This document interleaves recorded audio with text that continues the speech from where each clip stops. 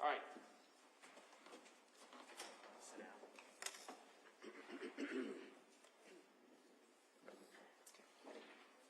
All right, counsel, make sure your mics are on.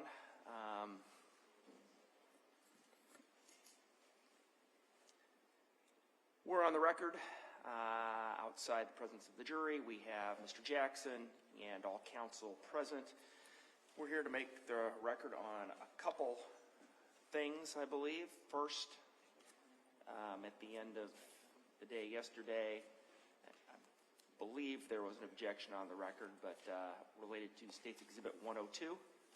And to summarize, my understanding of the objection was based on the same grounds as the objection made to the autopsy photos. Is that correct?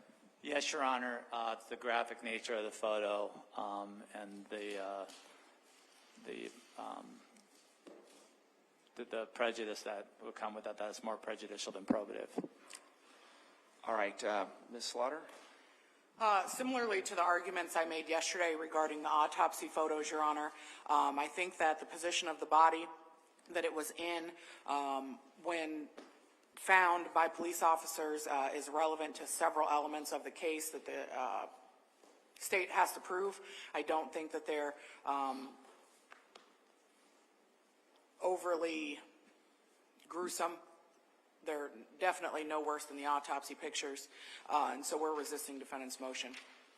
All right, well, we're talking about just one picture here, State's Exhibit 102. I did review the picture. Again, I think it's one part of the investigation, what happened, what was found, what was seen. I do believe it's relevant for that reason and for the other reasons indicated by the state. And for those reasons and the reasons that I already stated on the record for denying a similar motion with respect to the autopsy photos, the objection is overruled. All right. I think the state, you indicated you had something else that was not on kind of the agenda to address. Yes, it's in regard to State's Exhibit 5, but I'm going to pass the mic to Mr. Scheer just because he's the one who discovered it. Okay. Thank you, Your Honor. Your Honor, with regards to State's Exhibit number 5, that is the body cam video of Officer Brown that has the hospital interview. There were few portions that we had all agreed to be redacted out. When reviewing it again last night, I saw that one of the times when Investigator Sarah Lacina was talking to Mr. Jackson about his heart beating too fast and out of his chest was missed. So our IT guy is now working to get those redactions out since those were made in Your Honor's ruling and motion limiting not to have those in. I just wanted to bring it to attention to the court that we found those. We're working on getting those changed so that we make sure when we propose to play that portion of the interview, I know Mr. Johnson has an objection on it, that those parts have all been removed and we don't cross or violate the court's motion limiting. All right. So just to be clear, based on objections made, I already did issue a ruling on motion limine, excluding portions of the interview of Mr. Jackson at the hospital. And I appreciate the update. Just, I guess, keep me notified. And I think that leads us logically to the last issue, which I think we maybe already addressed, but Mr. Johnson, you made a kind of a blanket objection to use of the interview. My understanding is you wanted to renew that objection? Yes, Your Honor. And by the way, there are two separate times when Investigator Lacina makes that reference to the heartbeat, so I don't blame the state at all for missing that. And like I said, it hasn't been played to the jury, so no harm. No harm done. I'm just saying that I could see how that happened. With respect to the videos, though, in general, and I'm talking about State's Exhibit 5, and what's the number for at the police station? Is that 153? So it would be State's Exhibit 5 and 153. And can I just stop you? 5, we've already played. 5 has already been admitted, so, right? I mean, it was offered and admitted. So really, I think we need to be talking about two separate things. I think what was offered and admitted was not all of 5. correct? What was offered and admitted was all of 5. There was a standing objection, my understanding, from the defense. It plays straight through, so it's just one video. So the entire disc 5 has been offered and admitted at this point, Judge. Okay. It Subject just to the- hasn't all been published. Got it. Subject to the motion in limine, correct? So you're editing 5 already to remove out what was addressed in the motion in limine. Correct. We are making changes to that's why we wanted to bring it up, since it had already been admitted and we're changing it. All right. So, I'm sorry. Go ahead, Mr. Johnson. Well, I don't think I've waived anything. I think I made my objection to the whole thing beforehand, but I just wanted to flesh out that the entirety of these 2 videos of the police questioning my client is one giant accusation that he is not being truthful, and they find new and different ways to attack my client's credibility by acting out how ridiculous it would be for someone to get shot in the foot under this scenario, by giving him false information, by giving him other information, and by talking about how burglaries don't happen this way. In other words, volunteering what their own information is about how these crimes occur. But the entirety of these 2 videos is designed to attack the credibility of my client. And that's why I'm objecting, because the police know these videos will be played to the jury. So their attitude and their demeanor and the way they question people are things that the jury will take into consideration in trying to determine whether or not the defendant was telling the truth or not, which is obviously critical to our case. So we're objecting to the entirety of the remainder, not the first part. We already said that we were fine with the video of Officer Brown, the part where he takes the defendant on the ambulance ride and gets to the hospital. What we're objecting to is the playing of the video that depicts the interrogation of my client by investigators Lucina and Denlinger regarding the events of that day and everything else they question him about, and also State's Exhibit 153, which is later that day back at the police station. And like I said, Your Honor had mentioned that a lot of times when the police tell somebody that they're lying, it's not admissible unless it shows some sort of change in the defendant's behavior or demeanor. Mr. Jackson does not change his version of events one bit throughout his entire questioning. It doesn't change anything, but their attacks, but they're calling him a liar, they're saying that he's lying, that he's making these things up, are relentless, and they occur throughout the entire video. And I think that would be far more prejudicial than probative. It's really no different than the actual times where they say you are lying because here's your heart rate, or you are lying because of the other things that the court's kept out. These aren't any different. It's just the attitude of the officers, and the words that they're saying are saying that he is not being truthful. And we do not believe that the jury should be allowed to see that. We could proceed on a question and answer basis with Denlinger, with Investigator Denlinger, like we used to do. The video is still there in case there was any discrepancies about what was said on different parts of it. But we could proceed with question and answer to avoid to the jury the appearance that the police officers don't believe him, because they clearly on the video do not. And that is what we're objecting to. Ms. Slaughter? Your Honor, the state is resisting defendant's blanket objection. We had some conversation about this prior to the record being made now regarding the probative value, the distinction between in-court testimony and the interrogation techniques or tactics. I think that it's completely relevant. The defendant's body language, his responses, what specifically is asked in the context in which all of the questions are asked during the interrogation. My understanding is that the court had already made it, at minimum, a preliminary ruling by asking us to redact during limine some of the issues that the defense had with this interview video. I believe what is left and remaining is appropriate, and we intend to play what's left of that interrogation subject to the court's rule, but we're asking the court to overrule and deny defendant's motion. All right, I think my recollection is we already addressed this on the record. and I've already overruled the blanket objection. I'm doing so again. No authority has been cited in support of the objection. I found none. I have excluded the specific objected to statements made by, or the specific objections to specific portions of the video that were noted by Mr. Jackson's counsel. And again, that's all in the motion limine and the ruling on that motion limine. And so for those reasons articulated by the state, I am denying the blanket objection to use of the videos at all. Again, I think that a lot of what Mr. Johnson is taking issue with, he can certainly address on cross-examination.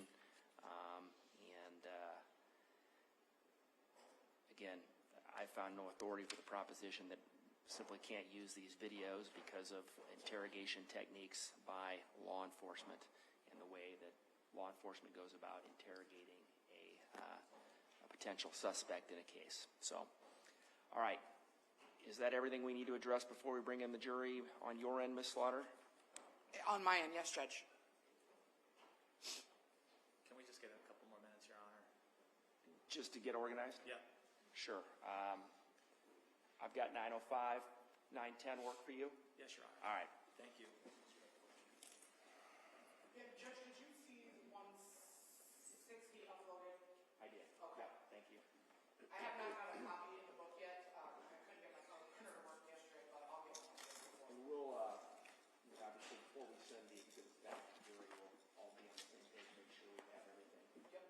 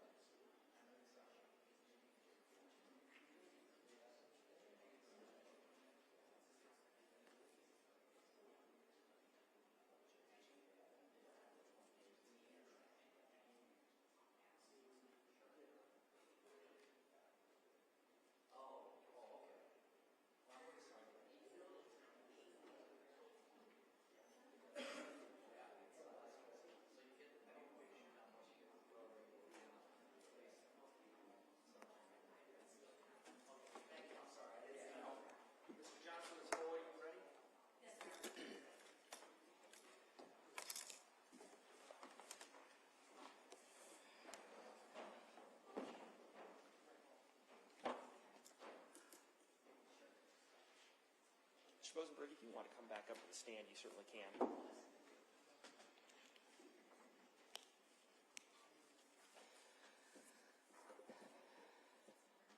Good morning. How are you? Good. How are you? Common zero space. Yes, yeah. Completely different.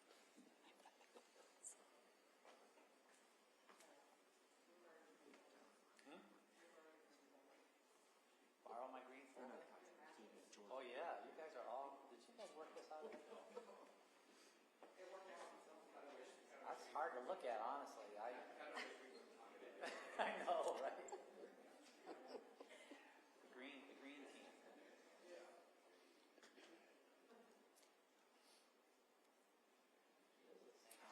I could say we should stick that on their side. Yeah.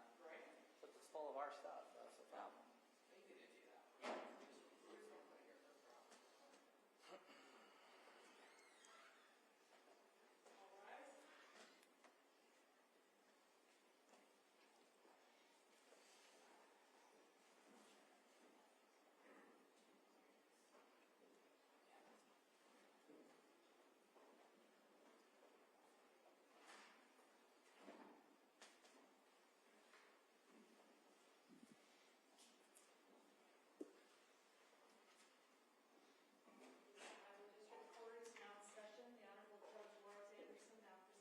Good morning, everyone. Go ahead and have a seat.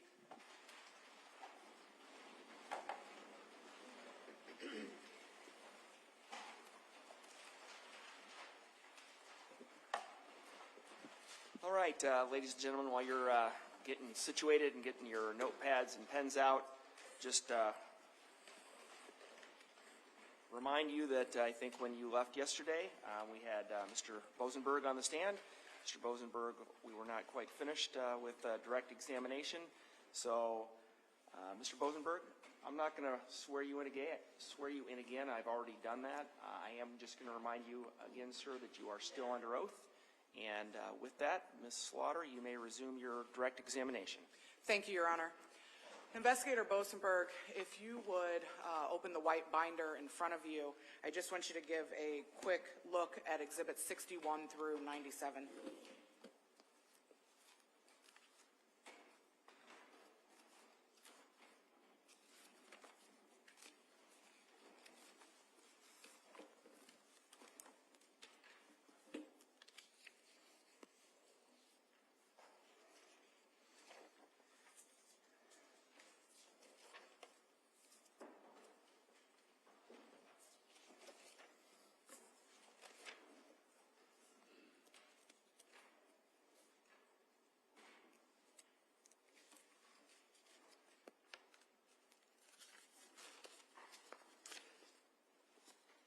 Which one am I going through? 97. 97, okay.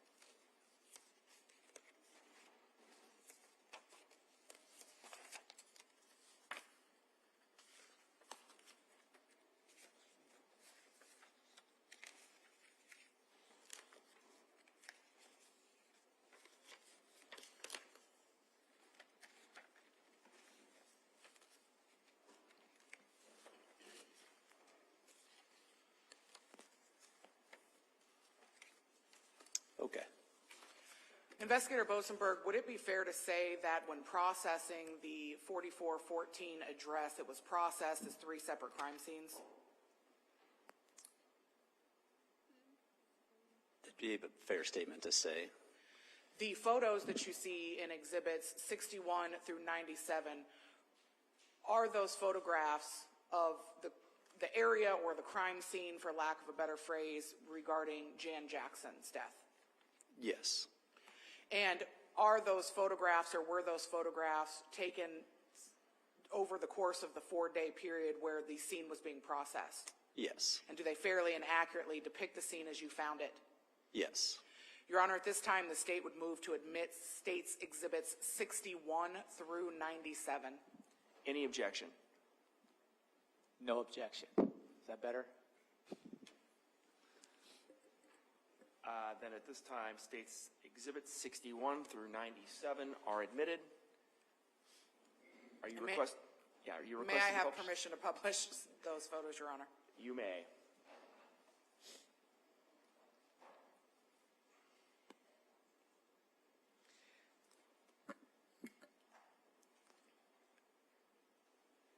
Investigator Bosenberg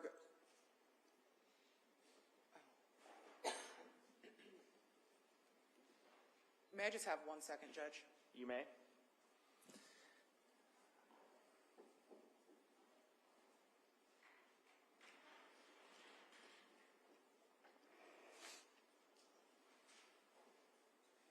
That's okay, I didn't notice.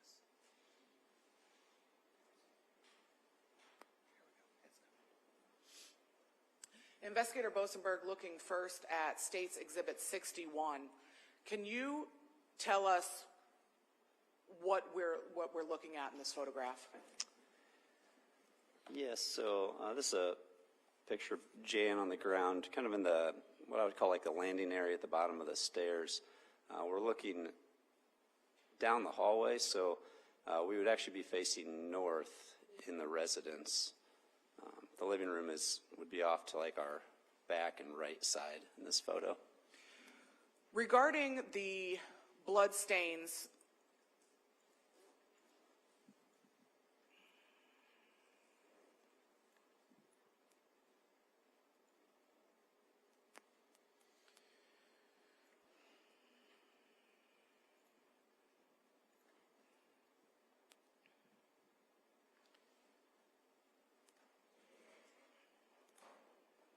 seen going up and down the hallway, were you, during your investigation, able to attribute these bloodstains to anyone? We presume that they came from Alexander. Jackson? Yes. And when you were processing this scene, did it appear that those bloody footprints went in opposite directions, Yes. down and back? Yes. Did you ever find those bloody footprints past the defendant's door into Sabrina Jackson's bedroom? No.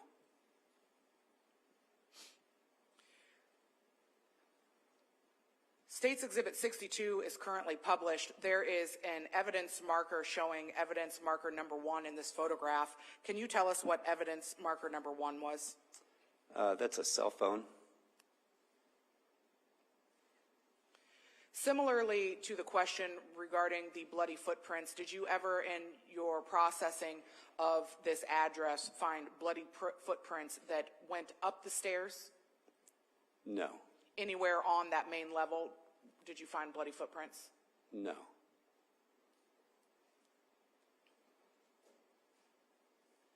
State's Exhibit 63, can you tell us, investigator, what it is that we're focused on in this photograph and from what vantage point it's taken?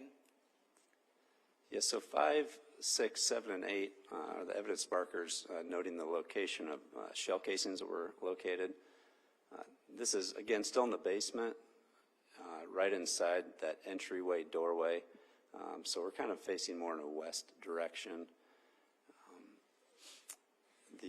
So as you see right there, the couch is on the right, and then it's kind of an L couch. So then up and around the corner, straight ahead to the right is where Jan Jackson was located. Do you consider the grouping of the shell casings a tighter group? Predominantly, yes. And when you say predominantly, why do you use that word? 6, 7, and 8 are very close together. Number 5 was not quite as bunched up, but still in the general vicinity as the other three. In your experience, when emergency situations are investigated, are there times where shell casings get disturbed? Yes. When officers, or if you have knowledge, Investigator Bosenberg, when officers came to investigate this scene, was this a highly traveled area during that? It would have been initially while officers responding to the scene. And so as you sit there, are you able to testify that this is exactly where those shell casings landed, or just exactly where you found them when you came to process? These would be just where we found them when we came to process.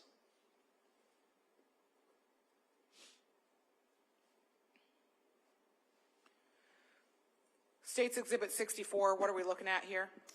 This is just a close-up photo of shell casing marked as number 5.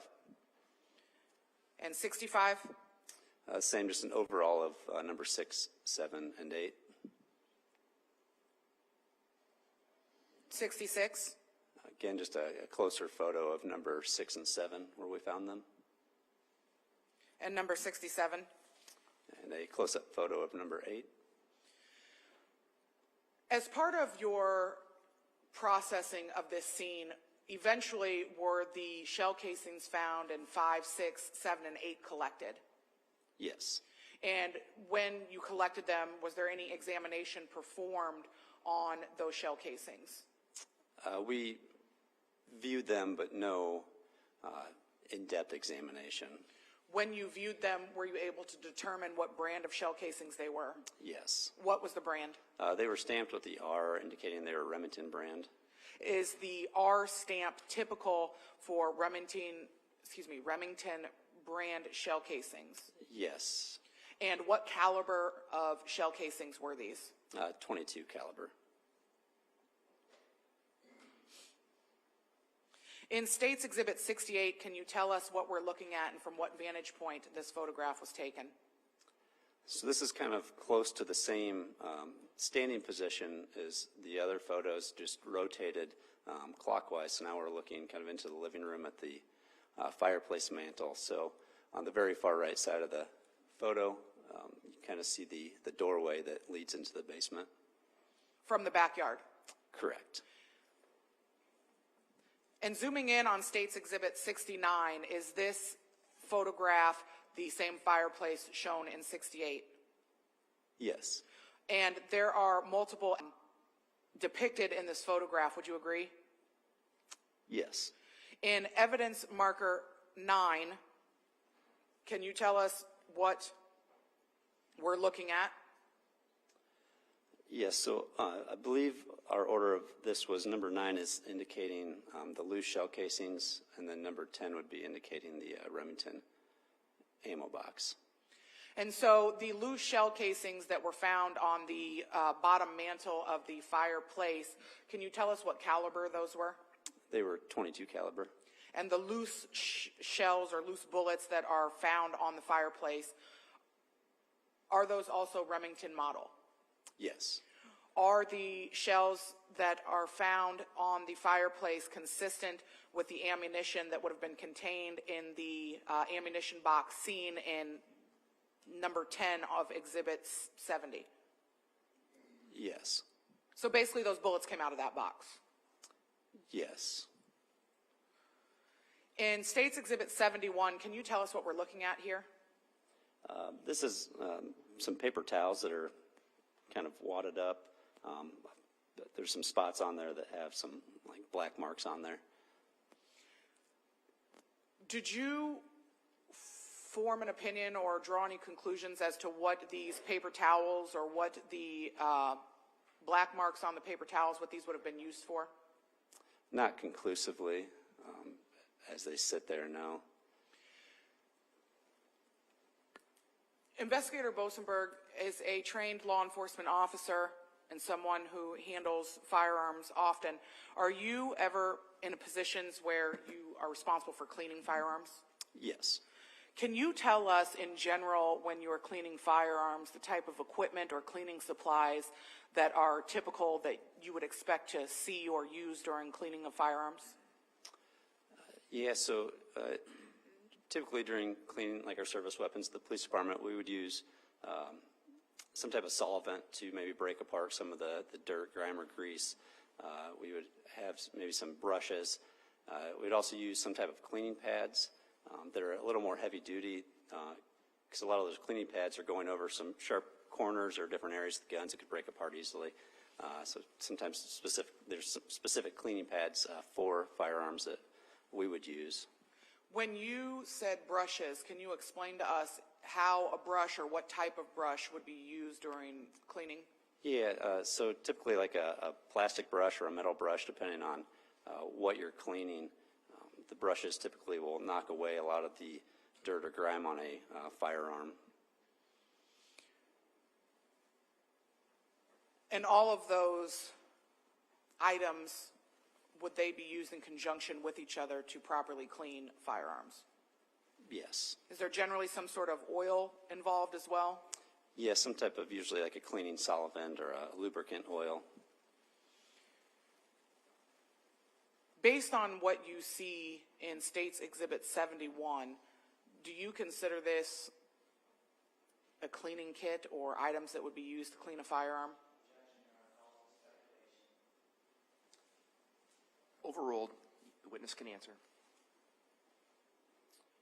I'm sorry, could you restate? May I have that question read back, Your Honor? You may. Question, based on what you see in States Exhibit 71, do you consider this a cleaning kit or items that would be used to clean a firearm? A cleaning kit, no. Could a paper towel like that be used? Potentially. Would be a choice that we would use in cleaning firearms. States Exhibit 72, can you tell us what we're seeing in this exhibit? This is kind of an overall photograph, again showing, we're looking north down the hallway at Jan Jackson, kind of denoting some of the evidence items that we have marked, mainly 12, 13, and 14. And is 17 visible in this photograph also? Oh, yes, it is at the very top. Moving to States Exhibit 73, evidence marker 12, what does that show us? This is a live .22 caliber round. When you say live, can you tell us what you mean by that? Yes, this one hasn't been fired at all.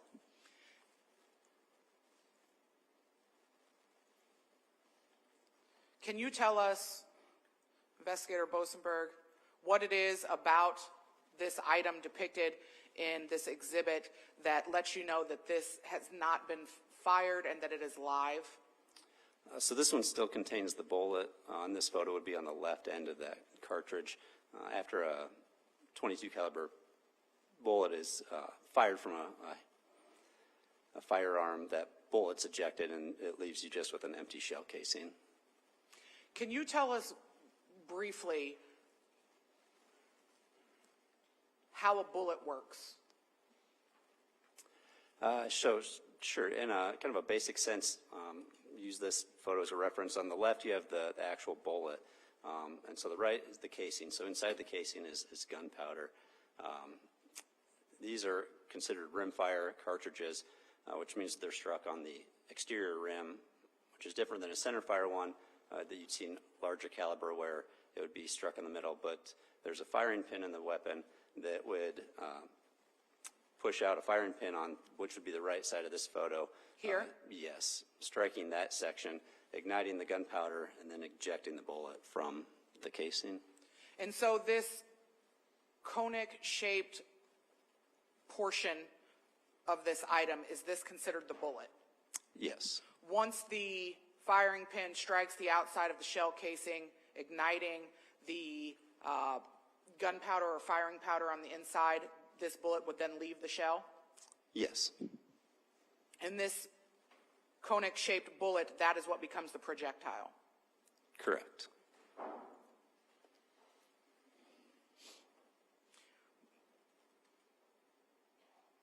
Moving on to State's Exhibit 74, there's another evidence tent or evidence marker numbered 13. Can you tell us what we are looking at in 13? Yes, this is a .22 caliber shell casing sitting next to the rifle. And based on the appearance,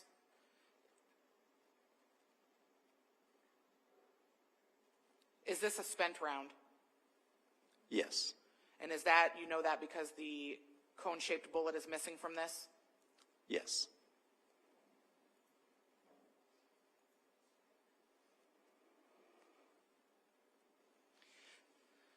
State's Exhibit 75,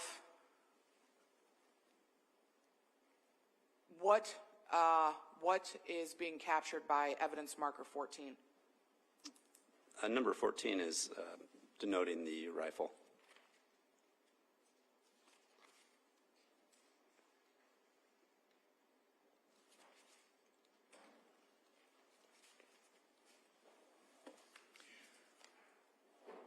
Did you have an opportunity to examine this rifle? Yes, I did. And we'll talk about it in more detail later, but on its basic level, what caliber rifle was this? What was the make, model, size? It was a .22 caliber Browning rifle. And being .22 caliber, is this weapon equipped to fire the type of Remington bullets that were found throughout the home? Yes.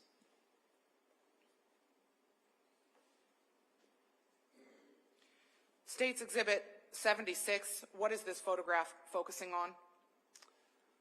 Mainly number 15 and slightly number 16. And in State's Exhibit 15, what are we seeing? Excuse me, State's Exhibit 77, evidence marker 15, what are we seeing? Yeah, this is another spent .22 shell casing. And in State's Exhibit 78, showing evidence tent 16, what are we looking at? 16 is also a spent .22 shell casing.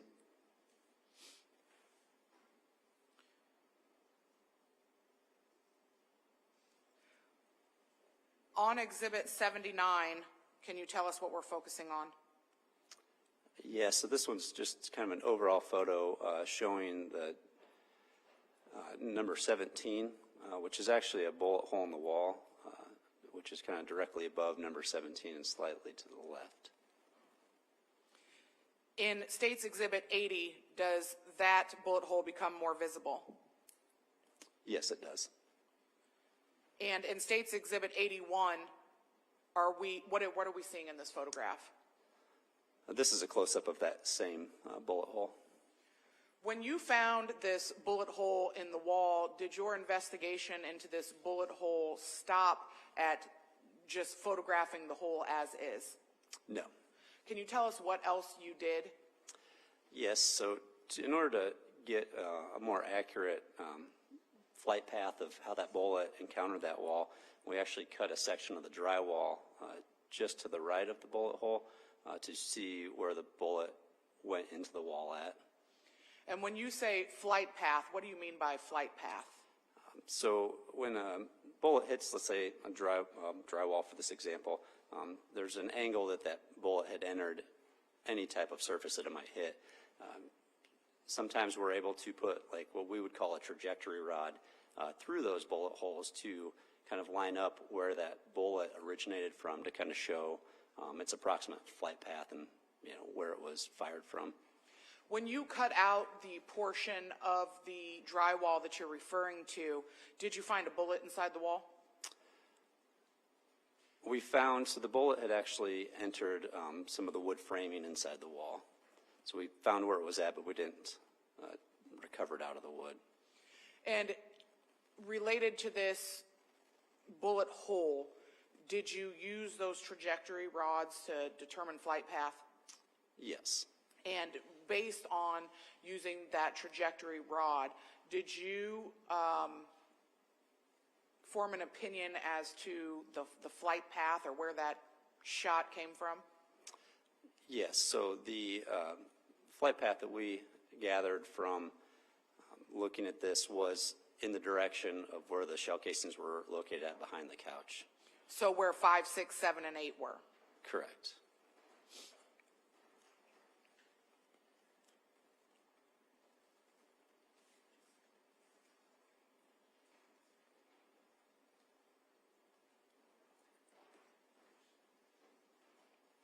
In State's Exhibit 82, can you tell us what we're seeing here?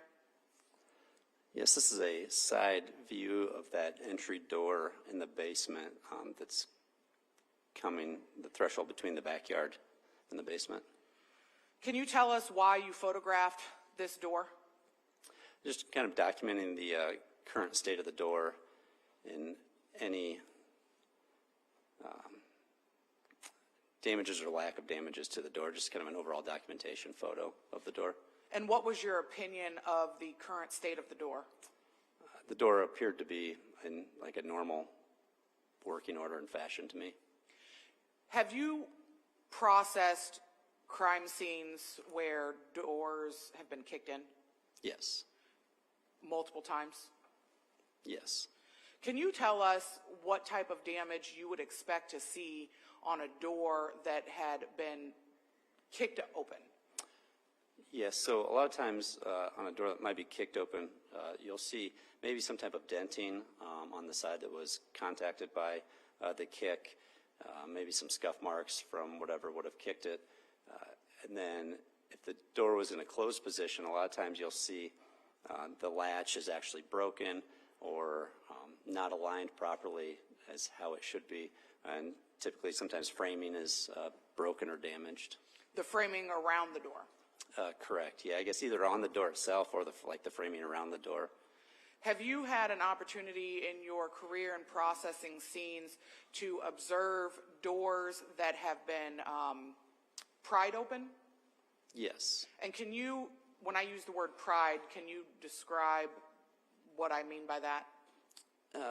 Yeah, typically, like you might use a pry bar to pry open a door, and then you would see a lot of like indentation or pry marks around typically the latch where you would apply that force of a crowbar or some type of pry bar. Sometimes the latch also breaks, but then there's also some damage to the frame where the pry bar would be engaged at. Based on your training and experience, Investigator Bosenberg, did you form an opinion as to whether or not there were any signs of forced entry to this back door? I did not see any of those signs on this door. The back door was not the only point of entry or exit from this home, correct? Correct. During your investigation, did you happen to observe the other doors to the residence? Yes. Did you, on any of the entrance-exit doors to the residence, observe any signs of forced entry? No. Did you also, during your investigation of this home, go through and make observations related to the windows? Yes. When reviewing the windows or looking at the windows, was there any sign of forced entry on any of the windows? No. Investigator Bosenberg, anywhere in the house, was there any sign or anything that indicated to you that entry into this home was forced in any way? No.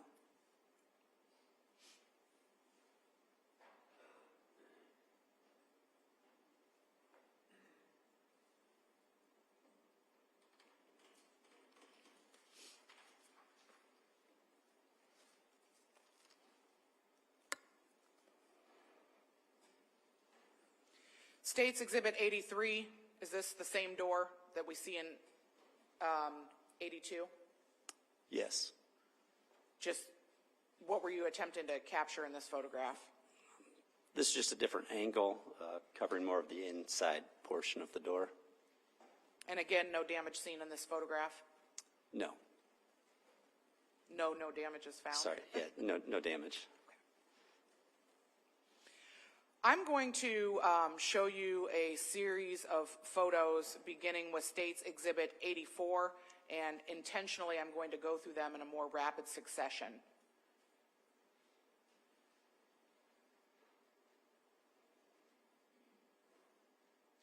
In States Exhibits 84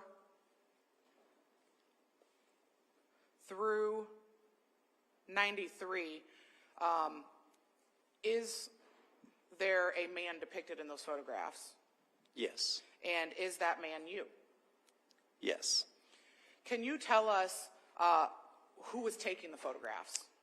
Investigator Harden was taking these photographs. And can you explain or describe the location from which she's taking those photos?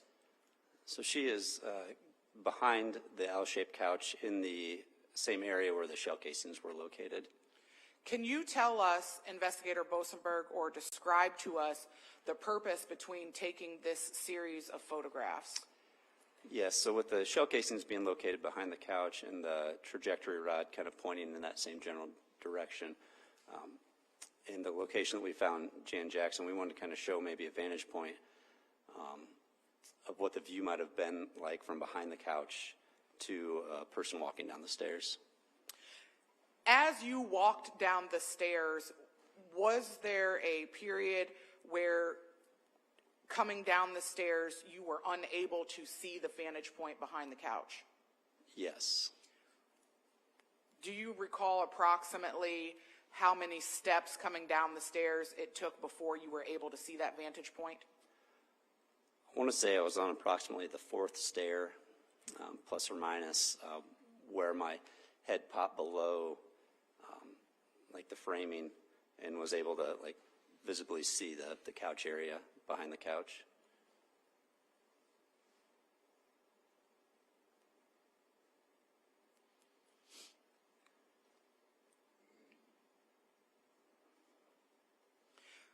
Looking at States Exhibit 94, similarly, were there photographs taken coming down the stairs? Yes. And coming down the stairs, do you recall approximately where Investigator Harden held her camera? I don't. I know she's shorter than I am, and we have mirrorless cameras, so we typically will look at the display screen instead of looking through the viewfinder of the camera. Exhibits 94 through 97, are those photographs of Investigator Harden coming down the stairs? Yes, these are the photos that Investigator Harden took coming down the stairs. And the man depicted in those photographs on the other side of the couch, is that you? Yes. And are you standing in the approximate location of where you found the shell casings, CRPD evidence 5, 6, 7, and 8? Yes. And is that the location in which the trajectory rod from evidence marker 17, the hole in the wall, pointed? Yes. Investigator Bosenberg, if you can flip now and look at States Exhibits 98 through 102.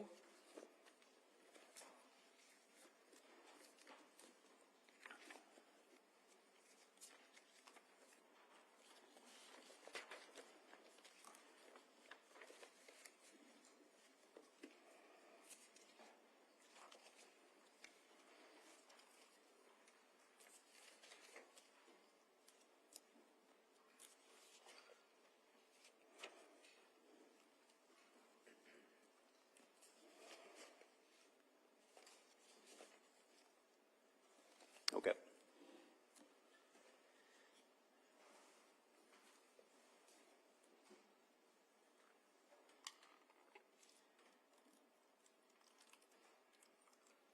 Investigator Bosenberg, after having had an opportunity to look at Exhibits 98 through 102, do you recognize those photos? Yes. Are those photos pictures that were taken of the scene in the bedroom of Sabrina Jackson? Yes. And were they taken over the duration of the 4-day period where you and Investigator Harden were there and processed the scene? Yes. And do they fairly and accurately depict the scene as you found it? Yes. Your Honor, at this time, the state would move to admit Exhibits 98 through 102. Mr. Johnson, you're over there now, but that's fine. Your Honor, no objections to 98 through 101. We would All right. At this time, then, State's Exhibits 98 through 102 are admitted. And may I have permission to publish those exhibits? You may. We can maybe speed this up. I'm assuming you're going to want to publish all of your exhibits after they're admitted? I am, Judge. All right. We'll just move to that directly.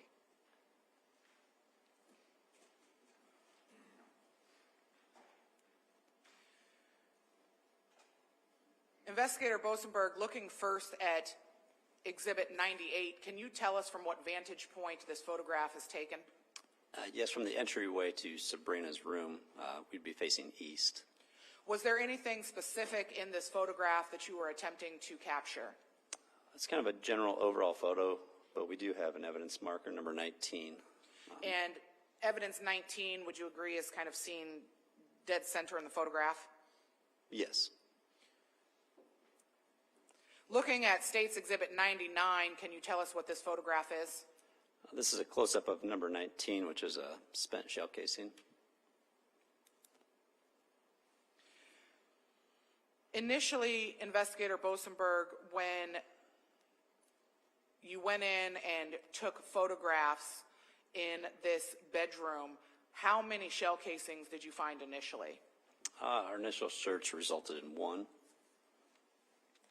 And when you found that shell casing, had you at that time also had an opportunity to view Sabrina Jackson's body in the state that it was laying in the bed? Yes. Initially, how many times did you believe, based on the shell casing and the injury that you saw, did you believe that Sabrina Jackson had been shot? Yes, so prior to any manipulation of the scene, we just noted 1 gunshot wound. And the visible gunshot wound that you saw was to what part of her body? Her left eye. During the processing of the scene, does there come a point where the bodies found, the decedent's bodies are removed from the scene? Yes. After Sabrina Jackson's body was removed from this bedroom, did you find anything additional? Yes. And can you tell us, looking at State's Exhibit 100, what you are focusing on in this photograph? This is, again, from that same vantage point, but highlighting item number 37. In this photograph, it appears that the bedding and Sabrina Jackson have been removed. Is that correct? Yes. Zooming in on Evidence Tent 37 and State's Exhibit 101, is this a shell casing? Yes. And would you consider this a spent round? Yes.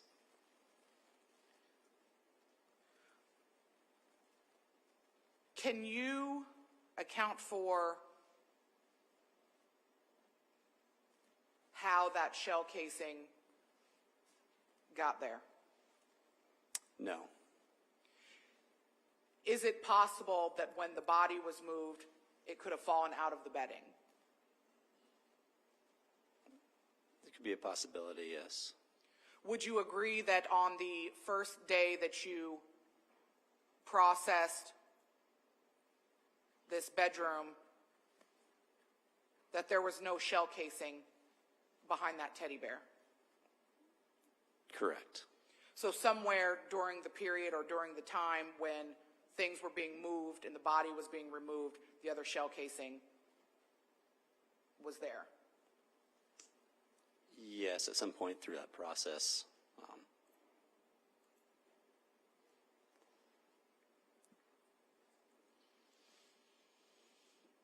Moving on then to State's Exhibit 102, can you tell us what we are focusing on in this photograph, Investigator Bosenberg? This is Sabrina Jackson laying in her bed as we found her.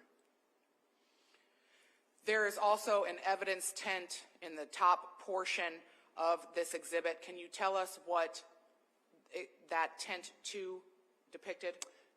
Yes, that would be her cell phone.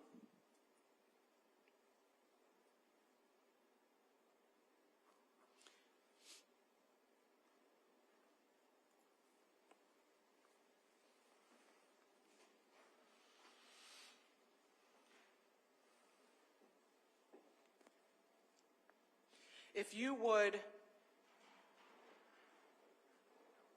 look at the photographs in the binder 103 through 116.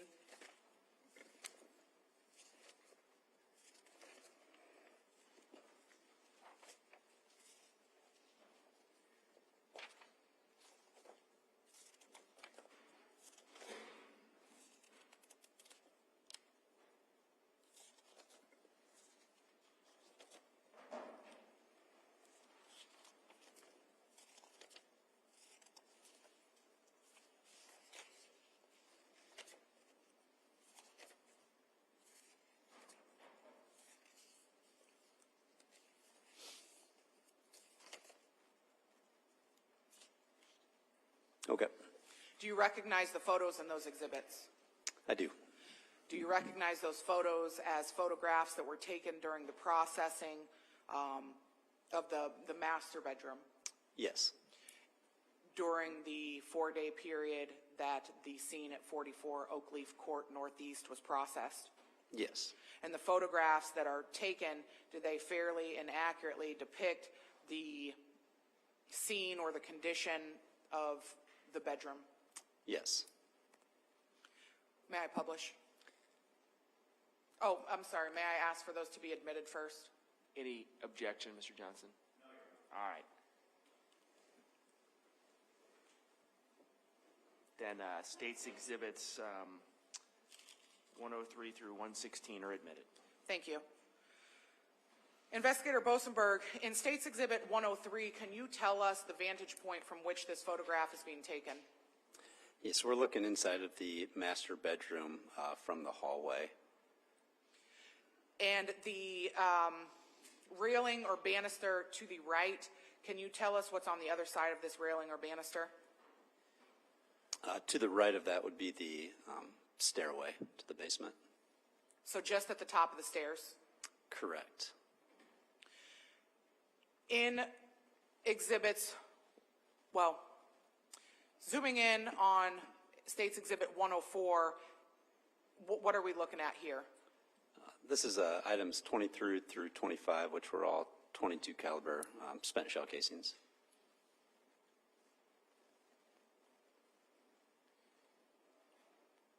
States Exhibit 105, what are we seeing?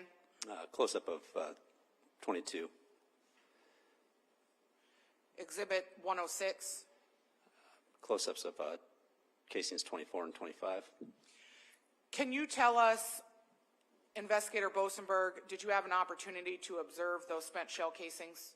Yes. Similarly, did you have an opportunity to observe the 2 spent shell casings you found in Sabrina Jackson's bedroom? Yes.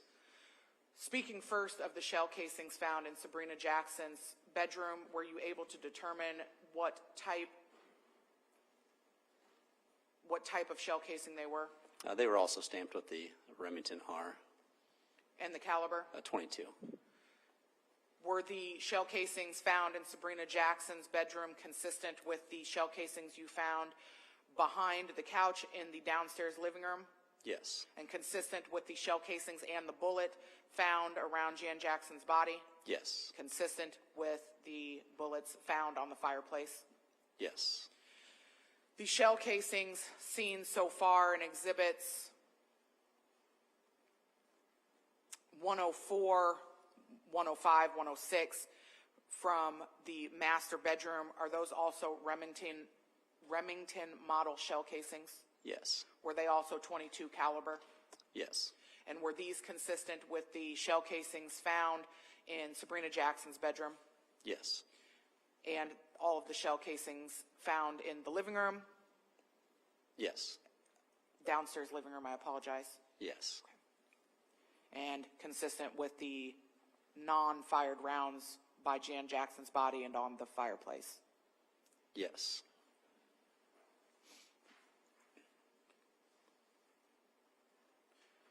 In State's Exhibit 107, can you tell us what we are seeing in this photograph?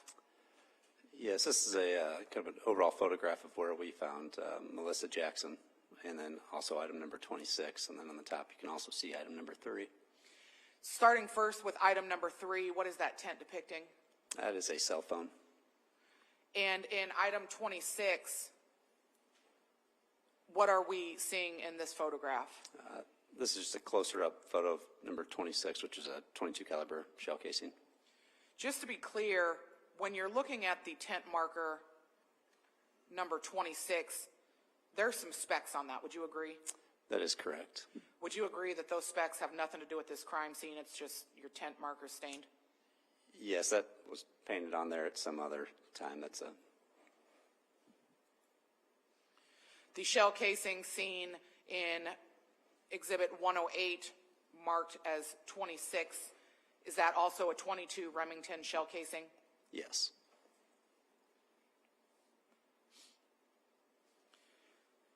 In State's Exhibit 109, can you tell us what we're viewing in this photograph?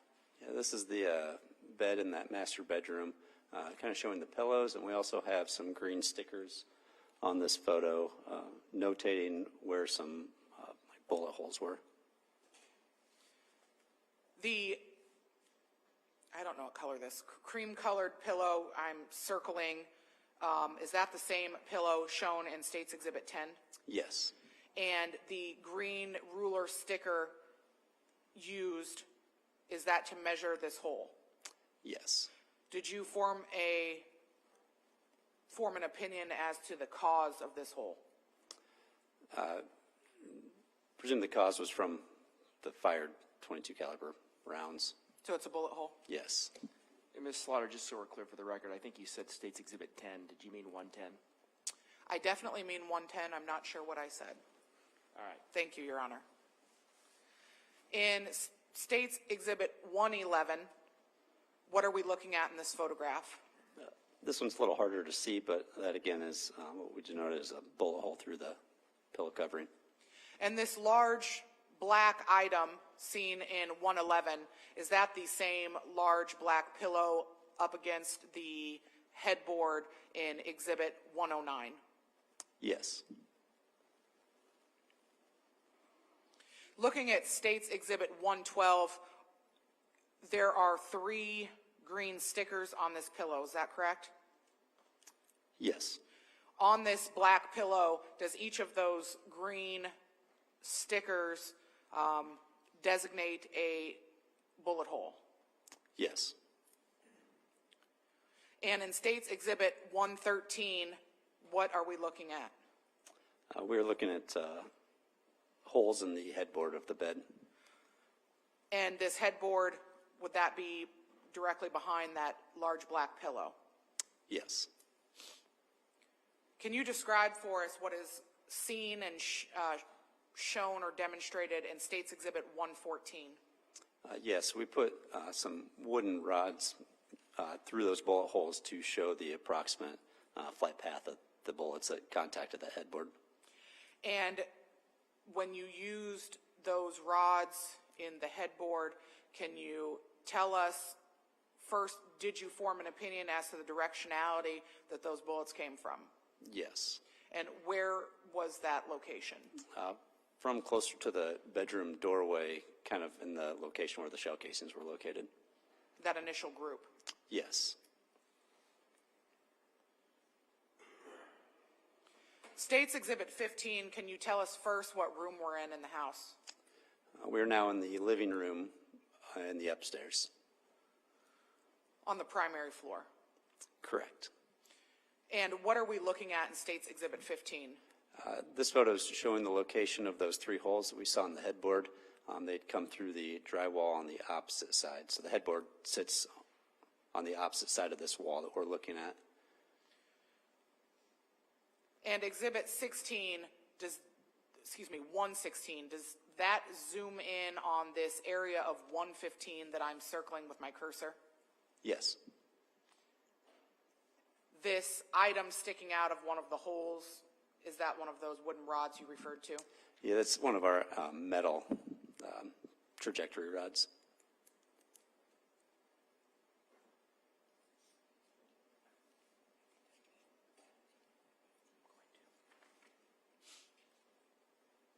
Will you, Investigator Bosenberg, open that book up and look at 117 and 118 of State's Exhibits?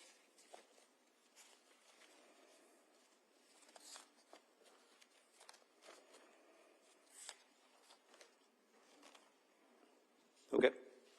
Do you recognize the image depicted? Yes. And can you tell us briefly what that image is? This is a Costco the Hearing Aid Center appointment card for Melissa. Was that appointment card found during processing of evidence at this address? Yes. And are those two images fair and accurate depictions of that appointment card? Yes. Your Honor, the state would move to admit State's Exhibits 117 and 118. Mr. Johnson, any objection? No, Your Honor. All right, then State's Exhibits 117 and 118 are admitted, and you may go ahead and publish.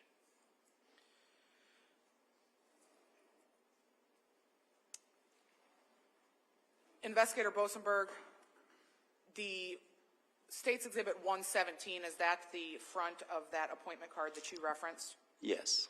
And in 118, is that the back of it? Yes. On the back of that appointment card, as shown in Exhibit 118, whose appointment card is that? Melissa. And what was the date of that appointment scheduled? June 15th, And the time? 10 a.m. And so,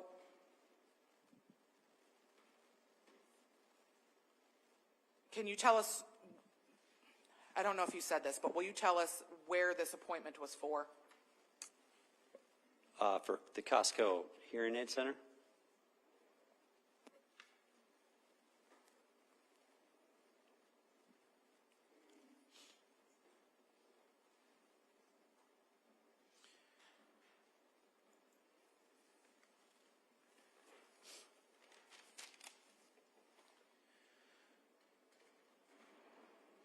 Investigator Bosenberg, based on your training and experience,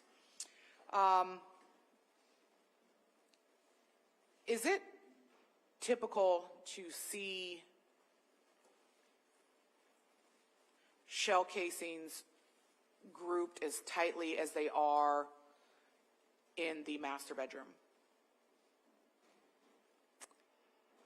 I suppose it depends on the type of firearm that would be firing the gun or the casings.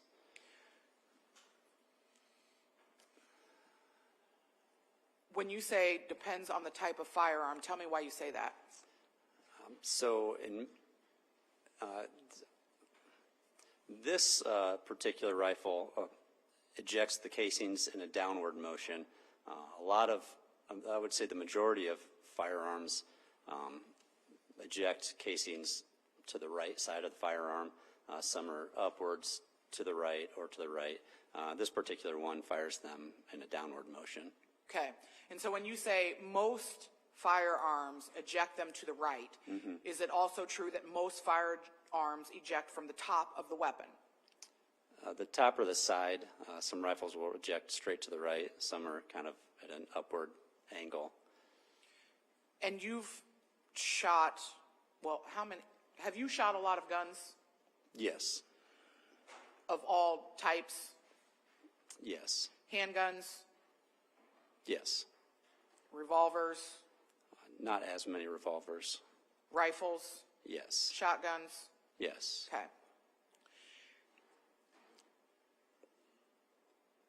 Typically, when firing a top or side ejecting weapon, have you seen the ejected shell casings be dispersed sometimes several feet away from one another? Yes.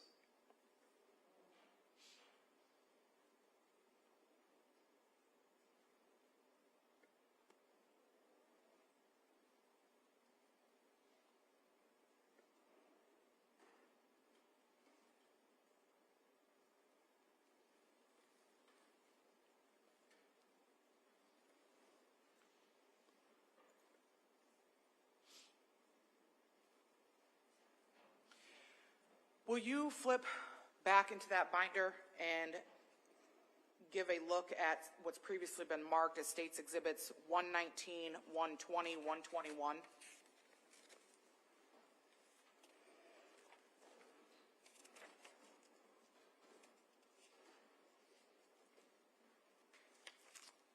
Yes, You recognize those photographs? I do. Were they also taken during the processing of 4414 Oak Leaf Court Northeast? Yes. And what room were those photographs taken in? These are in Alexander Jackson's bedroom. Do they fairly and accurately depict what you found in that bedroom? Yes. Your Honor, state moves to have Exhibits 119, 120, and 121 admitted. Mr. Johnston, any objection? All right. No objection. The State's Exhibits 119, 120, and 121 are admitted, and you may publish. Thank you, Judge.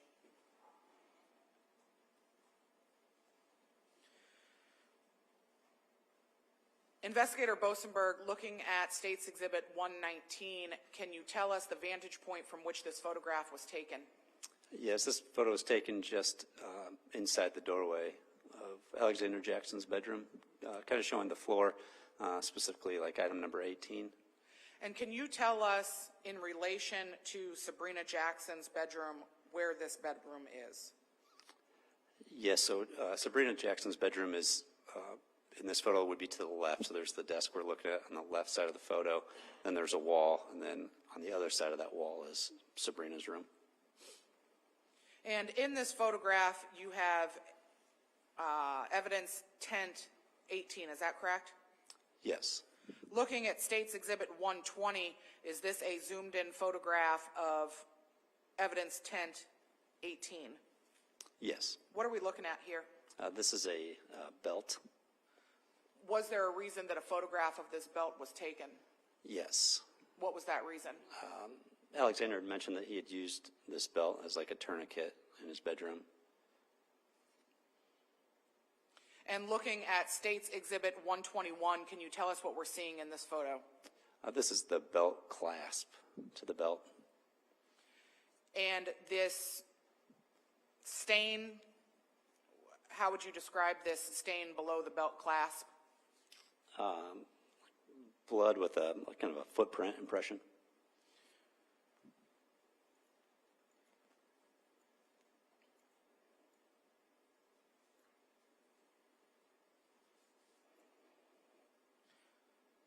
Looking at the same exhibit but zoomed in, do you see red markings on this bottom bed spring, Yes. on the sheet, Yes. and on the wheel of the frame? Yes. Do you see dark markings on the other portions of the frame? Yes. And during your investigation, were you able to determine what those dark markings are? They appear to be blood to us. The clasp that you referred to, is that this silver object that I'm circling? Yes. And so that clasp came from the belt shown in the previous exhibit? Yes.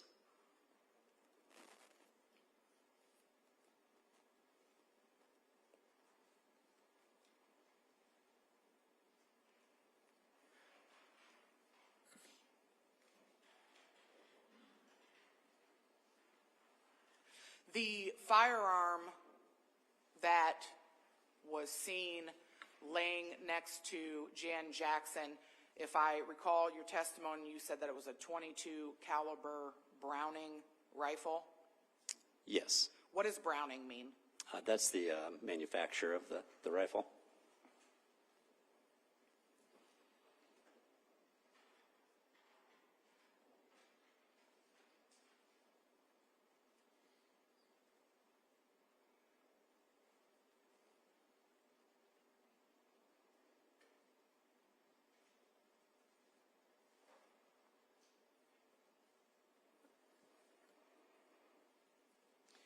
The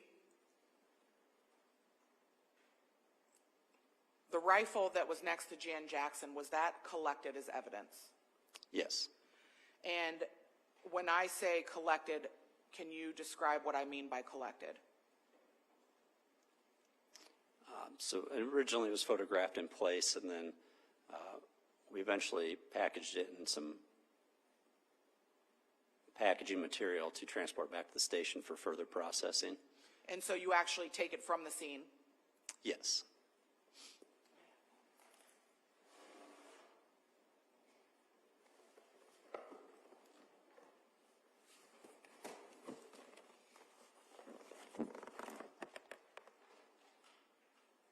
This is currently zip tied to the box.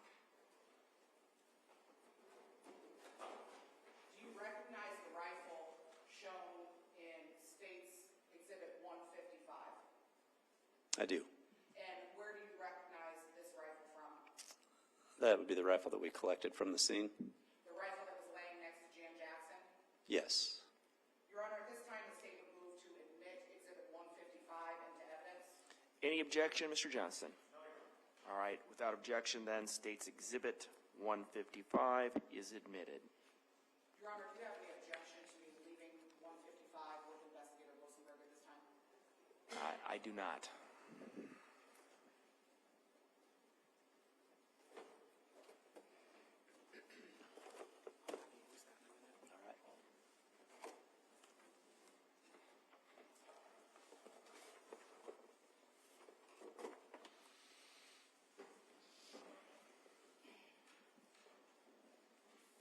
Looking also at the exhibits in the binder marked 122 through 129, do you recognize those?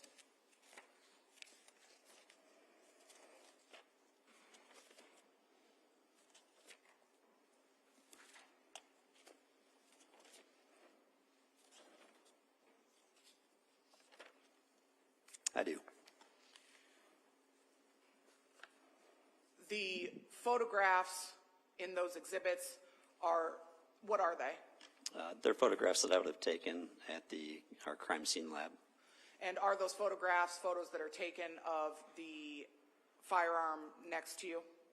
Yes. Are the photographs fair and accurate depictions of that firearm? Yes. Your Honor, at this time, the State would move to admit Exhibits 122 through 129. Any objection? All right, then State's Exhibits 122 through 129 are now admitted, and you may publish. Investigator Bosenberg, based on the processing of this firearm that you did, were you able to conclude whether or not the firearm shown in these photographs and in Exhibit 155 was the firearm that killed Jan, Melissa, and Sabrina Jackson? You may. You want to come over, though, and please do that from your seat with the microphone.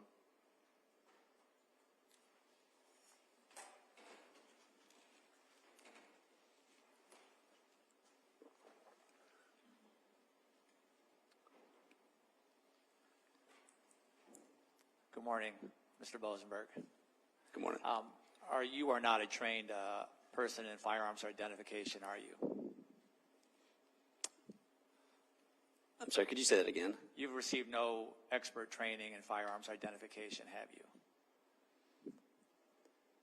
I guess when you say like identification, like of, what would you be referring to? Like looking at a weapon that's been fired, looking at the shell casing and making a comparison between the casing and whether or not it came from a certain gun. You don't do that, right? We would do a triage of that, but not like an in-depth analysis. Right, that's not your job, right? No. You have people at the DCI, the Iowa Department of Criminal Investigation, whose job that is, correct?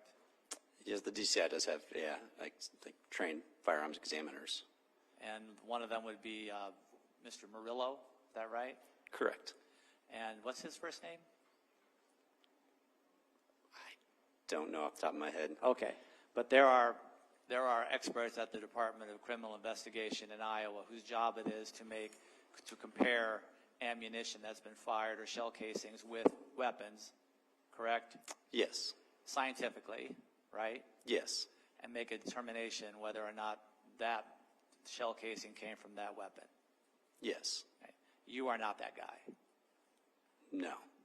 Your Honor, I would object to this witness giving an opinion as to whether or not this gun was the same gun that fired the ammunition that was found at the scene. On the existing record, I'm going to sustain that objection. Go ahead, Ms. Slaughter. Investigator Bosenberg, can you tell us what NIBIN is? Yes, NIBIN is the National Integrated Ballistic Identification Network. It's a program by the ATF that Cedar Rapids has adopted, the police department has adopted around 2020. When you say it's a program that was adopted, what is that program designed to do? So that program is intended to be able to, let me back up. The program it deals with shell casings. So when a shell casing, or when a bullet fires a casing, it ejects the casing, the firing pin leaves a mark on the shell casing. So NIBIN, through the ATF, is a database where all these shell casings are entered into, and then they're searched within the system to help find potential matches to other potential shell casings. And we also test fire guns, and then when we test fire a gun, we take the shell casing from our known test fire and also put that in the database for the database to match up or link, correlate handguns with shell casings or rifles with shell casings. So generally, if you go to a crime scene and there are shell casings left at the crime scene, do you then take images and enter images of the shell casing into the NIBIN database? Yes, we will pick like one casing from a representative sample to represent a sample and put that one shell casing into the database. And when you say one shell casing from a representative sample, if in that crime scene 10 bullets or 10 shell casings were laying there, you would confirm that they were fired from the same weapon and only put one in, right? So yeah, we would look at the shell casings, and there's a few different factors we would look at. We would, number one, look at kind of the branding. Were they all the same brand? Obviously, caliber is a huge indication because a gun will typically only fire one caliber of bullet. So we'll kind of group them. If you have multiple different calibers, then that's an indication that you might have multiple guns. So we'll kind of do a triage on some of those different factors, and then once we have groupings of potential piles of guns, then we will put one from each set into the database. And the shell casings that you enter into the database are ran against shell casings from where?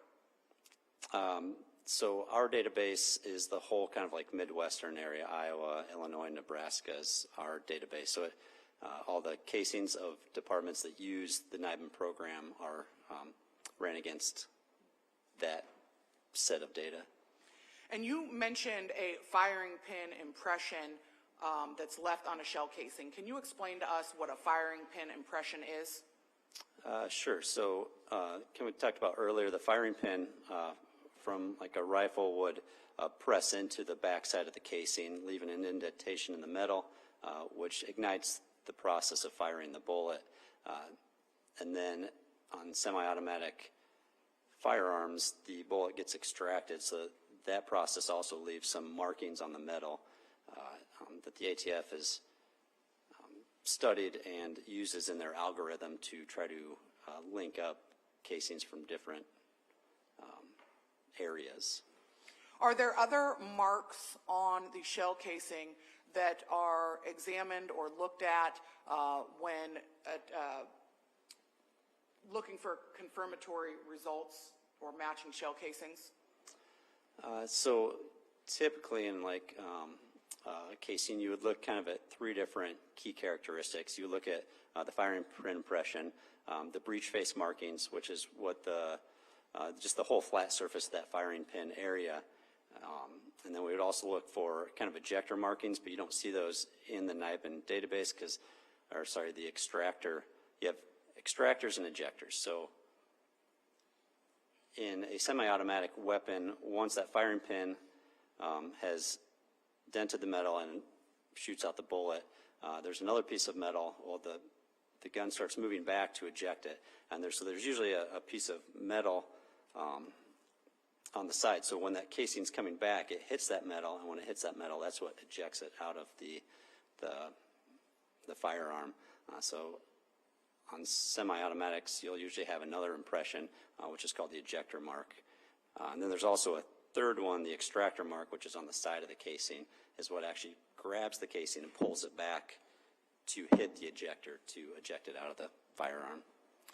In a situation where you have been to a crime scene and are actually able to recover the weapon, do you generally, and I'll talk more about it in detail, but do you generally test fire that weapon? Yes. When you test firing that weapon, are you also collecting shell casings that would be ejected during the test fire? Yes. Is one or was one of your responsibilities when you would process evidence as part of the crime scene unit to compare firing pin impressions from shells that were recovered from a scene to firing pin impressions from your known firearm? Yeah, we'll typically look at all the shell casings.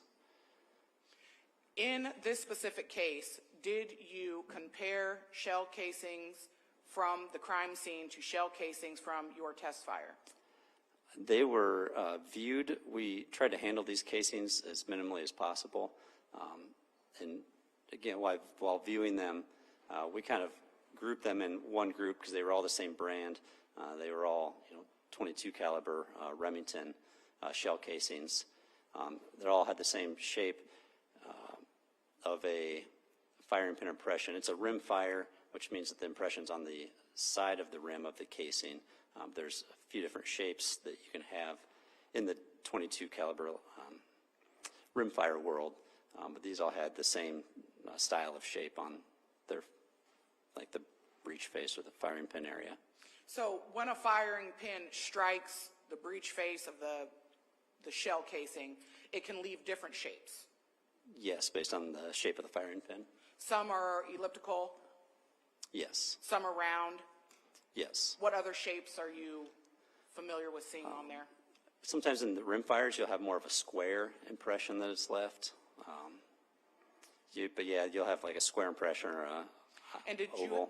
Sorry. I apologize. Did you have an opportunity to view firing pin impressions on the shells that were recovered from the scene and the shells that were recovered from your test fire?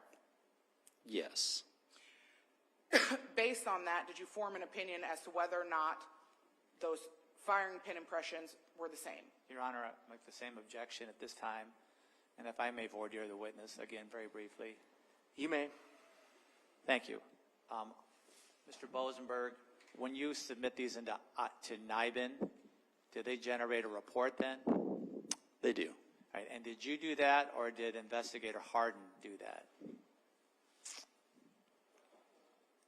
I am not sure. I believe she might have done the submission on this one, but I would have to check the report to.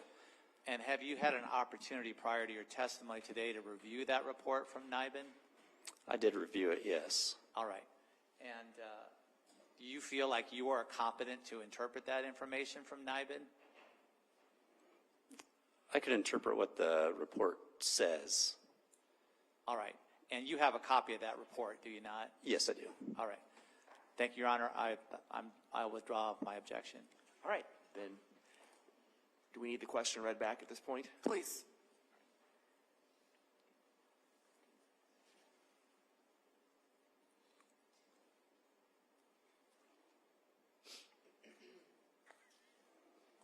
The question was, based on that, did you form an opinion as to whether or not those firing pin impressions were the same? Yes, they all had the same. They looked similar, had similar characteristics. And based on your investigation, did you form an opinion as to whether or not the firearm seen in Exhibit 155 was the firearm used in the deaths of Sabrina, Melissa, and Jan Jackson. Same objection, Your Honor, as to the same firearm. The witnesses stated that they had similar characteristics. The objection's overruled. You can answer the question. Yes. And what's your opinion? Is that the gun that killed those 3 people? Yes.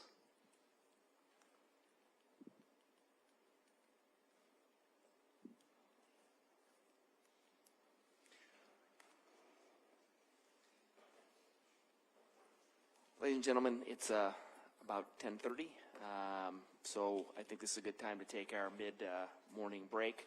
So we'll resume again at about 10:45, give or take a minute or two. And I would remind you again of the admonition that I've given you previously, and see you shortly. All rise.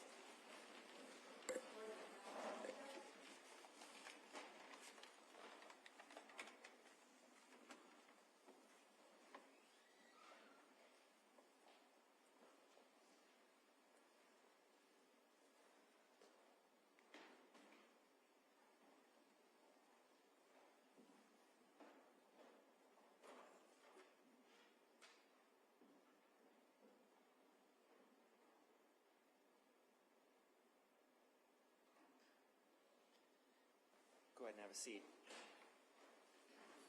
Just before we take a break, just confirming or checking anything you need? No. Yep. Anything you need, Mr. Johnson? No, Your Honor. All right.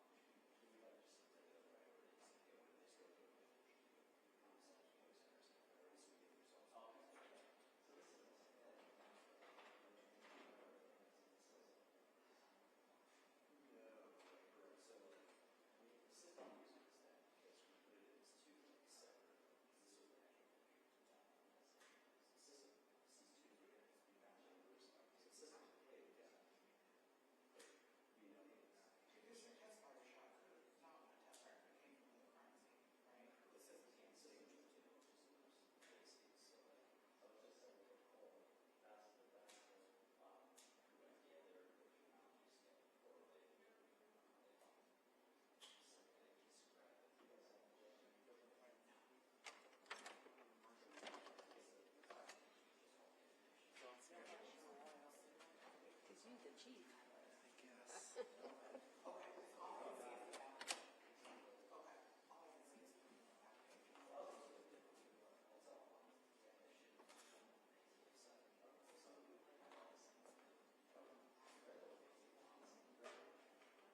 Counsel, you all ready? Stapler? I got paper clips. There you go. I got a stapler in the office. Stapler feels more official. Are you ready? Yes.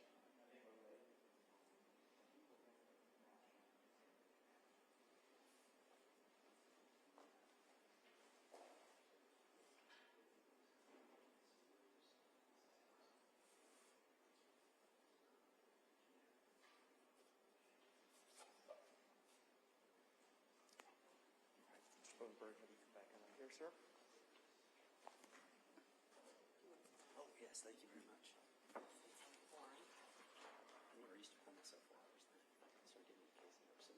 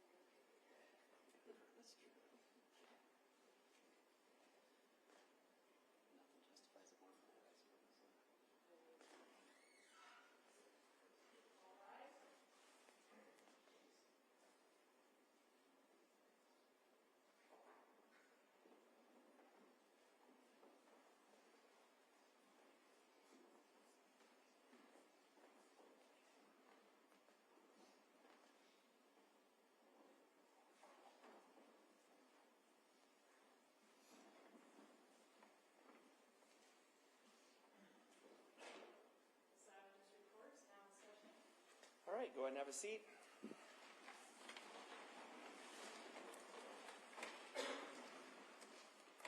Okay, we are back on the record after our mid-morning break. Mr. Bosenberg is back at the stand, and sir, again, I would just remind you that you are still under oath.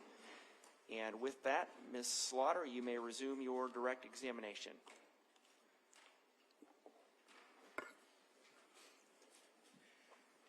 Thank you, Judge. Investigator Bosenberg, in general, when you find a gun or firearm at a crime scene, do you do anything with that weapon at the crime scene in general? Typically, we would photograph the weapon, and then we would put it in some packaging material to transport it back to the station after that. In this case, was there anything additional done aside from packaging with the weapon at the crime scene? Yeah, in this case, I added an additional step to that process. I actually, after we took photographs and had the evidence markers down by it, I took a couple DNA swabs from it before we handled the firearm at all. Can you tell us why that was done, firstly, why it was done at the scene? True, yeah, it's not all the time that we actually have a firearm located such close proximity to victims or in relation to the scene directly. So this time I wanted to capture some DNA from the firearm in an undisturbed state. There can always be a potential for disturbance just by the mere collection of an item. So I wanted to make sure that I had a DNA sample or potential sample from the very beginning without any disturbance to it. When you attempt a DNA collection, can you tell us what you do? Yes, so we use special sterile swabs and sterile water. So what the typical process is we'll put sterile water on a sterile swab, and then we'll swab an area to collect the DNA, and then that swab goes back into the container. They don't come in a big box of them. They come in a box, but each sleeve contains 2 DNA swabs. So they're sterile and separate from each. So they go back into that sleeve that we pulled it from, and then that goes into its own separate envelope. What areas of the firearm did you swab? Yeah, so on scene, I swabbed the trigger. I swabbed the grip behind the trigger, the textured area of the grip, and then what I would call like the foregrip, where your forward hand would go in front of the trigger. I swabbed that, and then I swabbed one more area, but I would have to look at my notes again to see where that 4th one was from. If you had an opportunity to review your notes, would you be able to recall what that 4th area was? Yes. Do you have your notes up there? I do. If you would take a chance to review those and let me know once you've had that opportunity. Sure.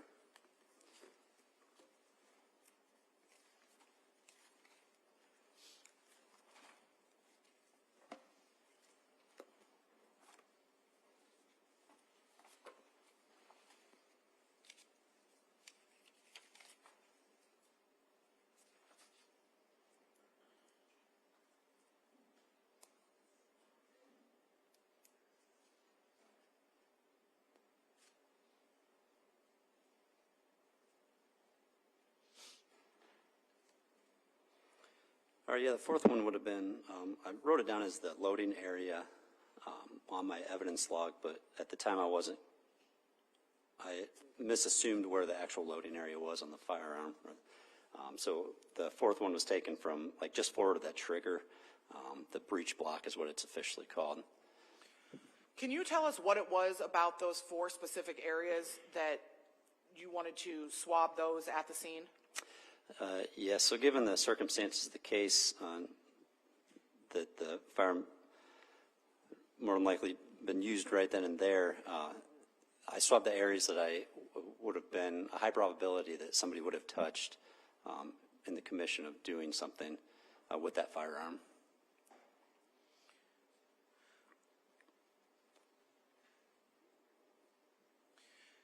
May I have the screen, Your Honor?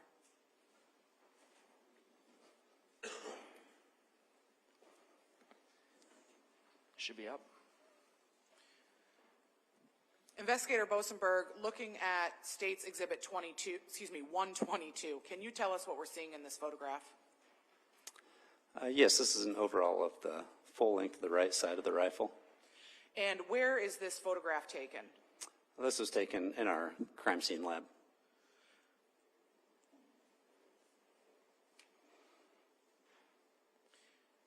State's Exhibit 123, can you tell us what we're looking at in this photograph?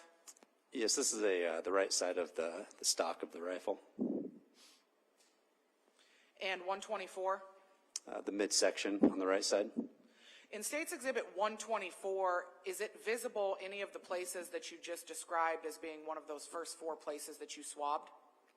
Yes, Can you use the laser pointer to show us yes. and describe the areas?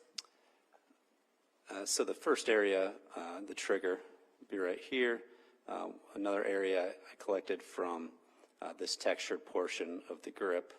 And then we can't quite fully see. Well, I guess one of the other areas was what I had called the loading area initially in my report in this little section right here.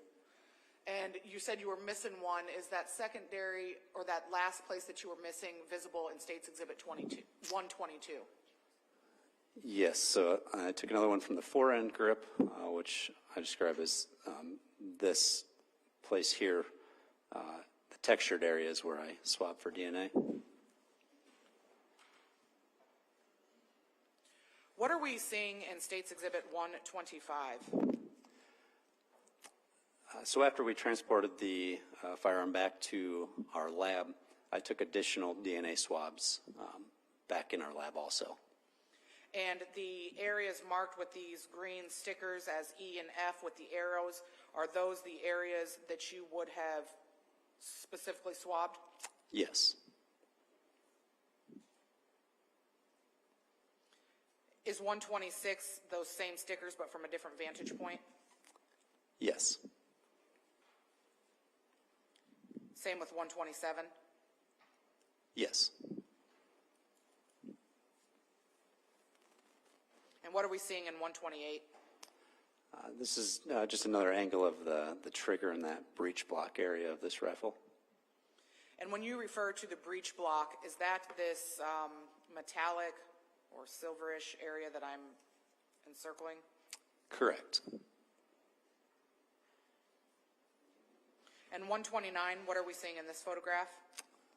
So this is a photo of that inside chamber area of the rifle, showing a round that is in the rifle.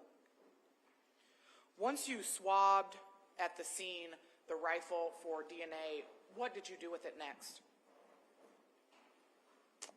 After we swabbed the rifle at the scene, it was then collected and put in some packaging material for transport back to the lab. Just to be clear, when you are handling and or collecting or processing, are you wearing gloves? Yes.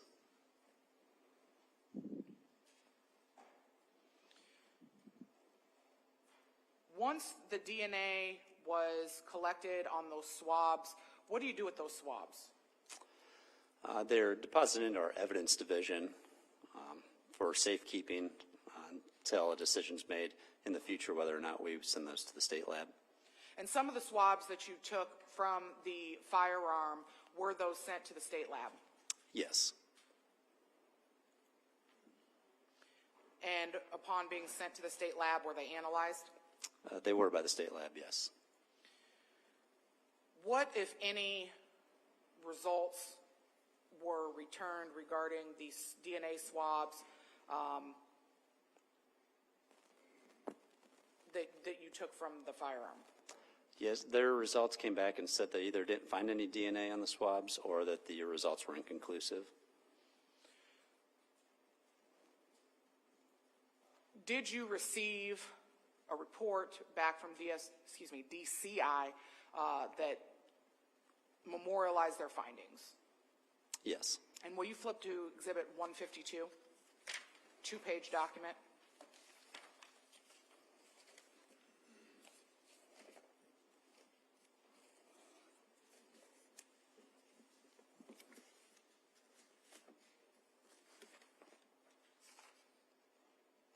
Okay.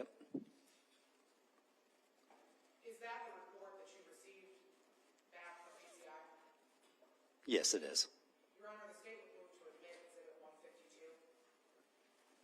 Any objection? No, Your Honor. All right, then, at this time, State's Exhibit 152 is admitted without objection. Investigator Bosenberg, can you tell us, once you get back to the lab with the firearm, what do you do with it? So once I got back to the lab, additional photographs were taken of the firearm. I took additional DNA samples from the firearm, and then I processed it for latent prints. Can you walk us through the process for searching for or attempting to find latent prints? Sure. So there's two main methods that we use. One of them is to use fingerprint powder or dust, and we'll actually dust for latent prints.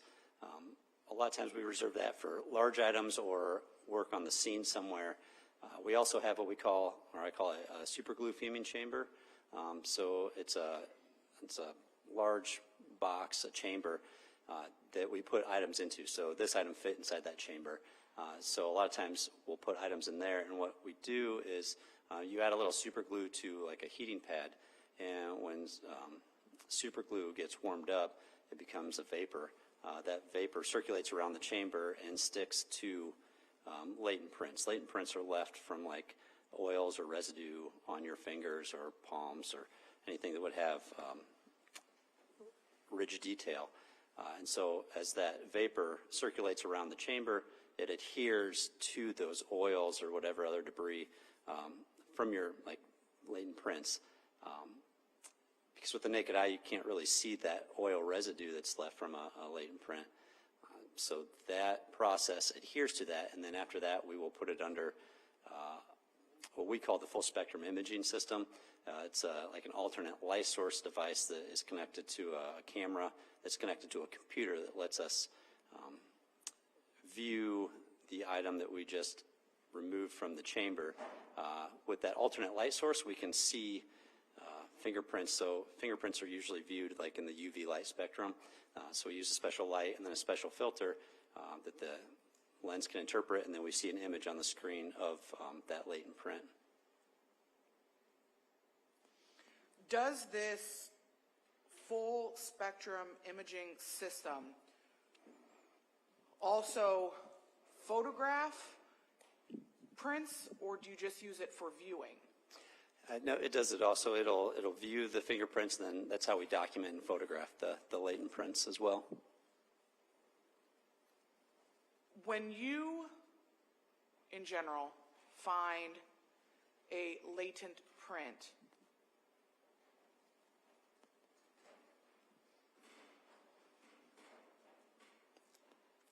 if this doesn't make sense, let me know.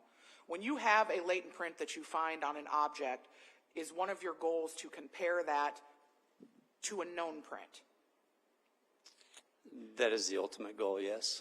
And when I say a known print, can you explain to us what a known print is? Sure. So if I refer, like a known print is referred to as a print that we know the origin from. So as people's fingerprints are taken in a controlled environment, such as an arrest or job application, those fingerprints are known prints because we know the source that the fingerprints come from.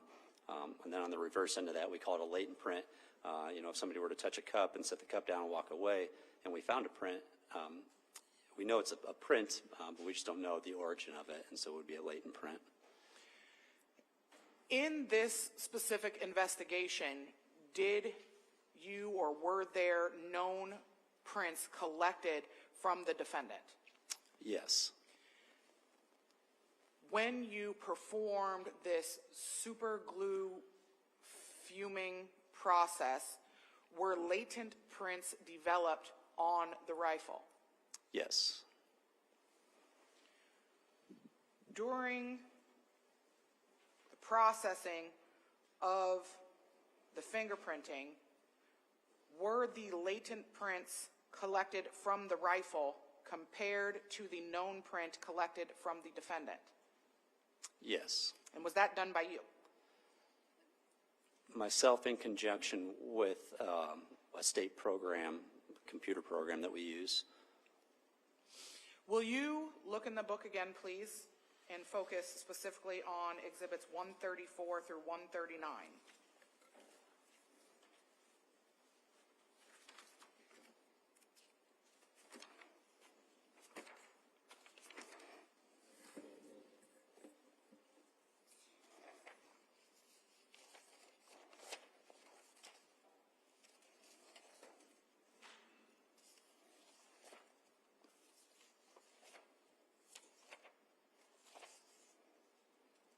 Okay.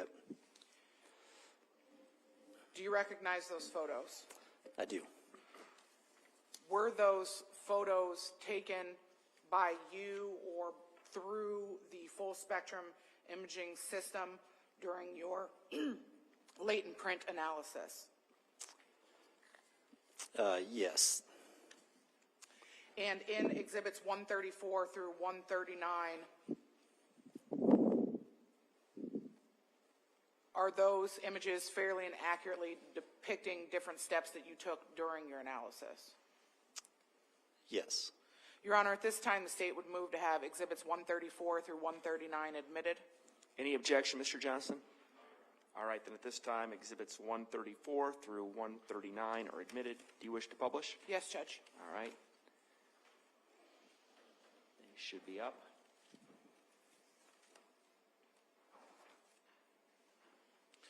Investigator Bosenberg, looking first at Exhibit 134, can you describe for us what we're seeing in this photograph? Yes, this is a photograph that I took using that full spectrum imaging system. This is of the left side of the rifle. It's a latent print that I located that I denoted with L1, standing for latent. And L1 or latent 1, you said came from the left side of the rifle that was recovered. Yes.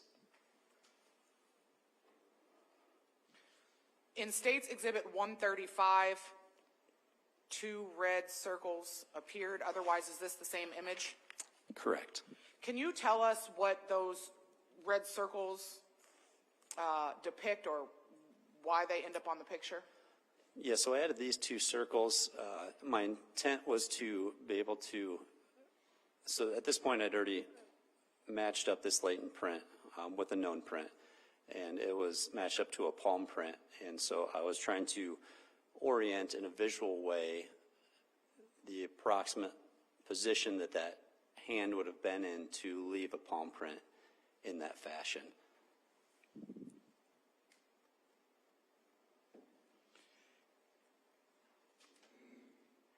Exhibit 136, is this the same photograph of latent 1? Yes. And though difficult to see, can you describe for us what these, I'm going to call them things, these blue things are that were added to the photograph? Yes, so these are just a kind of a representative sample of some of the what I would refer to maybe as data points that I used in my comparison of this latent print to the known print. We look for special areas on these latent prints, typically what we would call like a ridge ending or a ridge bifurcation. There are different areas of the print that we use, and then we find those same areas on the known print. And so this just kind of shows a subsample of the points that I used in that comparison. In State's Exhibit 37, there are multiple images. Starting first on the right side of this exhibit, can you tell us what this image is? Yes, that's a known, it's the known left palm print of Alexander Jackson. And just to clear up the record, I mean 137. Thank you. And so this known palm print from the defendant, is this the image that was used to compare to the latent print found on the left side of the firearm? Yes. The blue markings shown on the known print, did those correlate with the ridge detail that you found on the firearm? Yes, those points are the same points on the left on the latent print as they are on the known ones. And that's just like a sample of the total amount of points that I used in that comparison.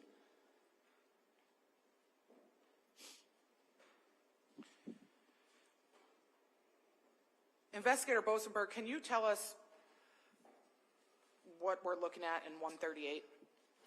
Yes, sure. In order to try to give a visual on how this palm print was oriented, sometimes on fingerprints it's really easy to tell the orientation because we have a small area of the finger that the print is located. So when a fingerprint's on an item, it's fairly easy to kind of mentally see how that would be aligned. But with the palm print, it's a little different because palms are so big. There's so much area there. So in this photo, what I did is I took the overall photo of the rifle that I took, and then I overlaid the image of the latent print from the FSIS, the full spectrum imaging system, over top of the overall photograph to show approximately how that latent print was oriented on the photo of the actual rifle. And in 139, can you tell us what additionally was done here? Yep, so then I again overlaid a third image, which is the image of the left palm print. And that's where those red circles or the circles we saw earlier come into play. I picked 2 specific data points that were the same on the palm and on the latent print and used those to align the orientation of the palm print on the latent print to give a visual of the position which the palm would have been in to leave a print. And the red circles that you're referring to, is one of them here and the second one here? Yes.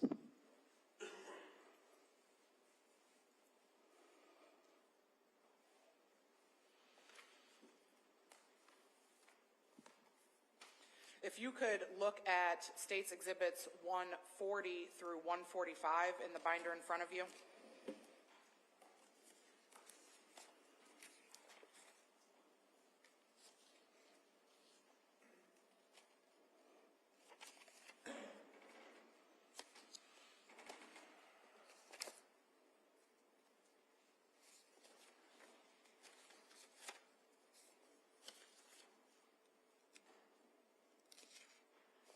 Okay. Do you recognize those photos? I do. And were those photos also taken by you during the latent print processing of this firearm? Yes, they were the photos that I took or processed. And did they fairly and accurately depict the information that you gathered from the right side of the firearm? Yes. Your Honor, at this time, the state would move to have Exhibits 140 through 145 admitted. Any objection? All right, then at this time, States Exhibits 140 through 145 are admitted, and you may publish.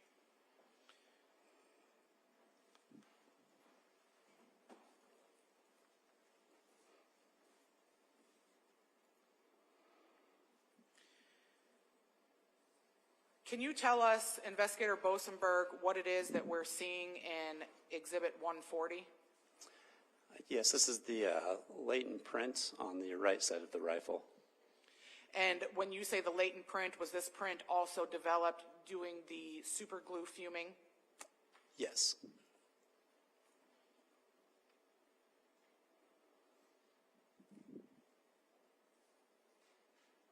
And in 141, what are we seeing here? This is that same latent print with those two red circles around two specific data points. And the data points that you're referring to, are those the red circles that are shown in the top right of that photograph? Yes.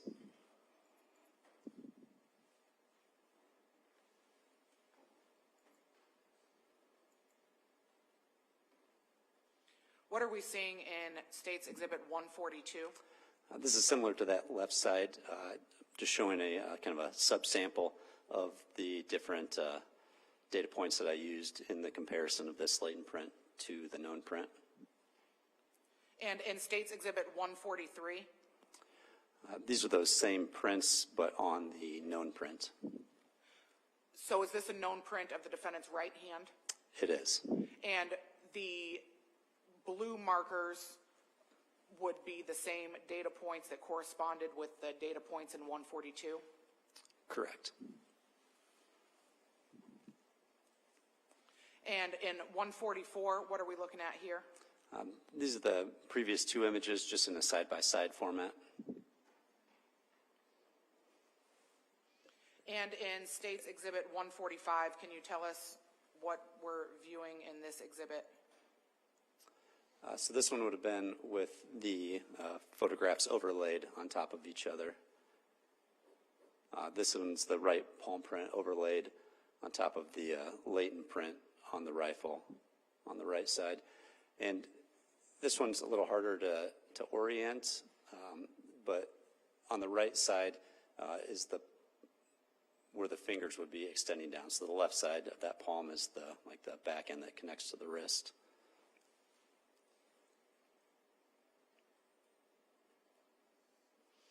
Can you tell us, Investigator Bosenberg, what an ideal surface looks like for the leaving behind of a fingerprint? Yeah, so your ideal surfaces will typically be your shinier surfaces, your non-porous surfaces. Glass is an excellent example. It's flat and it's very smooth.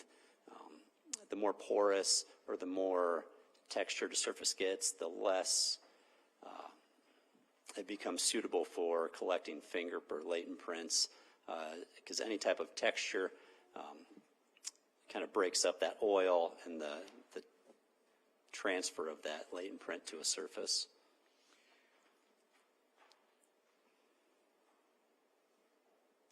Are prints sometimes described based on the quality of the print?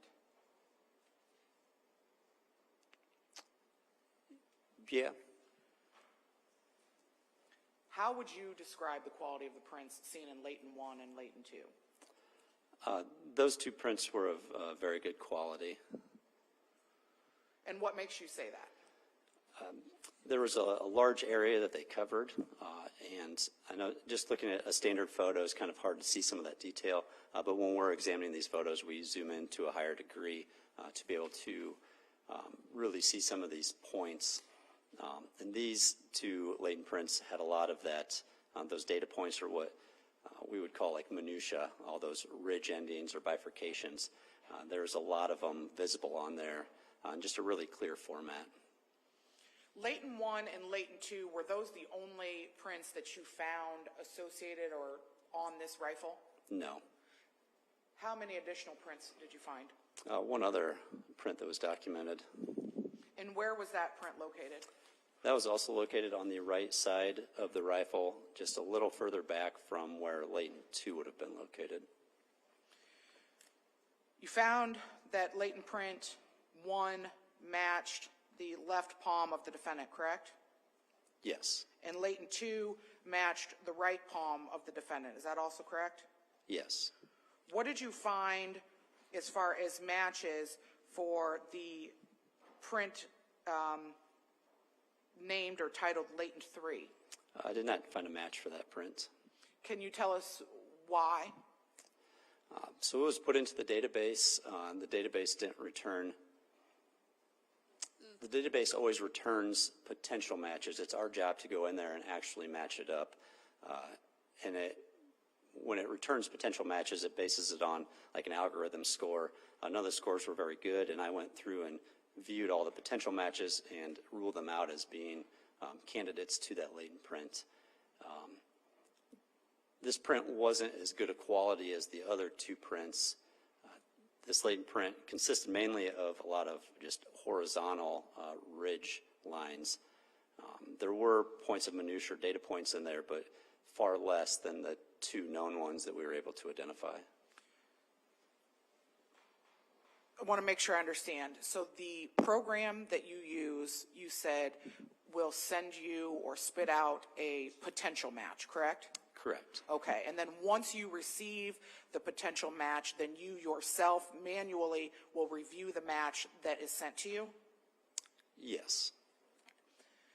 Now, you testified that the print in Layton 3 had mostly horizontal ridge lines that ran parallel to each other. Did I say that right? I guess, yeah, I should clarify. Horizontal is kind of an abstract word to describe it, depending on how you're viewing it, but they were mainly parallel with each other. Opposed to what? What would have made them better? So like, for example, in a fingerprint, there's typically a handful of shapes that you're going to find in a fingerprint. They're all within a very small section of your finger. So within just like a few millimeters or a half centimeter, you're going to have ridges on your fingers that are turning and curving and coming together. And so there's lots of different points that we would look at within a fingerprint. When all these ridges are horizontal, there's not a lot of different areas where those ridges could come together to make unique marks.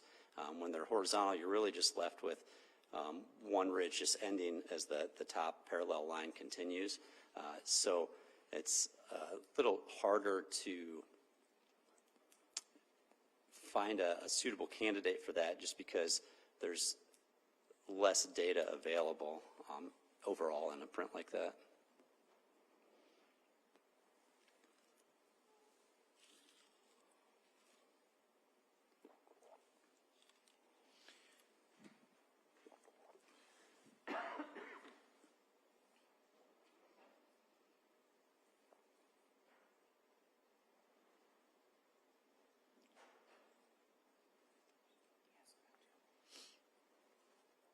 What does it mean, Investigator Bosenberg, for a fingerprint to be smudged? Sure. So fingerprints are actually very delicate in nature. they're just the oils from the ridges of very microscopic lines on our hands or palms that are left. So a sponge is if, I would to touch the table, but I pressed down too hard, or I swiped my hand on the table, it would kind of result in kind of like a smear or a sponge mark on a latent print.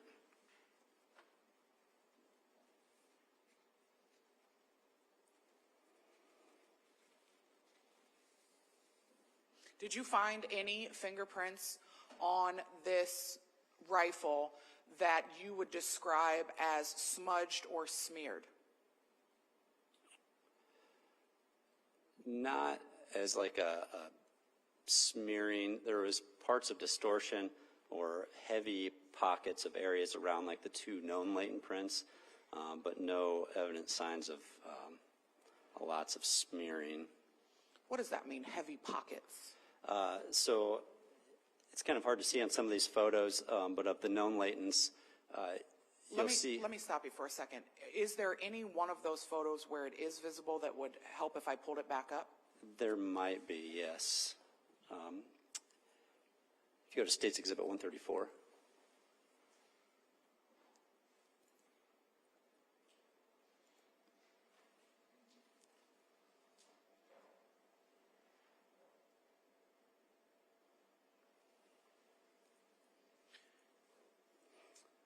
All right, Is there an area you'd like me to zoom in on?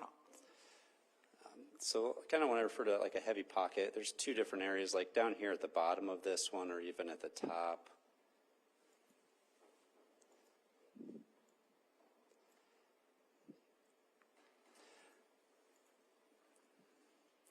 So we would classify this as kind of just some sort of distortion. It's either, a heavier amount of oil that was deposited there. It's kind of hard to actually determine what causes some of this distortion, but a lot of times you'll see some like heavier pockets like that mixed in with some nice areas. So yeah, there could be a lot of different contributing factors, something that pressed down really heavily on there, or moved ever so slightly, kind of combining some of that oil together.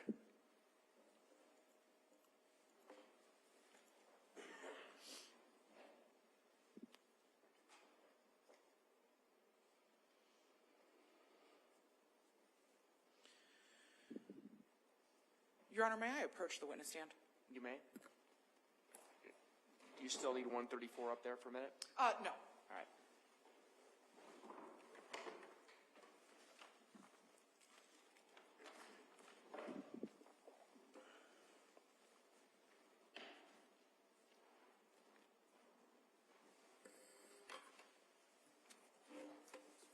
Thank you. Investigator Boasberg, will you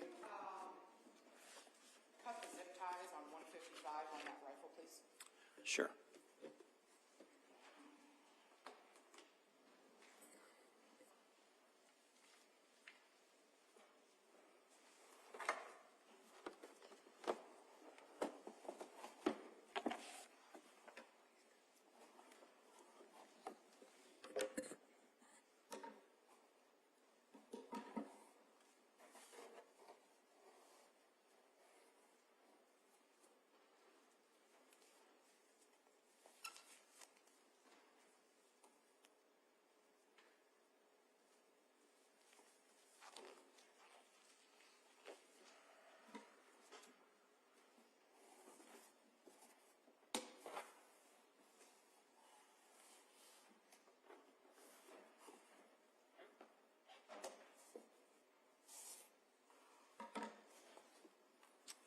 All right. If you would come down to the well, please. Sure. With the rifle? Yes. And Ms. Slaughter, your microphone's not on. Thank you, Judge. Yep.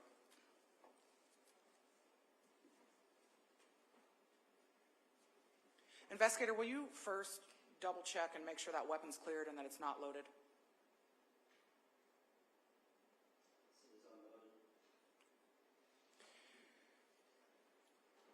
Can you demonstrate to us approximately the position in which those fingerprints or those left and right palm prints were located on that weapon? Sure. So if you remember from the photos, it was the lower left, lower portion of the palm. On the right side, it was slightly more forward. On that palm, where those circles would have been oriented. So that would have been somewhere approximately in this position, I believe, that print on this right side of the rifle. And approximately what position on your palm were the identifying markers that you noted from the left side of? So then again, same on the left side, we referred to two different points that were kind of on that lower bottom side of the palm. Those were situated just slightly further back on this left side, just a little bit further back from there, kind of in a position around like here.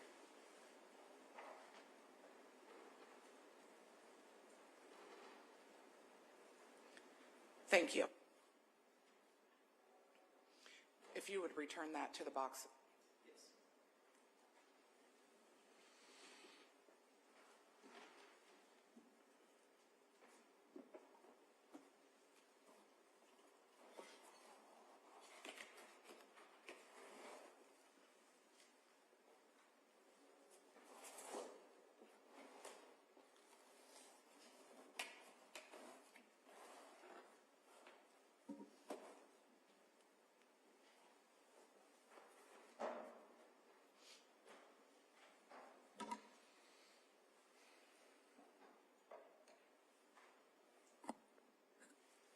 Unless you like the latex, I don't need it anymore. Perfect, thank you. Investigator Bosenberg, when you were processing this rifle, was it loaded? It was loaded at the beginning of the processing, then we unloaded it. I asked that poorly. When you received the rifle from the scene, were there still bullets in it? Yes, And how many were there? 3.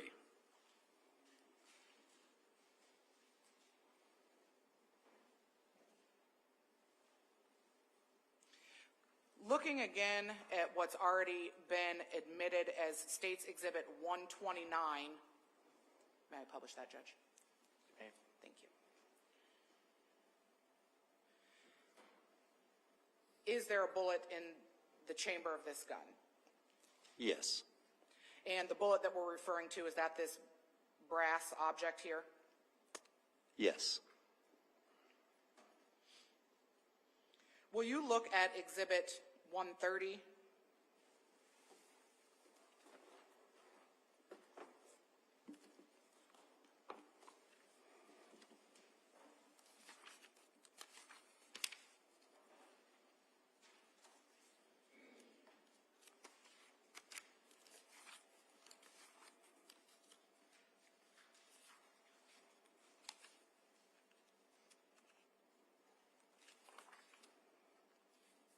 okay. Is the image in 130 a photograph that you took Yes, during the processing of this rifle? yes, Fair and accurately depicts. yes. Your Honor, State would move to admit Exhibit 130. Any objection to 130, Mr. Johnson? All right, State's Exhibit 130 is admitted, and you may publish. Can you tell us what is in Exhibit 130, Investigator Bosenberg? Yes, these are 3 .22 caliber rounds that we ejected from the rifle.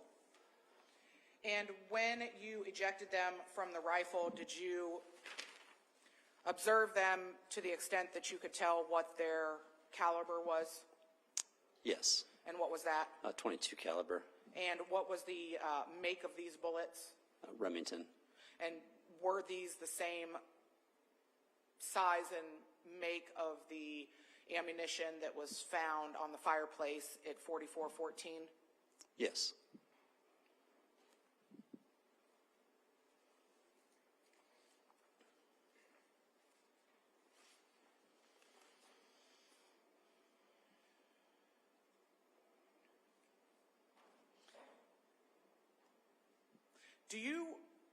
Will you also look at 131?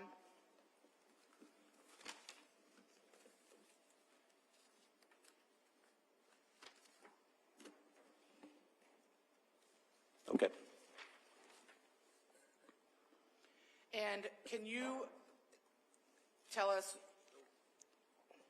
well, was this a photo that you took? Yes. Your Honor,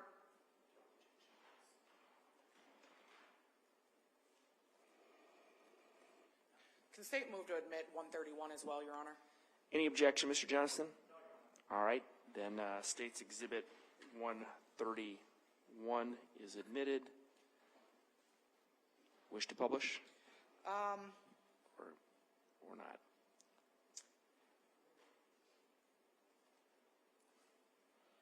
Not yet, Judge. Thank Okay. you. Investigator Bosenberg, after you processed the firearm for prints and DNA, did you also test fire this weapon? Yes, I did. Can you tell us all of the purposes for test firing a gun? Yes, this case had multiple purposes. One is to collect a sample of a shell casing that we'd call, a known shell casing from that firearm. So that was one purpose of test firing it. The other purpose was to get an accurate depiction of how this firearm ejected its casings after being fired. And can you describe for us what your findings were in regard to how this specific firearm ejects the shell casings? Yes, this one's a bottom ejecting firearm. So when the round is fired, the casing actually kicks out from the bottom of that breech block area that we saw in the photo. So if you're in a horizontal position, so if the gun is facing forward, the casing would eject down and straight ahead. It's kind of at a forward angle, but not steep enough to be like a 45-degree angle. How many times did you fire the weapon during your test fire? 4 times. Can you explain to us what a semi-automatic gun is?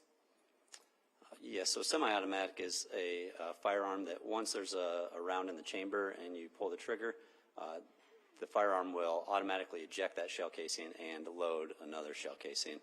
You don't have to manually manipulate the firearm each time you shoot it, minus pulling the trigger. So when you say manually manipulate the firearm, some sort of cocking action doesn't have to be done for each shot? Correct. Just at the beginning? Correct, yeah. You'll have some manipulation at the beginning to load that first round from the magazine into the chamber. And once a bullet is loaded into the chamber, going forward, one trigger pull equals one shot with not having to do anything else? Correct. Is the Browning .22 caliber that was collected a semi-automatic weapon? Yes. So after the initial bullet manipulation to be loaded into the chamber, every time there's a trigger pull, a bullet would be fired? Yes. Can you tell us if during your processing of this firearm you were able to determine how many bullets it holds in a full load? Yes, so for that question, we looked at documentation from Browning itself and found that the documentation from Browning, we found this specific rifle holds 11 in the magazine. Based on the evidence that you collected at the scene, including the number of bullet wounds to Jan, Melissa, and Sabrina Jackson, did you form an opinion as to whether or not during these killings that firearm had to be reloaded? Yes, there would have had to have been a reload at some point in the process.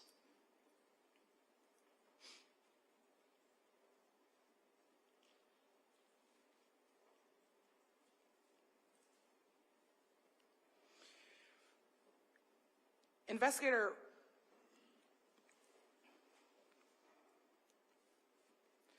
is there any way for you to fathom a guess on how many firearms you've test fired in your career? Easily over 100. I think in 2020, I probably alone processed 80 different firearms throughout the 2020 year. My numbers in 2021 were probably roughly around 80 or slightly over.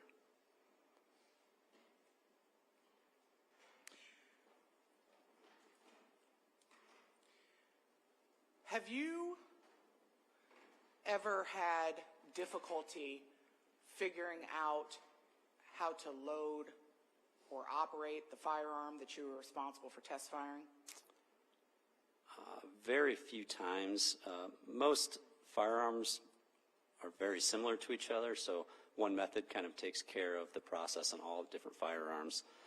So it would be less than a handful of times that I would have had to refer to other sources to figure out how to manipulate a firearm. Did you have any difficulty in this case trying to figure out how to manipulate this firearm? I did. Can you describe for us the extent of the difficulty that you had? This one's kind of unlike a lot of what I might describe as like a typical firearm or handgun format in the loading process. So I did refer to a video to see how to properly load this rifle.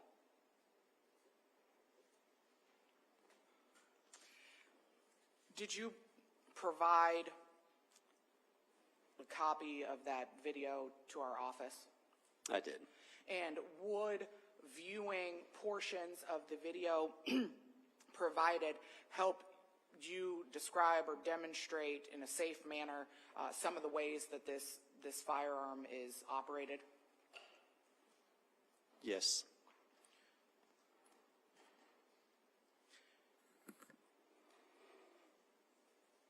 Your Honor, at this time I would ask the court's permission to publish portions of what we have previously labeled as Court Exhibit 1. Mr. Johnson?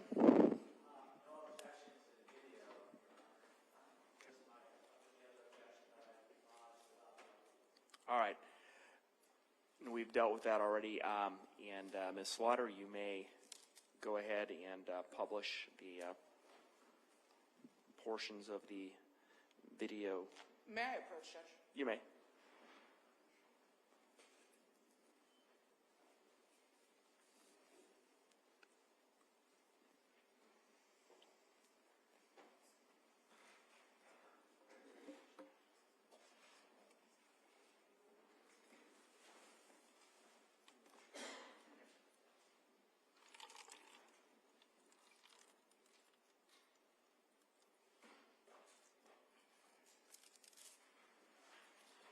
Let me know when you're ready, Ms. Slaughter, and I'll turn on the system. Will do, Judge.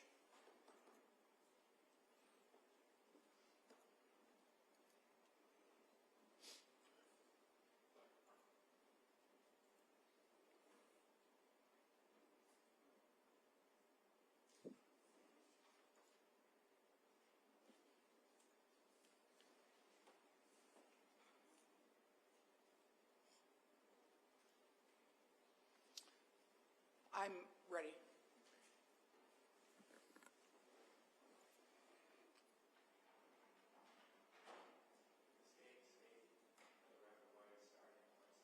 Yes.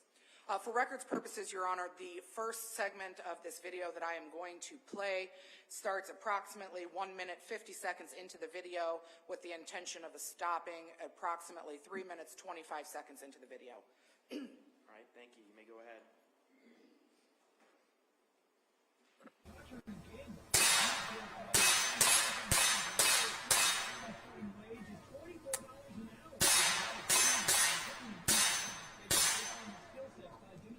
Now the safety here is right above the trigger. It's a cross bolt safety and it's very intuitive. If you want to fire, just push and then fire.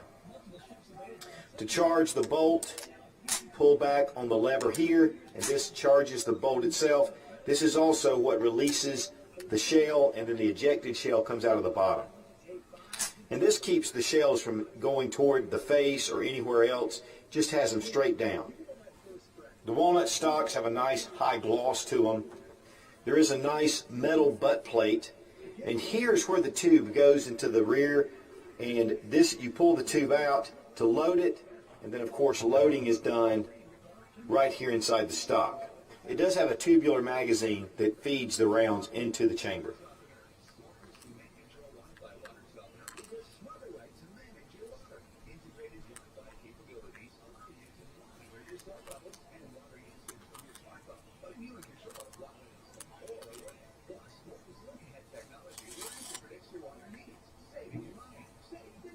The rod itself has a spring that keeps pressure on the shells to keep them moving forward.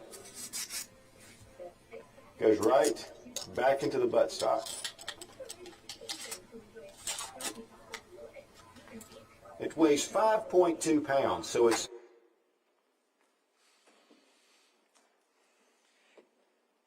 And then the second clip for records purposes, Your Honor, that I want to play from this starts at approximately 4 minutes, 52 seconds into the video and plays through approximately 5 minutes, 20 seconds.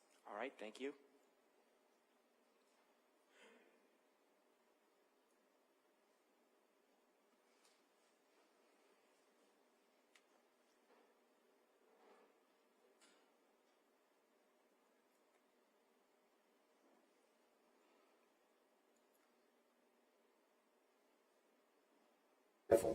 Now, one unique feature about this rifle is that it is a takedown.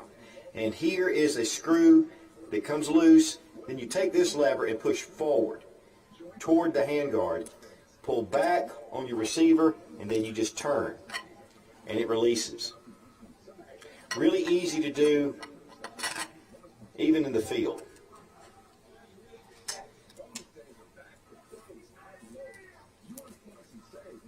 New manufacturer.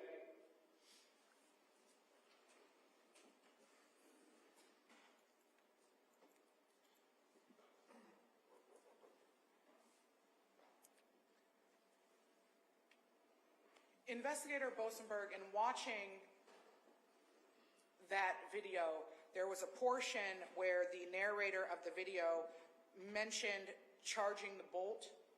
Did you hear that in the video? Yes. Can you describe for us what it means or what he meant when he says charge the bolt?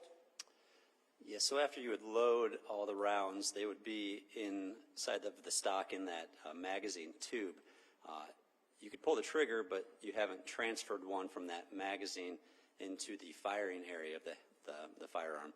So you have to pull back that lever, which releases the front bullet from the magazine into the chamber of the rifle. So when it's loaded, in order to be able to shoot it, that bullet has to be readied. Yes. And that's done on that, what'd you call it, Breech block is how I referred to it earlier, yes.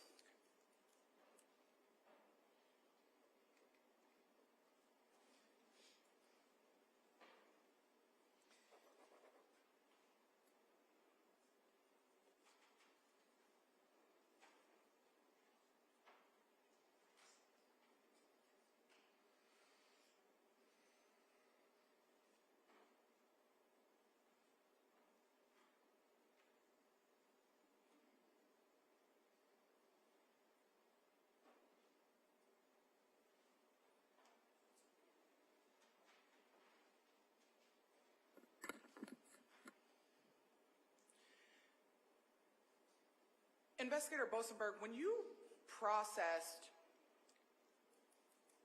the scene, that downstairs living room area,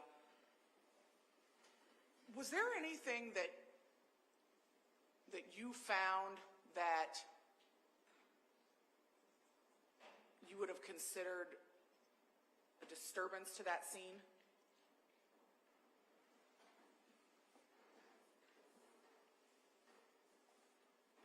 I guess when you say disturbance, what do you mean by? Anything down there that indicated any signs of a struggle occurring?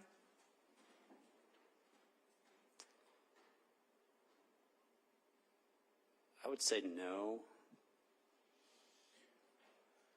Did you observe any furniture impressions in the carpeting suggesting that furniture had been bumped or moved? The furniture appeared to be in a normal position. any items strewn about the floor that appeared to you to have been knocked off of a hard surface? No. The puzzle piece that, or the puzzle that was being put together on that coffee table in the living room area, did you observe or find any pieces from that on the floor in any way? No, that all appeared normal.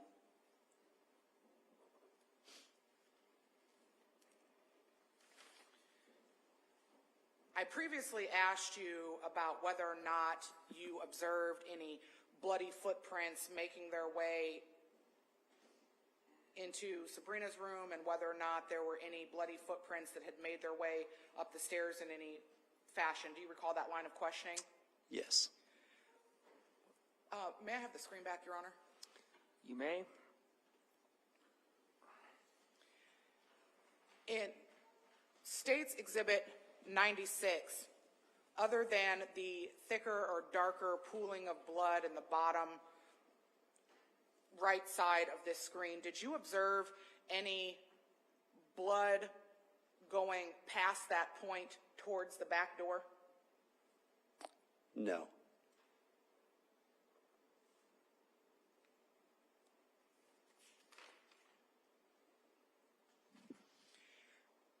Do you consider, thank you, Judge, do you consider the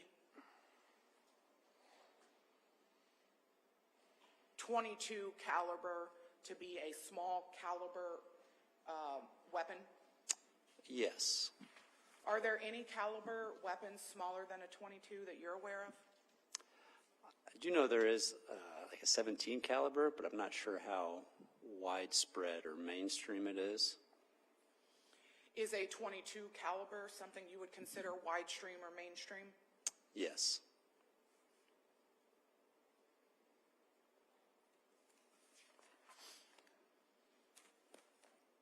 Can you tell us, Investigator Bosenberg, what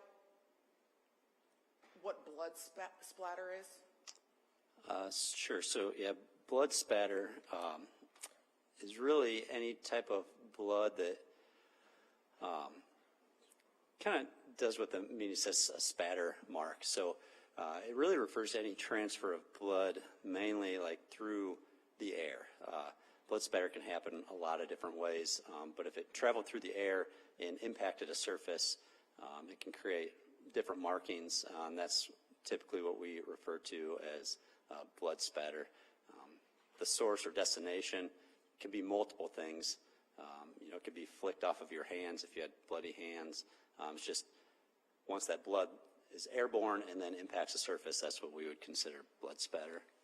When you processed the residence at 4414, did you find blood splatter?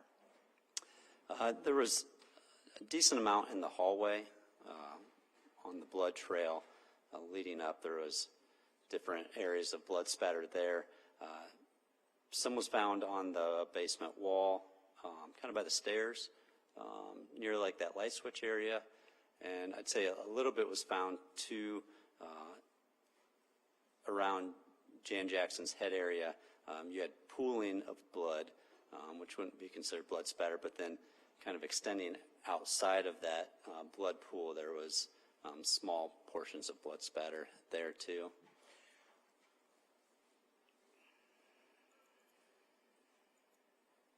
May I have permission to republish Exhibit 79, Your Honor? You may.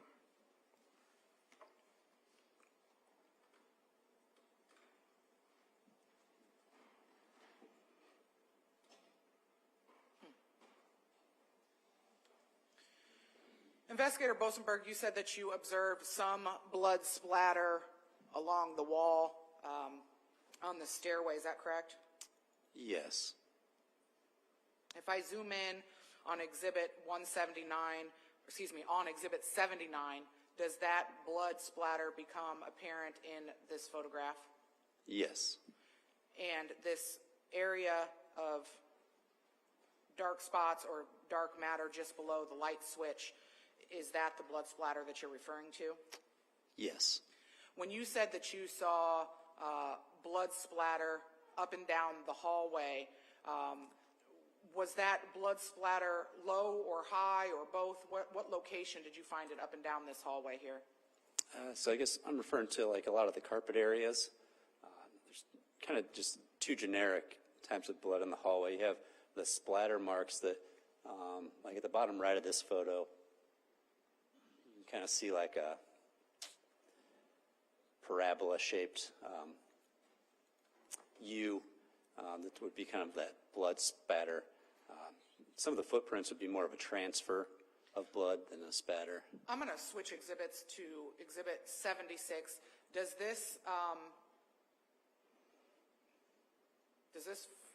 this photo better for having or helping describe the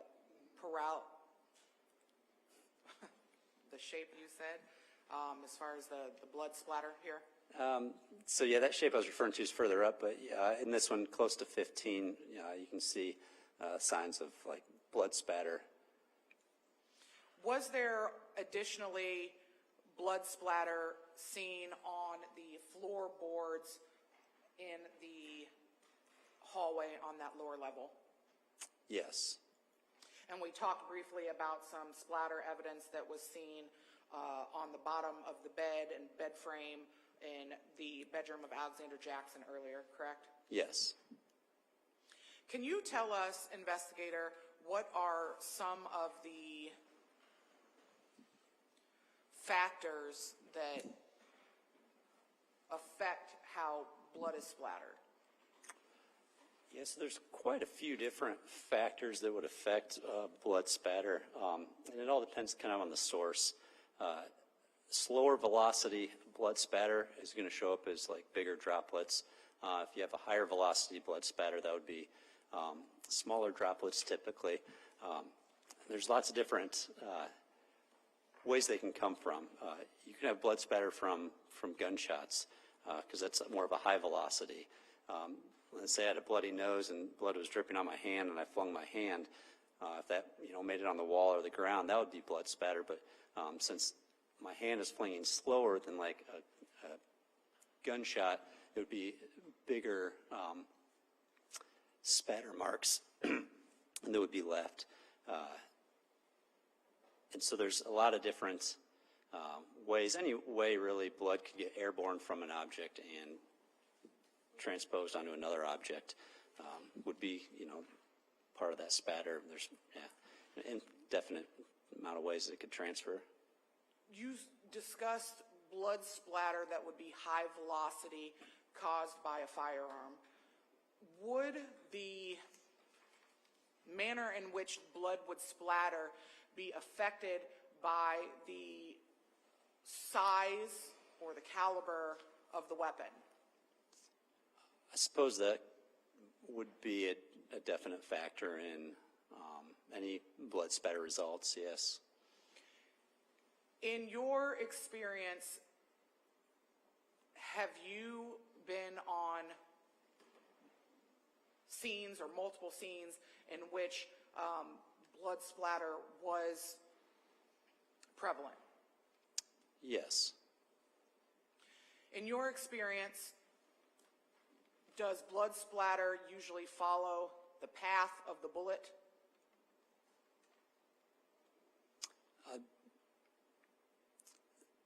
It's usually where it's most pronounced at, yes. And so is there possibility that blood comes out of a wound in the opposite direction that the bullet is traveling? Yes, it is a possibility. Is that generally less so than what follows the path of the bullet?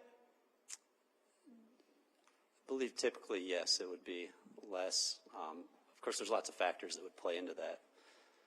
But from my experience, yes. Was there anything specific or anything in particular that you noticed regarding splatter patterns around the entrance wounds of the injuries on Jan, Sabrina, or Melissa Jackson?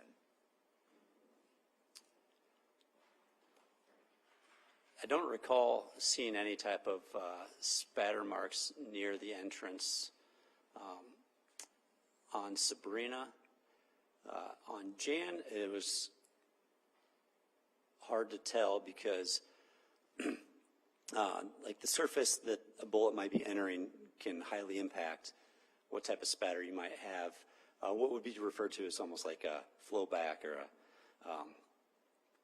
and so, you know, being on the head, you have a layer of hair there that could act as almost like an insulator to any blood.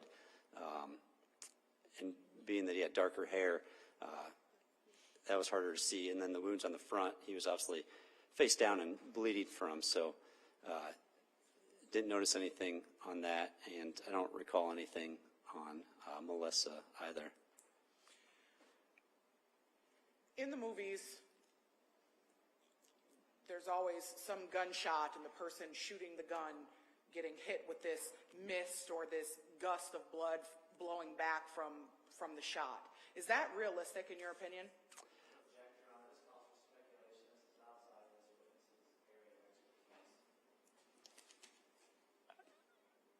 The objections over, excuse me, the objections overruled. The witness can answer. It seems that Hollywood would do it up way more extensive than what actually happens from being on different scenes. I haven't seen it to the Hollywood extent at all. Investigator Bosenberg, during your processing of this scene, would it be fair to say that there were several firearms found in this house? Yes. Can you tell us the particular areas in which firearms were located? Yes, we found some additional firearms up in the master bedroom, underneath the bed. I believe there was one on top of a bedside storage area, one in the corner of the bedroom, and then we had located a safe in the basement that also contained numerous firearms. And when you say numerous, if you were to levy a guess as to how many additional guns were found in this home, could you do that? I know we documented them all. It's in our documentation. Off the top of my head, I hate to guess at a number, but there was, you know, a handful of them. More than 10? Potentially, it might have been plus or minus around that number. And you said several found in Jan's bedroom, several found in a safe, correct? Correct. Do you recall where the storage box for the Browning .22 caliber weapon next to you was found? Yes, we found a Browning .22 caliber box underneath Alexander's bed. And will you open up that binder and flip to exhibits 146, 147, and 148?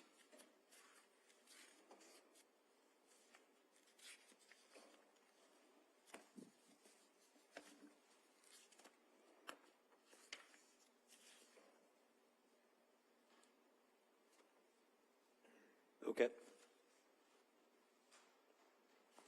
Do you recognize the photos? I do. Are those photos taken in Alexander Jackson's bedroom during the 4-day period where evidence was being processed? Yes. Your Honor, at this time, the state would move to admit exhibits 146, 147, and 148.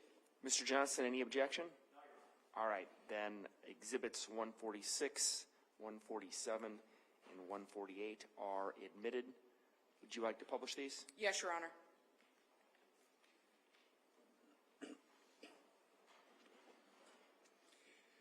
Investigator Bosenberg, can you tell us what we're seeing in exhibit 146? Yes, we're in Alexander's room. This is a photo showing the box where we found it underneath the bed on the right side of the bed. And what are we seeing in 147? That's the box pulled out, and another photo of it. And in 148, can you tell us what we're seeing? The same box that we removed from underneath the bed. In order for the weapon to be secured and or stored in this box, does it have to be broken down similarly to what we saw in that video? Yes.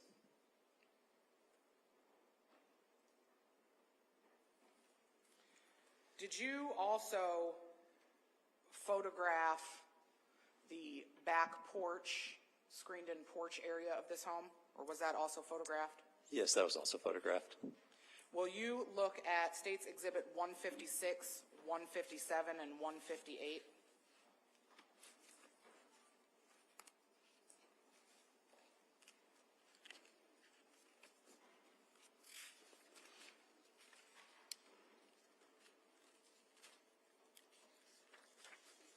Okay. And are these photographs that were taken of that screened-in back porch area of this residence? Yes. Were these photos taken, or do the photos fairly and accurately depict the condition of that back porch when you found it? Yes. Your Honor, the state would move to admit Exhibits 156, 157, and 158. Any objection, Mr. Johnson? You may.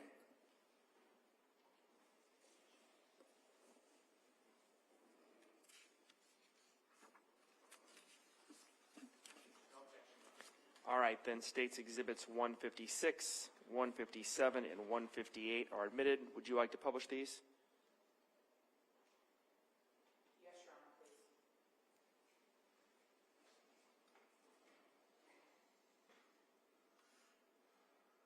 Investigator Rosenberg, can you tell us what we are reviewing in this photograph? Yes, this is an overall photograph of that back porch, kind of from the inside door leading out to the porch. And the inside door comes into what room of this home? The dining kitchen area. And the police car that is shown parked in this photograph, can you tell us what street that's parked on? I can't remember the name of it, but it's not the proper address. Is this road. Scarlet something street? Yes. Not Oakley Court. Correct, yes. And on the left side of this screened-in area, would this be pointing towards the backyard? Yes, towards the backyard to the east. 157, what are we seeing out here? This is some bedding material that was located on the porch.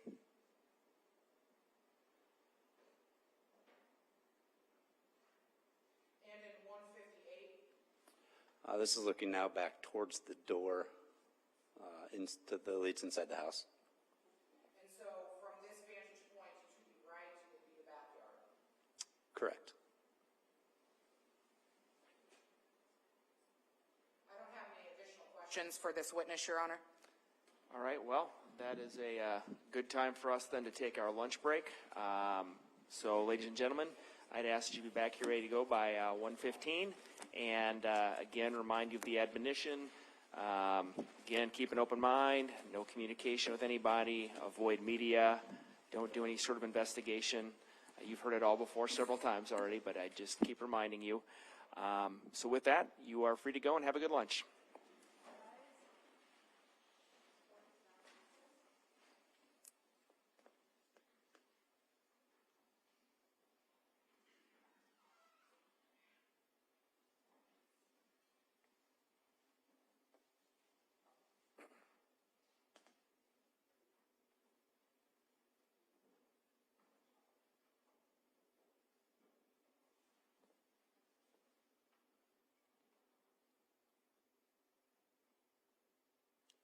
Go ahead and have a seat. Mr. Rosenberg, you can step down.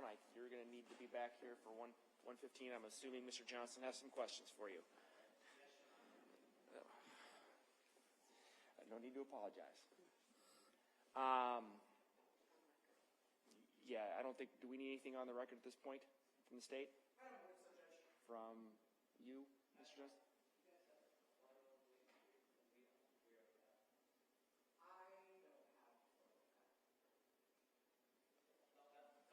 Okay. You just want to come.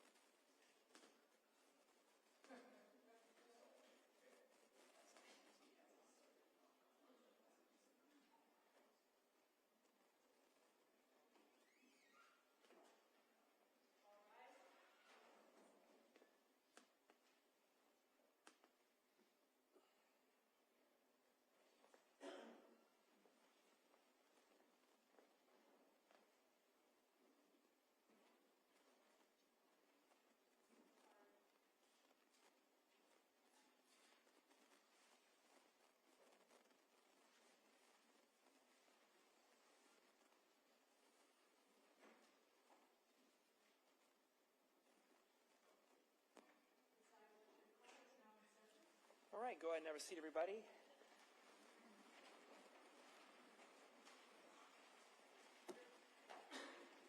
All right, I hope you all had a good lunch. We're all back. We have our jury, we have counsel, we have Mr. Jackson, and we have Mr. Bosenberg back at the stand. And again, sir, I would just remind you that you are still under oath. I'm sure you all remember, but I think we had just finished right before lunch with Ms. Slaughter had finished her direct examination. And so we'll turn it over to you, Mr. Johnson, for cross-examination. Thank you, Your Honor. Good afternoon, Mr. Bosenberg. Hi.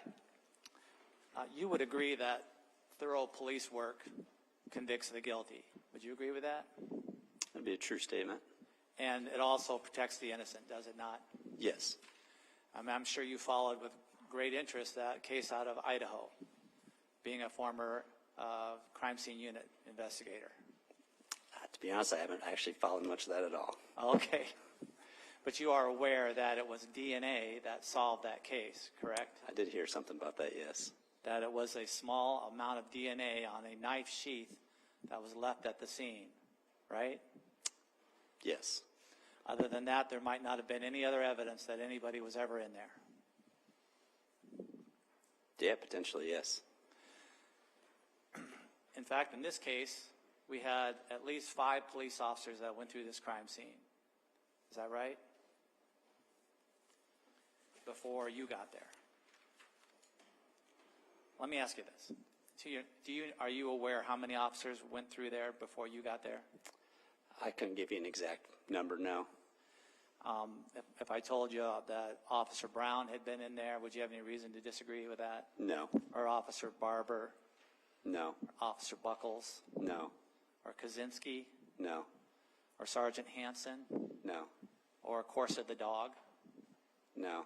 Now, with respect to Officer Brown, who went through the house along with the other officers, all on top of each other, all running through trying to secure the residence, they were all in that house, right?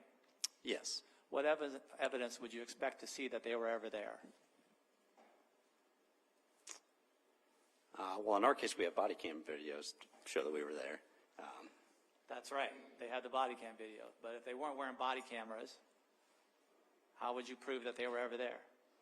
I suppose their account of what happened, I'm talking about physical evidence now. physical evidence.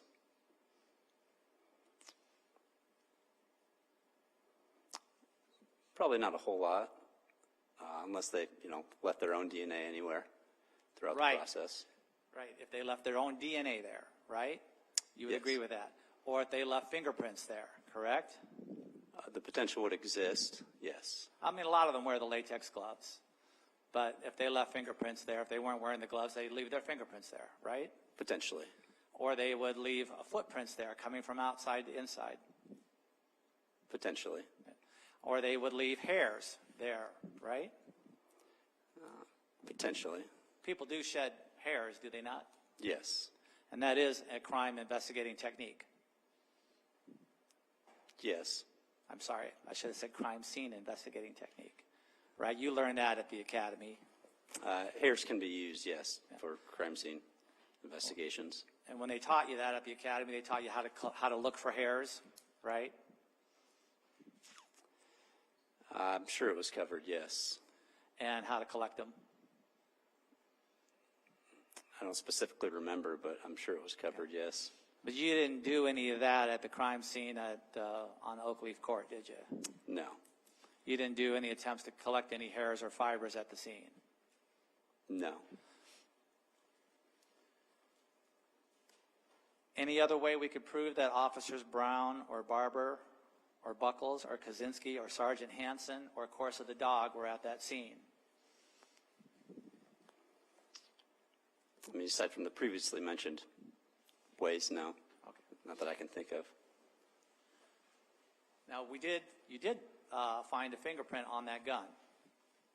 I think you called it Leighton number 3. That is an identifiable fingerprint, is it not? Palm print, yes. Palm print. It is identifiable, right? We did not identify it. As of yet, right? The potential exists to have it identified, but it hasn't been. And what database did you submit this latent print number 3? That would have been submitted through the Iowa database and the FBI database. Are you sure you submitted it through the FBI database? Upon reviewing my reports, I did not mention that it was submitted through the FBI database. I know it was submitted through the Iowa database. Okay. And the Iowa database would be a considerably smaller database, would it not? Yes. And there's enough detail in this palm print that you can exclude people as being the person who had this palm print, right? I would say, yeah, there would exist enough detail to do an exclusion. How many points of identification could you identify on this palm print? If I remember, it was close to the borderline for identification, but I think it was around 8 to 10 maybe. All right, maybe 10, maybe more than 10? Potentially, I don't know off the top of my head. And it's so identifiable that you entered it into the database twice, right? I don't know if I would use the word so identifiable that I entered it twice. I entered it twice because the first time didn't result in anything, so I re-entered it. Sometimes your orientation on entry might have an effect. I don't know for sure, but so I entered it twice, yes. You entered it twice because you weren't sure which direction that, or maybe which hand the palm was from? Is that what you did for the algorithm? Correct, yes. I'm not sure how orientation is affected by the algorithm, but I tried it to see if it would result in any different results from the system. And this is a print that could belong to the intruder, correct? It's an unidentified print, so we don't know who it belongs to. But it could belong to the intruder, right? I don't believe that was answered. Overall, you can answer the question.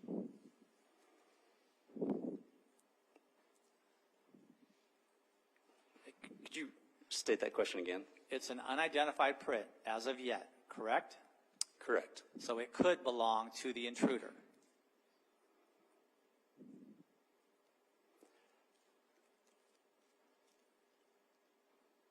I guess insinuating that an intruder existed, it's hard to say. I don't have any person I can attribute that print to at this moment in time. So it could belong to the intruder. I don't know if I can say I don't know who it belongs to. Okay, all right. And when I asked you in deposition whether you could rule out that there was an intruder in this case, you said no, you could not, right? I would have to review my deposition, but I probably said something like that, yes. I said, do you have an opinion as to whether or not there was an intruder in this house? I'm going to adjust my microphone. Do you have an opinion as to whether or not there was an intruder in this house, or whether or not it was Mr. Jackson who killed his family? Your answer was no. Remember that? Yes. And that was a deposition that we took of you back on August 10th of 2022, correct? Yes. And you were under oath at that time. Yes. So you stand by your testimony today, do you not? That was my opinion, then yes. Do you want me to show it to you? No, I believe you. Okay, all right. And I also asked you if you had an opinion whether or not Mr. Jackson's injury was self-inflicted or not. By Mr. Jackson, I'm sorry, Alexander Jackson, his injury to his foot. Do you have an opinion whether or not that was self-inflicted or as a result of a struggle? Your answer was no, right? That is correct. And that's the answer you gave us under oath back on August 10th of 2022. Yes.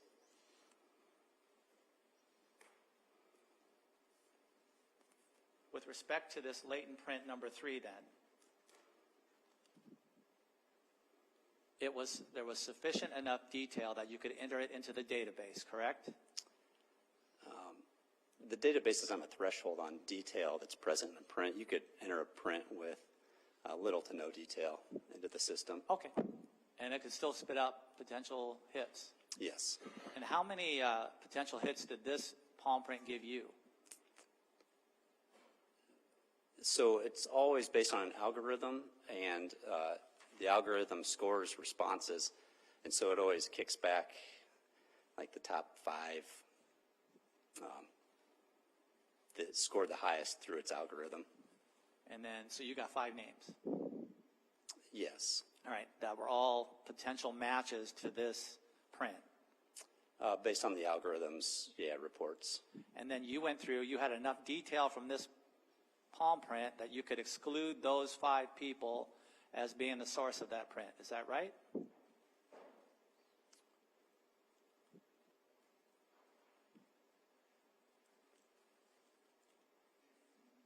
Yes, I guess you could say exclude them. It's more like I wasn't able to confirm any of them. So there's some doubt as to whether one of these 5 people might have been the contributor?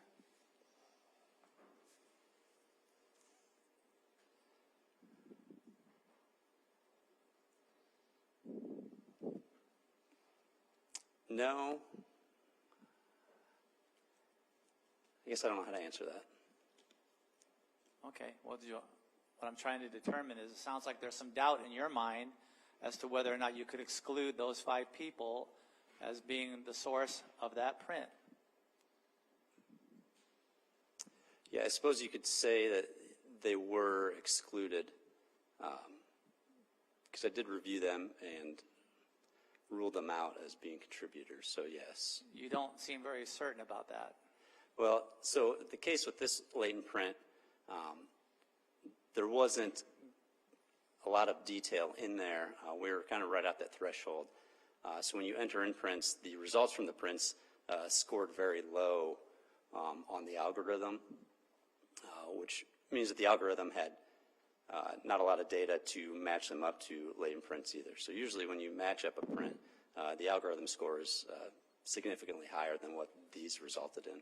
So how many of these people that showed up on your search were potentially the contributor of this print?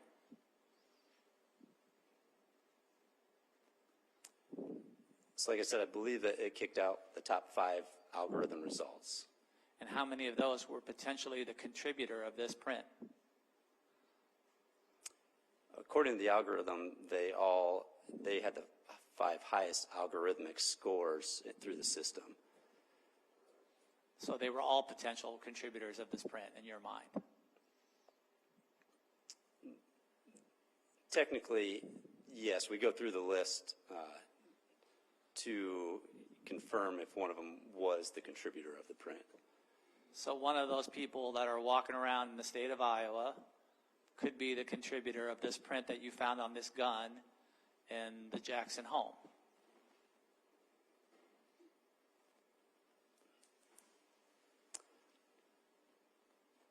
I don't know if I would say that. Like I said, the algorithmic score was extremely low, and I had reviewed them and wasn't able to, in essence, verify that algorithmic score was low, and that I couldn't find that latent print within those top 5 results. So you couldn't exclude those 5 people as being the contributor of that print because you didn't have enough information. Is that what you're saying?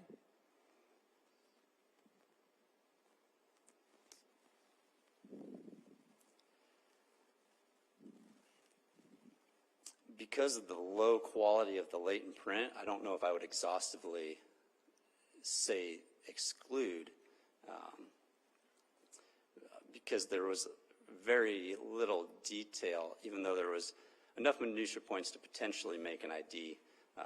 It was one of a more difficult print to examine and find just based on the details of the print. So how many of these people that came up, of the top 5, were you not able to exclude as the possible source of this print? Again, I went through all 5 of them and I didn't confirm that were the contributors. So I, in essence, excluded them from the list. Because you couldn't confirm, you couldn't make a match. Not because you couldn't tell that it wasn't them, you just couldn't tell that it was them. Do you see the difference? I do. Okay. So I'm just trying to figure out what your testimony is here. Sounds to me like what you're saying is you couldn't match them to it because you didn't have enough information. Is that right? As opposed to testifying that you couldn't exclude them because you had enough information that they didn't match.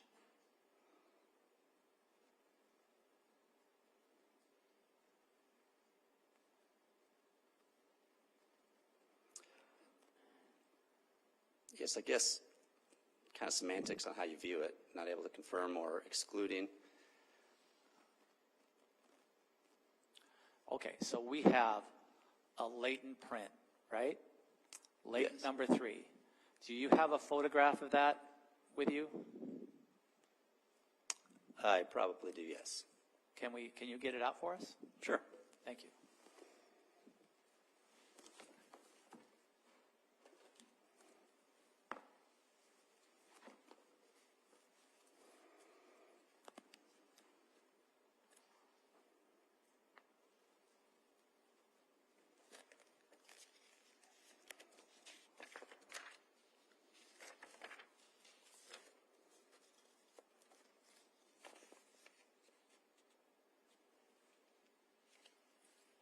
Okay.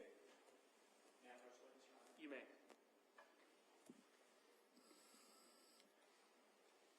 This is latent 3. Do you mind if I take that out of there? Oh, go for it.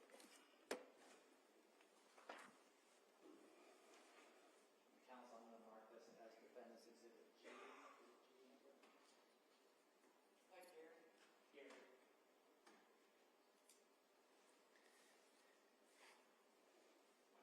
Let me see that. Oh, yeah.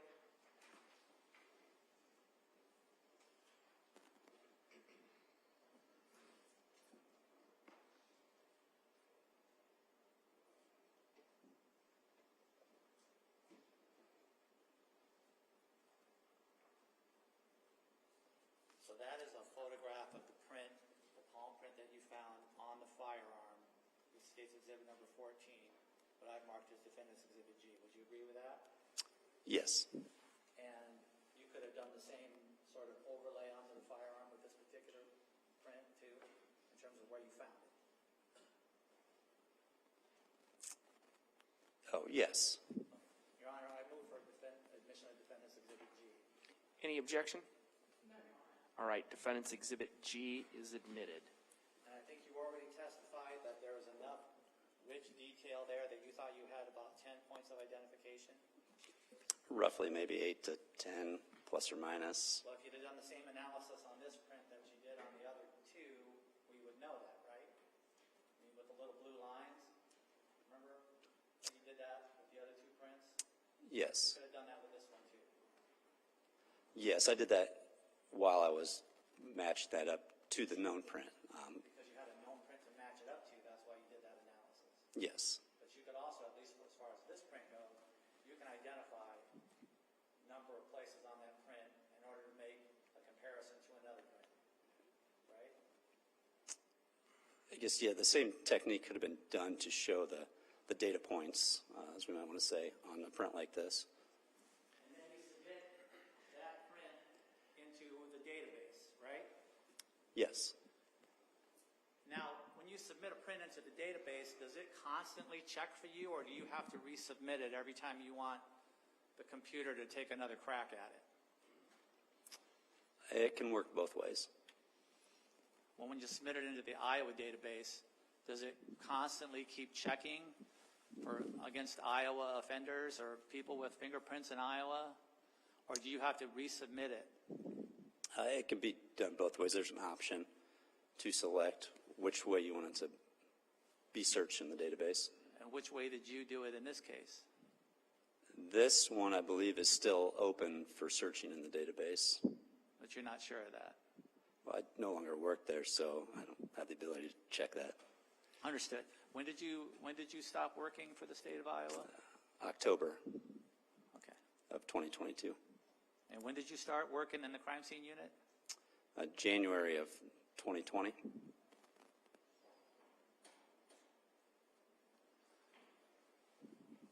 And again, you're not sure that you submitted this to the federal database at all, are you? I'm fairly confident, but I don't have that notated in my reports to officially confirm that. I mean, you authored a number of reports in this case, right? Yes. And there, you detailed what you did in those cases, Yes. and on those occasions, right? Yes. And there's nowhere in your report that you submitted late number 3 to the federal databases there. That's correct. You looked at that before you came here to testify today. Yes. So it was obviously something that was on your mind. Yes, all my reports, the whole case, were.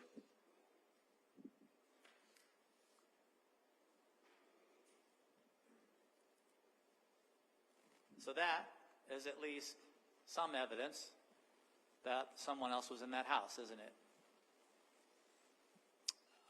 I couldn't say that at all, actually. All right. Now, we talked a little bit about DNA evidence, and you would agree that that's important, would you not?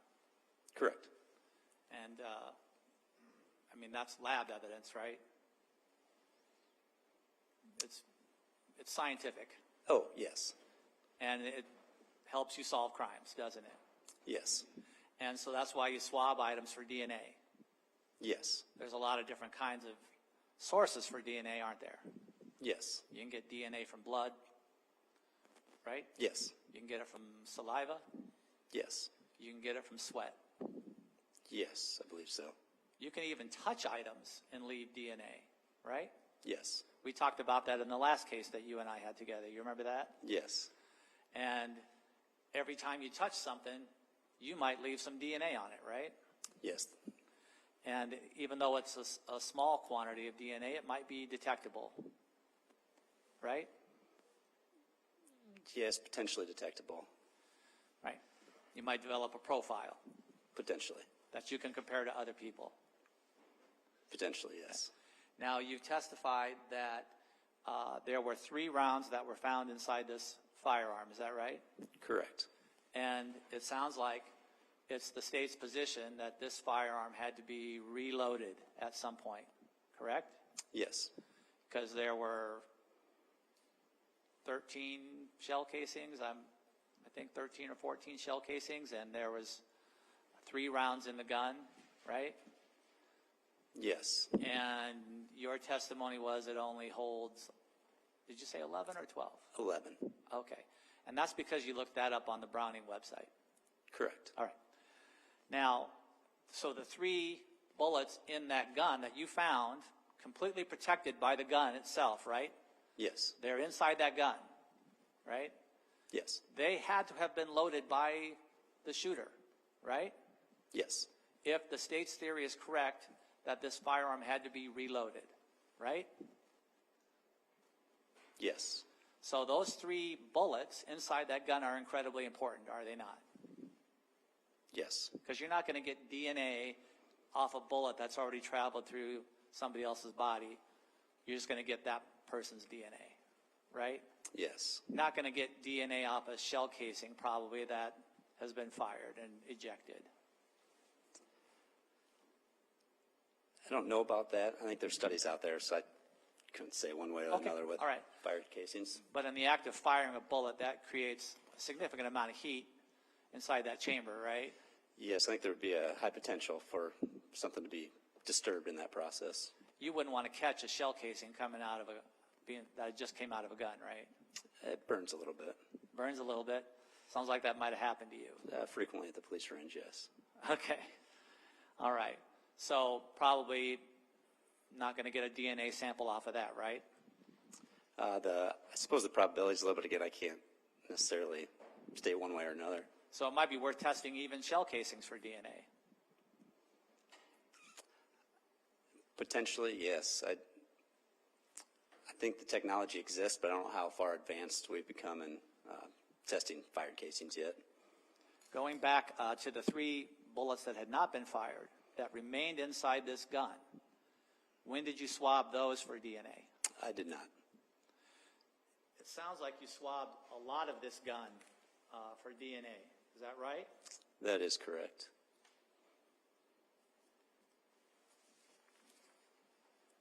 not just the items that were submitted to the DCI that we've already heard about, which was the ammo box, right? And the trigger area, correct? Yes. And the breech block, right? Yes. And the loading port, correct? Correct. And the magazine tube, right? Yes. All those things that are in State's Exhibit 152, you did more swabbing than that, didn't you? Yes. And a subsequent swab of this firearm, you swabbed the groves on the front end of the underbarrel charging handle, right? Yes. You also took a swab from what is known as the barrel lock, right? Yes. That's that part on the top of the gun that you turn, I assume, so that you can take the gun apart. Correct. You swab from around the front sight. Yes. You swab from the barrel adjusting ring, right? Yes. Yes. You swab from the top and bottom of the wooden stock. Yes. And then you wrote 3 live rounds were discovered loaded in the rifle, right? Yes. The charging handle was pulled back to make visible the rounds in the chamber, correct? Correct. A photo was taken of the first round located in the chamber area. We saw that photo, right? Yes. When the charging handle breech block was pulled back, correct? Yes. These 3 rounds were immediately placed into an evidence paper bag for potential future processing, right? Yes. You even went as far as to say no handling of the 3 live rounds was done. Yes. That is a potential source of DNA, correct? Yes. And it would show who loaded those bullets if DNA could be found, right? Yes, DNA found on that could definitely indicate that for sure. And if the state's theory is correct that this gun had to be reloaded, that would prove who the shooter was, would it not? That would definitely assist. Well, you don't think it was a 2-person job, do you? No. Okay. Then you took a DNA swab from the loading port edges on the right side of the stock, right? Yes.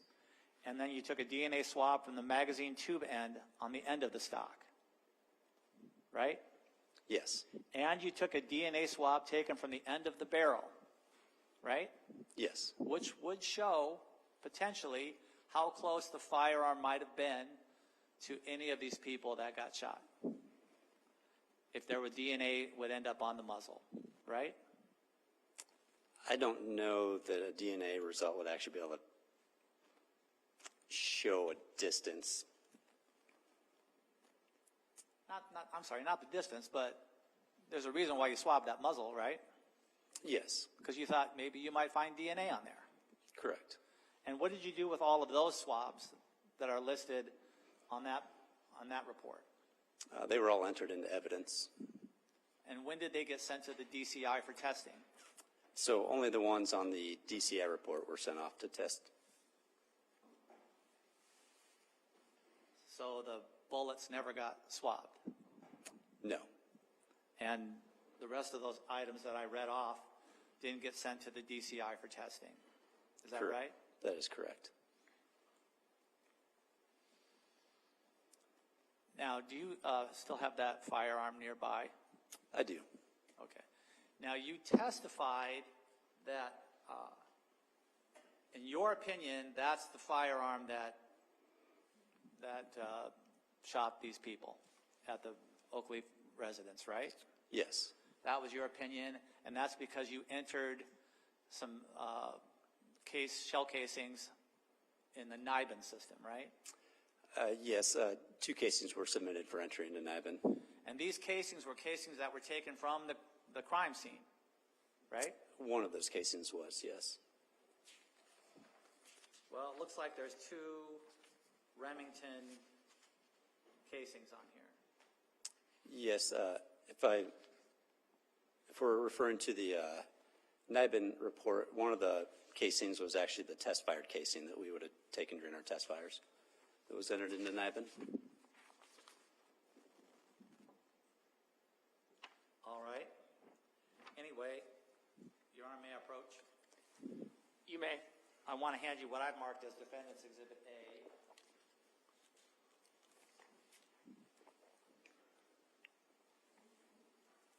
And is that the report that you're referring to? Yes. And that report references one of the shell casings found from the scene, does it not? It describes it. Yes, it does. And it describes it as a 22 short, does it not?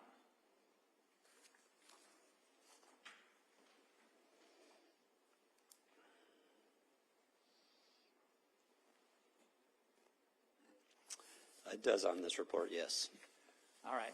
In fact, all of the casings on that report are described as shorts, are they not?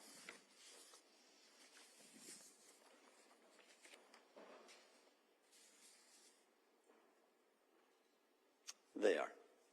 Now, does that 22 Browning rifle, is that capable of firing 22 shorts? I believe it is, yes. All right. And so, isn't it true that if they were long rifle shells, it holds 11, right? Yes. If they are short rifle shells, it holds more than 11, does it not? In theory, I guess, yes. There'd be more room for more shells, right? Correct. It works like a stapler, sort of, doesn't it? You pull out that tube, it's got the little springy thing on the end, and then you just keep feeding in bullets until it fills up, right? Correct, yeah. And then you put that tube back in. I like to call it like a stapler, because that's the spring that keeps the bullets moving through the semi-automatic process, right? Yes. All right. So how many bullets does that Browning rifle hold if it's 22 shorts instead of 22 longs? I do not know the answer to that. But it would be more than 11, would it not? Yes.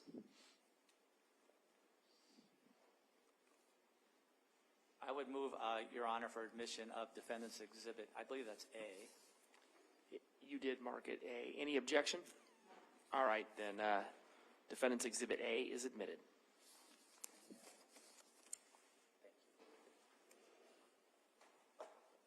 Oh, yes, right here. The conclusion of this report is that this NIBIN investigative lead was developed through a correlation review of your ballistic evidence by ATF and has not yet been confirmed by microscopic comparison, right? Correct. However, the potential that the same firearm was involved in your investigation is significant enough that investigative follow-up is warranted at this time should an investigator choose to pursue it. Correct. You didn't pursue that. We did not, no.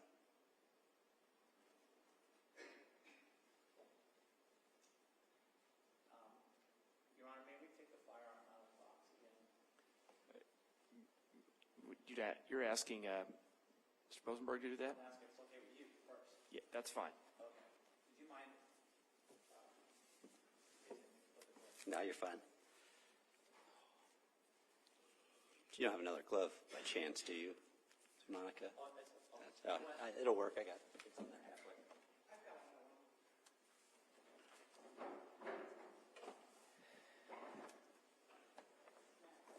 You may. Thank you.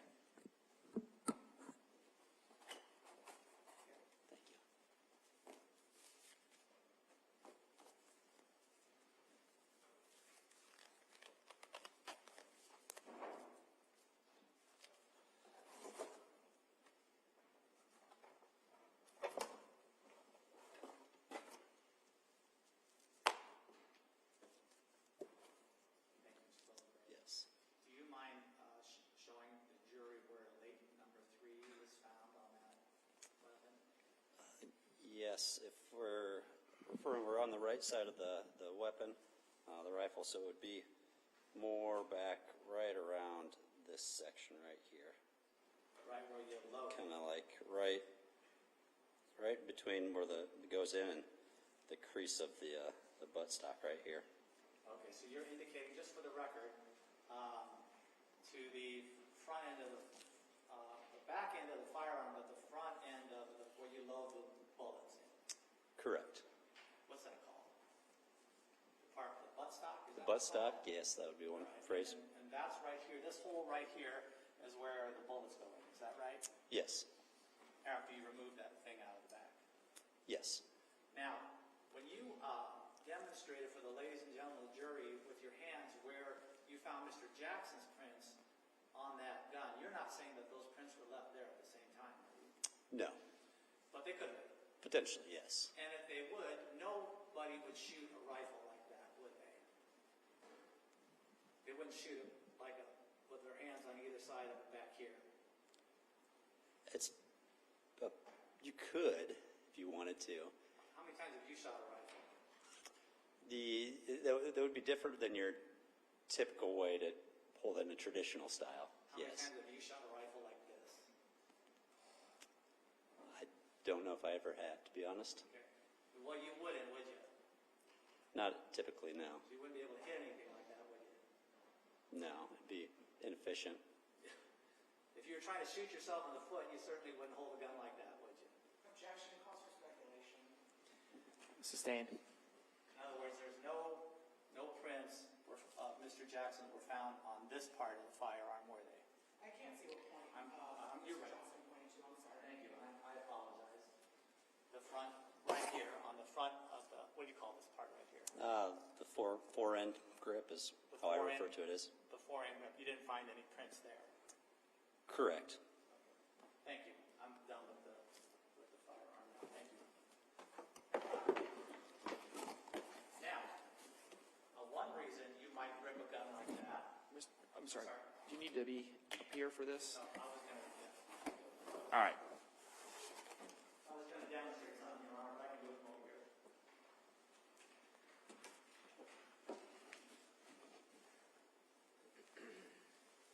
One reason you might grip a gun like that is if you're pulling on it. Would you agree with that? If both prints were left at the same time, it would be an action like this. You compared it to swinging a golf club. Would you agree with that? Yes. But it would also be consistent with somebody who was engaged in a kind of tug of war with that weapon. That'd be correct. Accurate statement, yes.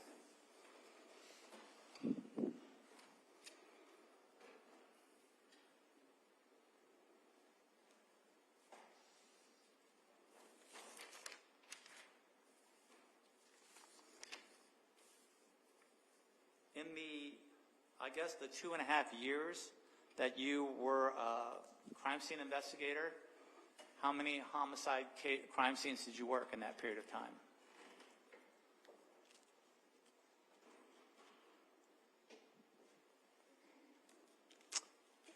I'd say over 15. Okay. How many of those were firearms cases? A majority of them, I would say. And how many times have you witnessed somebody being shot?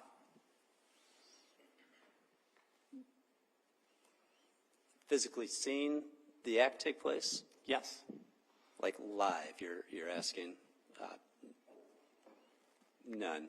All right. Because you gave an opinion about blowback and how much blood comes back when somebody gets shot, but you haven't actually seen that happen, have you? Yes, I believe my opinion was that it just is a possibility, but yes, I've never seen that happen. Now, when you went to the hospital, you remember that on June 15th, right? Correct. You were there, I think you got there ahead of Mr. Jackson, is that right? Yes. And you were there to take photographs Yes. and to swab Mr. Jackson, right? Yes. For potential evidence that might have been on Mr. Jackson, Correct. to see if there was any DNA on him. Yes. And you did those things, right? Yes. You took the pictures, right? Yes. And you swabbed his hands for DNA, Yes. right? Swabbed his leg, Yes. swabbed other parts of his body. Yes. And when did those swabs get submitted to the DCI lab for testing? They did not. What do you, I'm sorry, what? I'm sorry, they did not get submitted.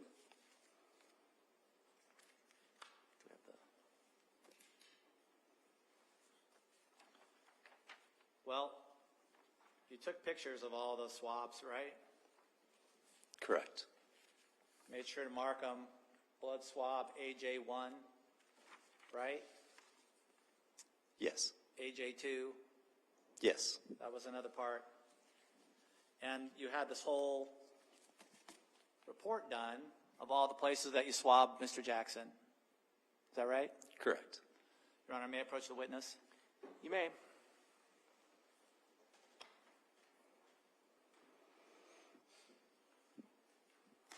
I'm going to hand you what's been marked as Defendant's Exhibit C and ask you if you could look through that for a second.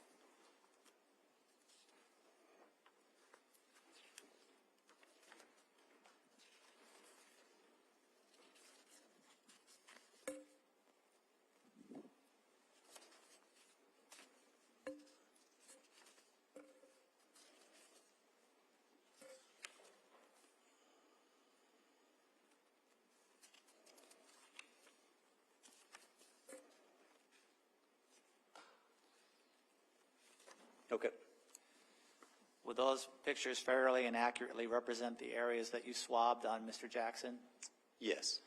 Your Honor, I'd move for admission of Defendant's Exhibit C. Any objection? All right, then, without objection, Defendant's Exhibit C is admitted. And you didn't submit any of those swabs to the DCI for testing, Correct. None were submitted. even though there's clearly blood in all of those areas. Yes. And blood in one of those areas might indicate that it came from one of the victims of this offense, would it not? It's possible, yes.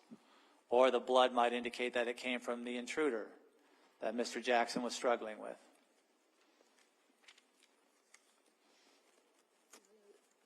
If that blood existed, potentially.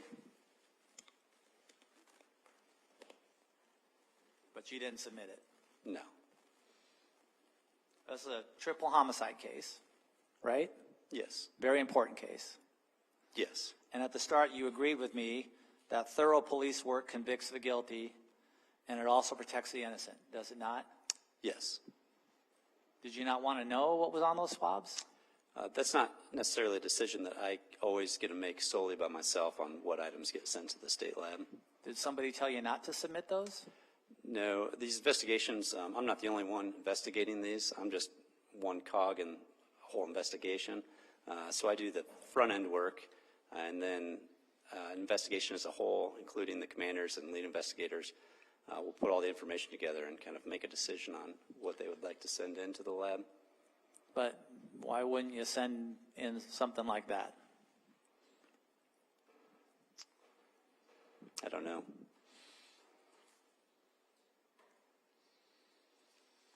Now, you testified that Mr. Jackson didn't have any defensive wounds. Remember when you answered that question with Ms. Slaughter? Yes. You were taking these pictures while he was in his hospital room, right? Correct. Your Honor, may I approach the witness? You may.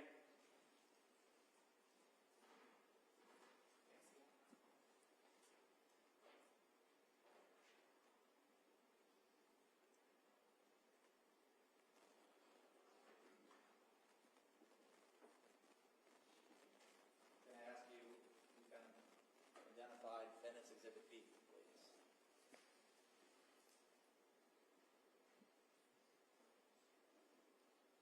Yes. And what is that a picture of? That's a picture of Alexander in the hospital. Would that fairly and accurately depict the way he looked that day when you saw him? Yes. Move for admission of Defendant's Exhibit B, Your Honor. Any objection, Ms. Slaughter? Then Defendant's Exhibit B is admitted. When you saw Alexander Jackson, he was bleeding from the foot, right? Yes. Actively bleeding. Yes. And he was on a gurney, right? Hospital bed, yes. Okay, sure. And he had a hospital gown on, Yes. and he had, looks like, underwear on in that picture. Yes. Right? And when you say that Mr. Jackson didn't have any defensive wounds, you didn't clean him up, did you? No. You wouldn't have done that in an emergency room. No. And so you didn't clean the blood off him to see if he had any injuries on his hands.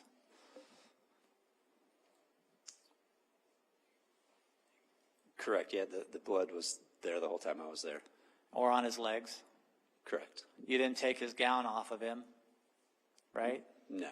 You didn't flip him over on his back to see if he had any injuries to his back. No. But he did have one. He did have one very obvious injury to his foot. Correct. Did you notice any stippling or soot deposits on Mr. Jackson's foot?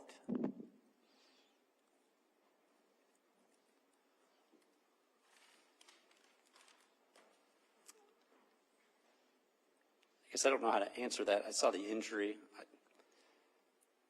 The injury was discolored from the injury, but how to classify that, I guess I don't know.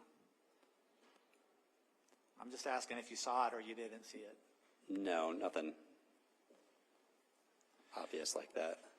Did you check under his fingernails? Did you do any scrapings of those to see if anybody's DNA was under there? Other than swabs of the hands, no, I didn't do any fingernail scrapings. But that is another investigative technique, correct? It is, yes, a technique, yes.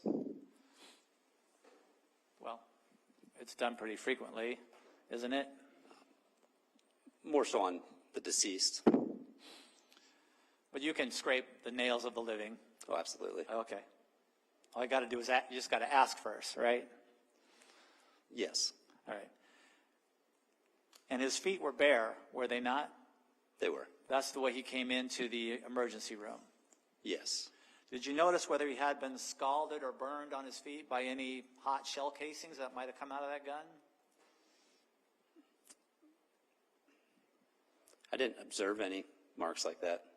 And you did say that the gun ejects the shell casings straight down, right? Yeah, straight down and slightly forward is what we found it to eject. You wouldn't want to shoot that gun barefooted, would you? I mean, it might burn, but it's, from my experience with hot shell casings, they sting a little bit, but they don't. Other than that, it's not terrible. Might leave a mark, though. Can't actually say if they would or not. Because you haven't been dumb enough to shoot a gun like that barefooted. If I refer to all the times at the range when I've had hot brass go down the back of my shirt, I don't ever remember seeing markings, but it wasn't the first thing I was looking for either, so. Kind of hurts, doesn't it? Those are some big feet, too, aren't they?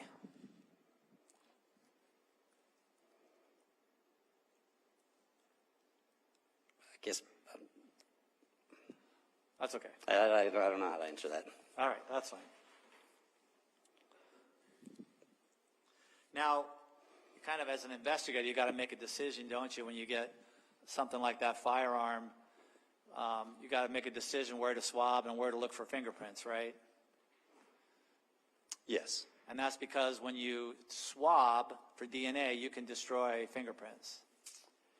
Yes. And there's the potential when you super glue fume of something, you might destroy DNA.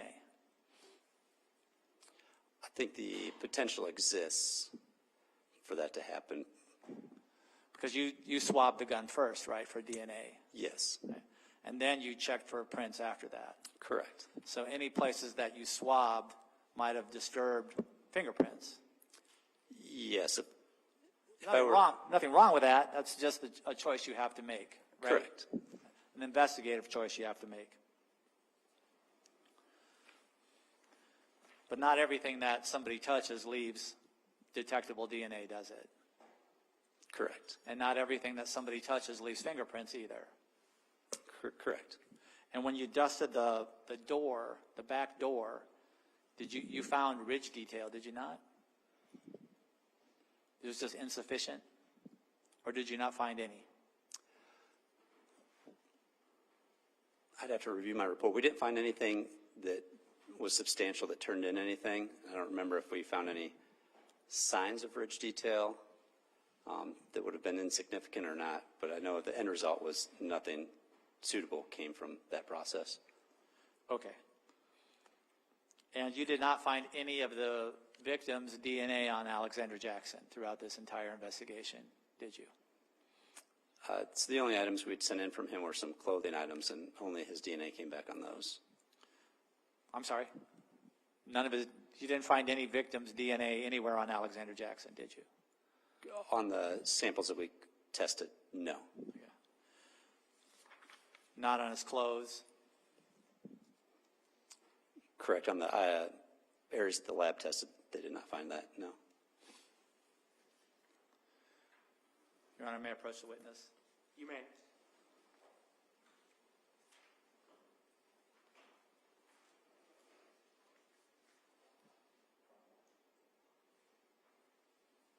going to hand you what I marked as defendant's exhibits D and E and ask you if you can identify those. Yes. And what are those? These are photographs of the shirt that Alexander had been wearing. Your Honor, move for admission of defendant's exhibits D and E. D and E? Yes, D and E as in Edward. Yep.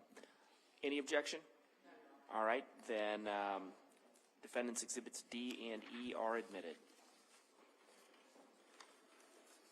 That's the shirt that Mr. Jackson was wearing on the day in question, right? Correct. You didn't find any victim DNA on that blood on that shirt anywhere, did you? Yeah, according to the DCI report, no. Because that was submitted to the DCI, Yes. right? And according to the DCI report, you didn't find Mr. Jackson's DNA on the ammo box either, did you? There was no, no DNA was discovered in the samples we sent, or insufficient data. DNA was located. So you didn't find it on the trigger area of the rifle either? Correct. Or the breech block? Yes. Or the loading port? Correct. Or the magazine tube? Correct. Not on his gray cargo shorts, right? I would have to double check the report. I remember DNA coming back in the clothing, but I. Okay. Well, if I told you it was his gray cargo shorts, would you trust me on that? Yes. And nothing came back on that, right?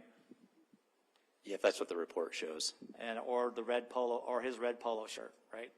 Other than his DNA, you're saying yes. Other than his DNA. Correct. That's right. Oh, Sorry. yes. Yeah. No. Other than Alex's DNA. Correct.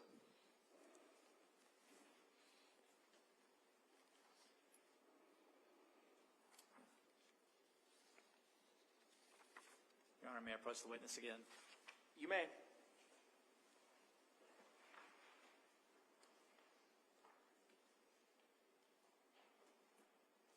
I'm going to hand you what's been marked as defendant's exhibit F and ask you if you can identify that, please.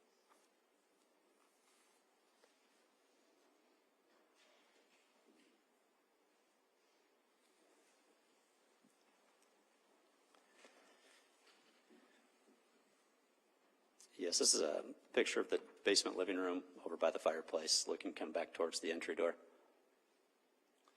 And does that show a number of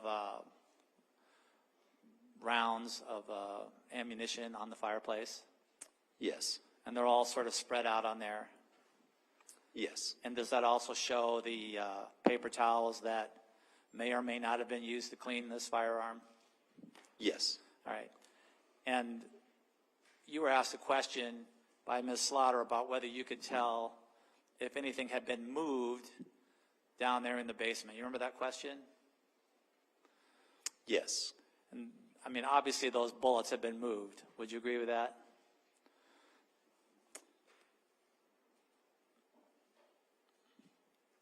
Yes. All right. And I also asked you this question in deposition, whether any items had been moved in the crime scene, and you told me that it's not always easy to tell when things have been moved. Remember when you told me that? Yes. And with respect to the furniture in this case, Ms. Slaughter asked you about impressions in the carpet, whether or not you could check to see if the furniture had been moved, because they always leave those little, nodules in the carpet where they were. Yes. You didn't check that, did you? No, the furniture appeared to be in a normal position. But so you didn't check to see whether they had been shifted slightly forward or anything like that? Yes, we didn't. Eventually they were tipped over, but I don't remember checking the exact location of the carpet marks, but we did that. And you don't know what the original position of the furniture was before you got in there? Technically speaking, no. Can we, I'd have to ask the state to do this. Can we put up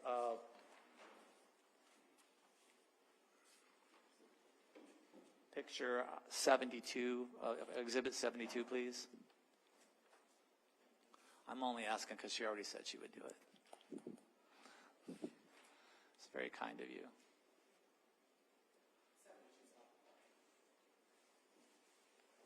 All right, I may have to reboot the system real quick, which means the mics are off as well.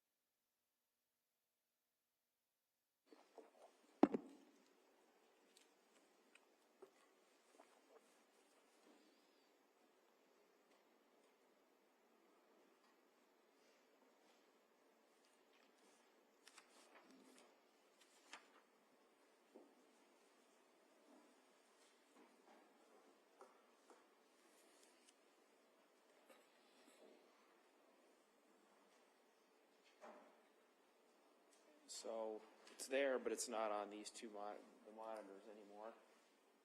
You might have to do it one more time, not on my frustrated score. All right.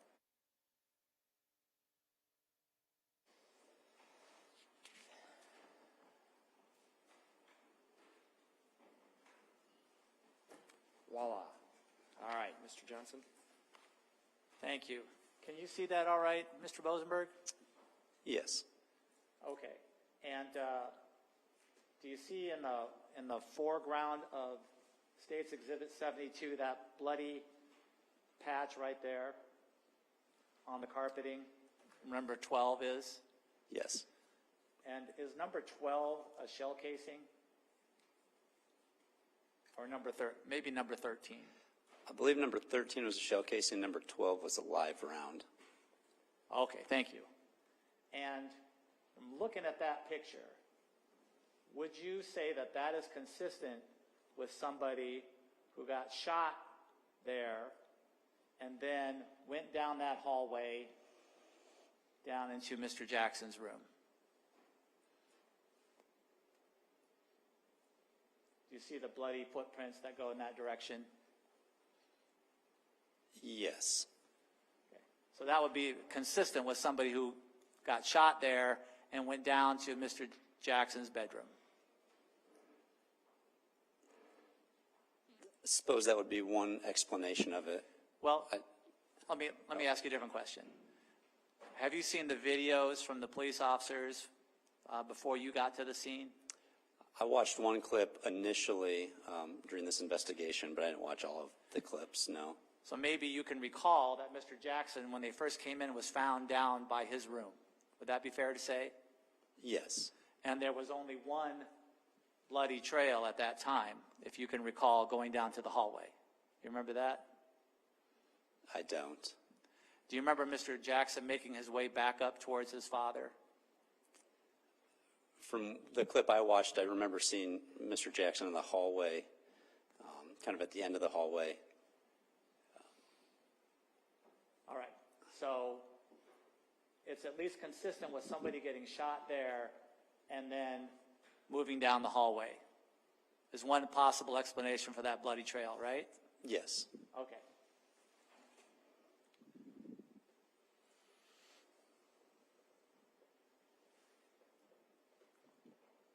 That's all I have for that one. Thank you. I think that's all I had for that picture.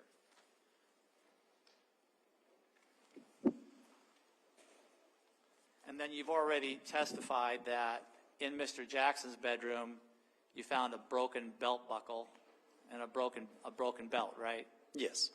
And that would be consistent with somebody who tried to apply a tourniquet to their foot, right? Yes. And there was also some other blood in that room that could have been left there as a result of that process, right? Yes. Some blood that Ms. Slaughter pointed out on the bed and at the bottom of the bed. Yes. Because putting on a tourniquet would probably cause some blood to spurt, would it not? Yes. And there were no shell casings found in Mr. Jackson's bedroom, were there? No.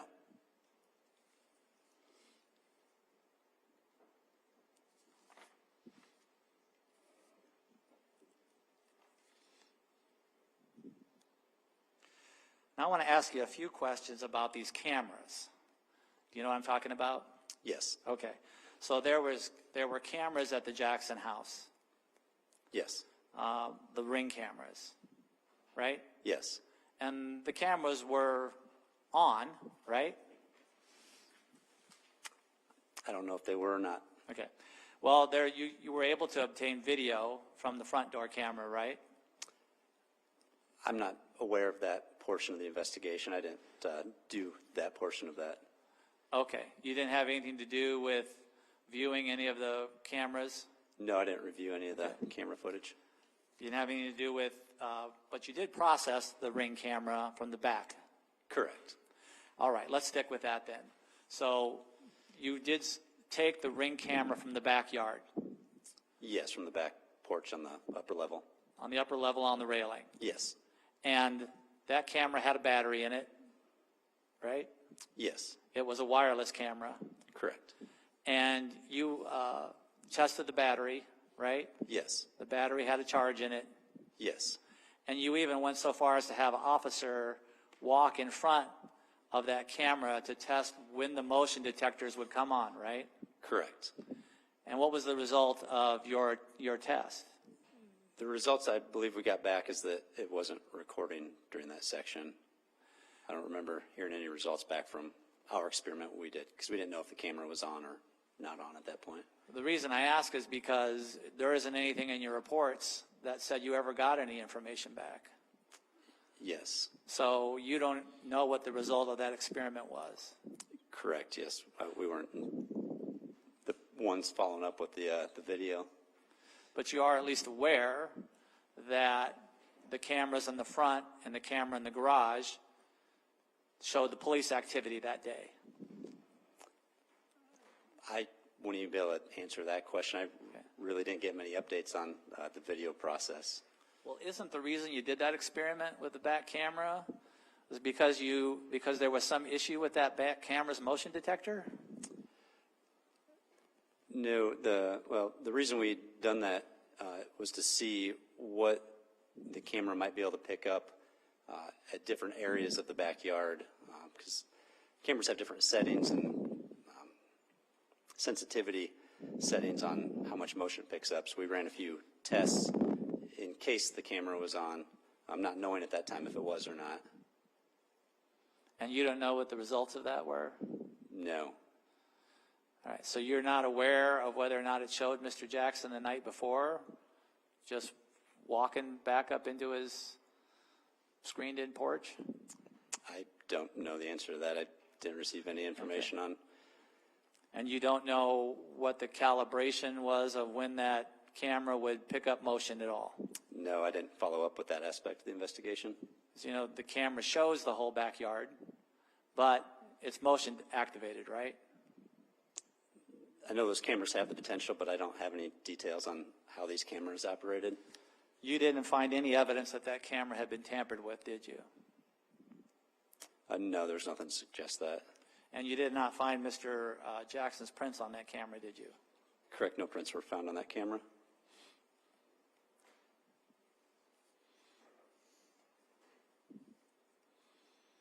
You also obtained Mr. Jackson's cell phone records, correct? I did not personally.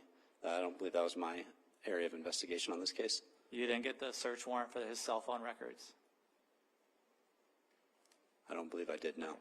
So you're not aware of what showed up on his phone and what didn't? No.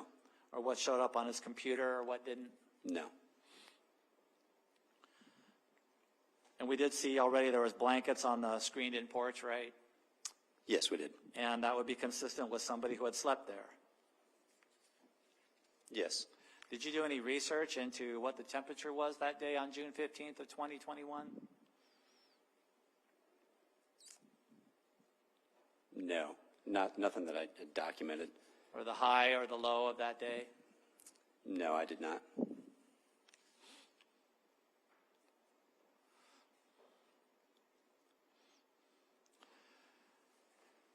Getting back to this issue about whether anything had been moved in the house, you are aware that someone came down those stairs, Mr. Jackson, was shot and fell, right? Yes. And your theory is that he came down those stairs and fell forward at the bottom of them. Yes. And yet, that didn't move anything in the house, did it? Did not appear so, no. You may.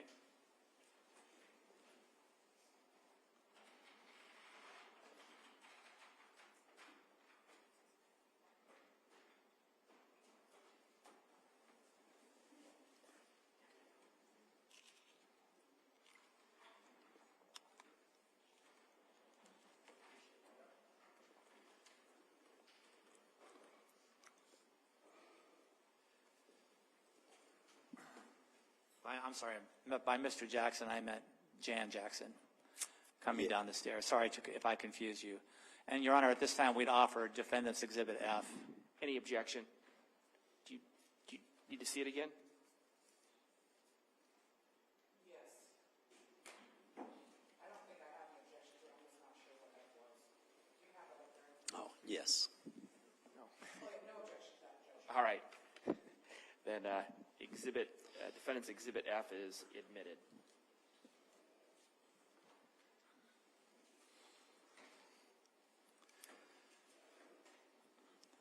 Throughout that entire house, there are photographs of that family, right?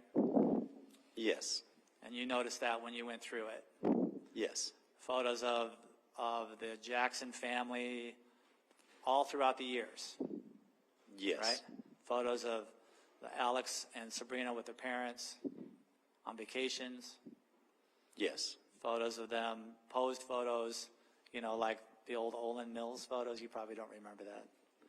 But a lot of photos of the family, right? Yes. And a lot of photos of the kids. Yes.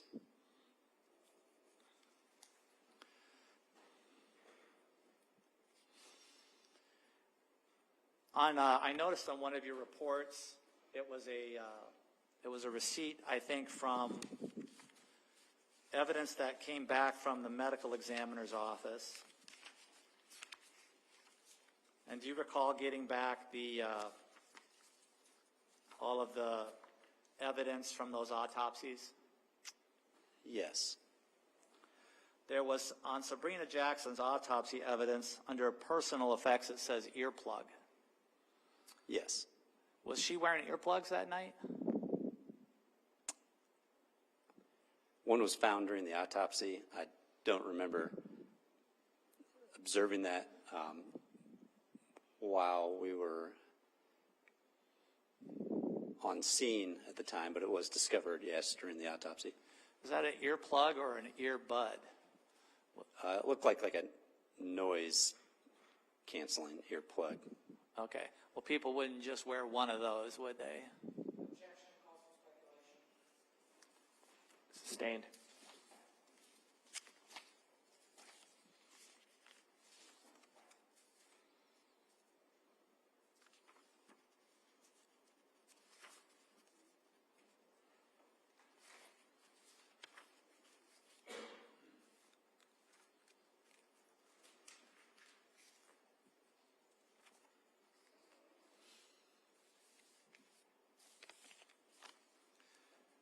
With respect to the loudness of this firearm, do you have equipment at the Cedar Rapids Police Department to test how loud a particular gun might be?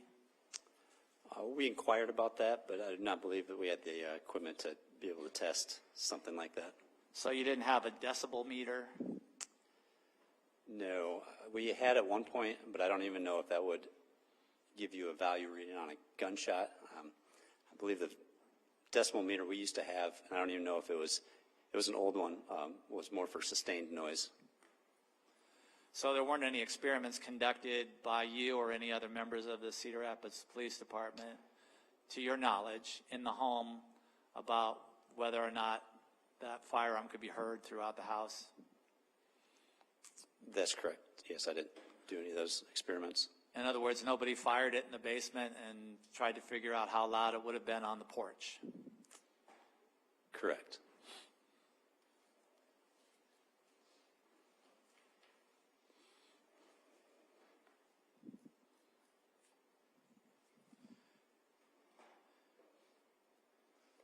When you went through the house, did you notice an alarm system there?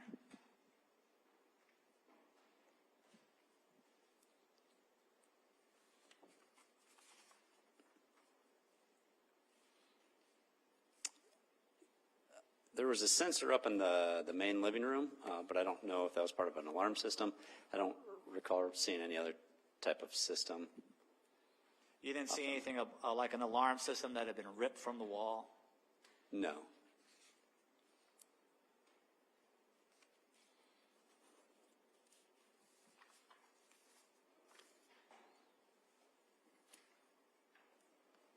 Your Honor, may I approach the witness? You may. I want to hand you what I've marked as... Yes.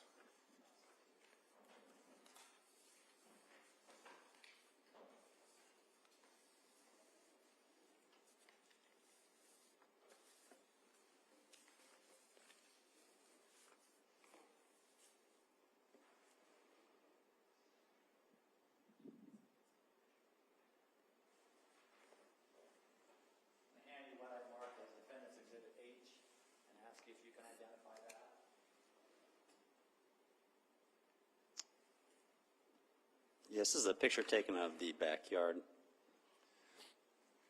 Is that an accurate representation of what the backyard looks like? Yes. Move for admission of Defendant's Exhibit H, Your Honor. Any objection?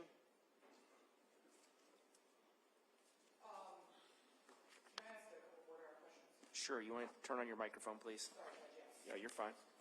Investigator Bosenberg, looking at the exhibit Mr. Johnston just handed to you, are you able to tell from which vantage point that photograph is taken? Yes, I believe just from reviewing the photos previously, this was taken from the master bedroom balcony, kind of near where the camera on that balcony would have been located. No additional questions and no objection, Your Honor. All right, then at this time, Defendant's Exhibit H is admitted. Did you conduct a search of the outside of the house, the backyard? I did look around in the backyard at certain portions of my time there, yes. All right, and how much time did you devote to search in the backyard?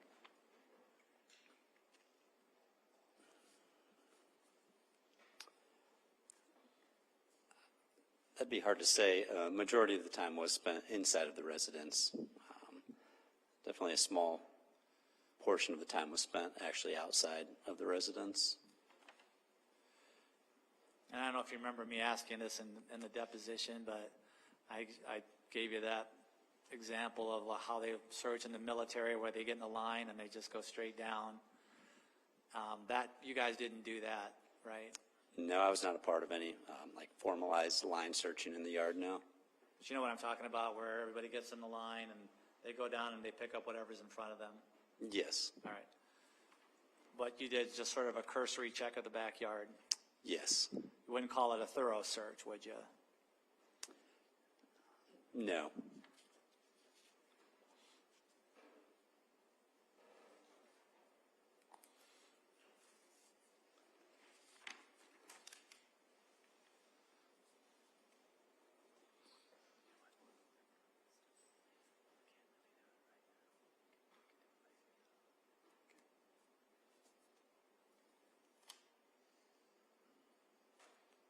Just give me a second.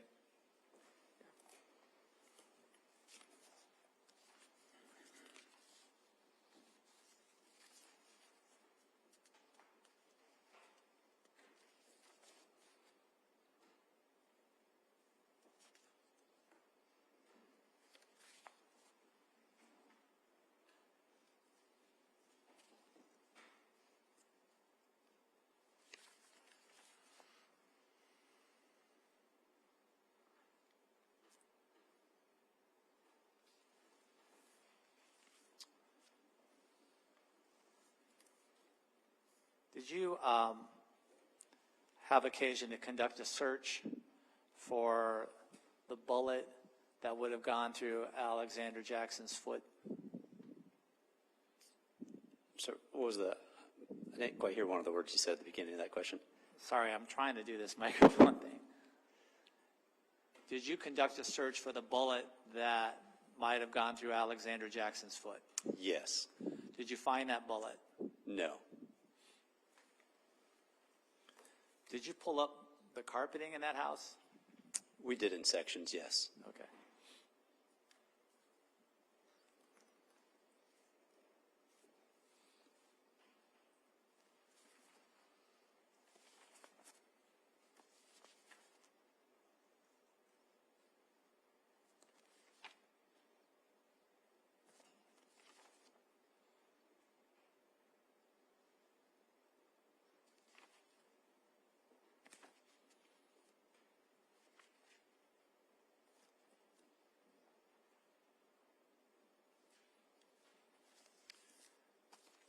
On one of your reports, you mentioned finding some gaming systems. Is that right? Yes. You found a Sony PS3, right? Yes. And a PS4, Yes. and an Xbox 360, Yes. and an Xbox One. Yes. You also found a brown plastic toolbox containing gun cleaning patched and a break-free gun cleaning canister, right? Yes. And that's for a gun cleaning kit, right? Yes. It had the kinds of things in it that you were talking about with Ms. Slaughter. Yes. It had like a solvent in it, right? Yes. And some other cleaning materials. Yes.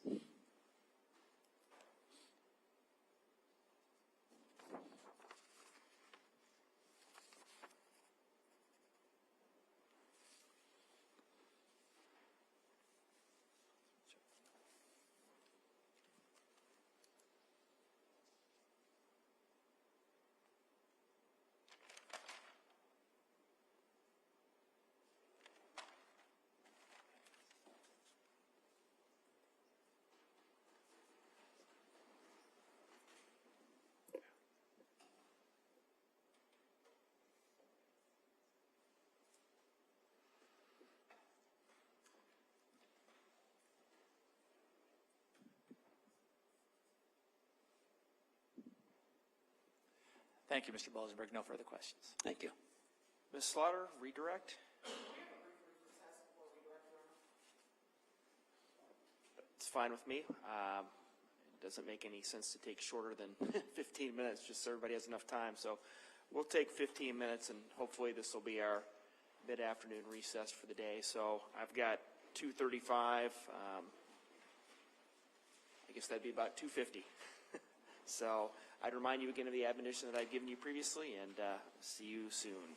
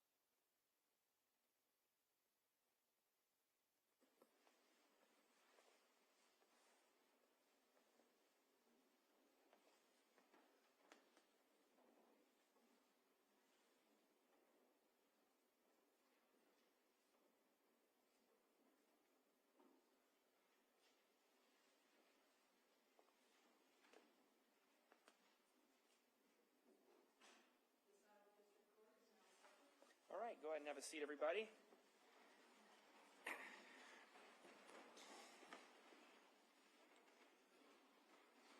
All right, we're back from our break with our jury and counsel, Mr. Jackson present. Mr. Bosenberg is still at the witness stand. And again, Mr. Bosenberg, I'm just going to remind you that you're still under oath. And I believe we were back to Ms. Slaughter for possible redirect examination. So, Ms. Slaughter, you may begin. Thank you, Your Honor. Investigator Bosenberg, in reference to the NIBIN report, who submitted the information into the NIBIN system in this case?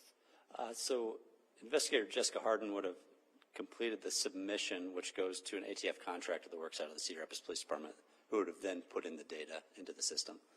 And when you say an ATF contractor that works in Cedar Rapids, who is that person? Her name is Michaela Norris. And is her name shown on the second page of that NIBIN report? It is. Regarding the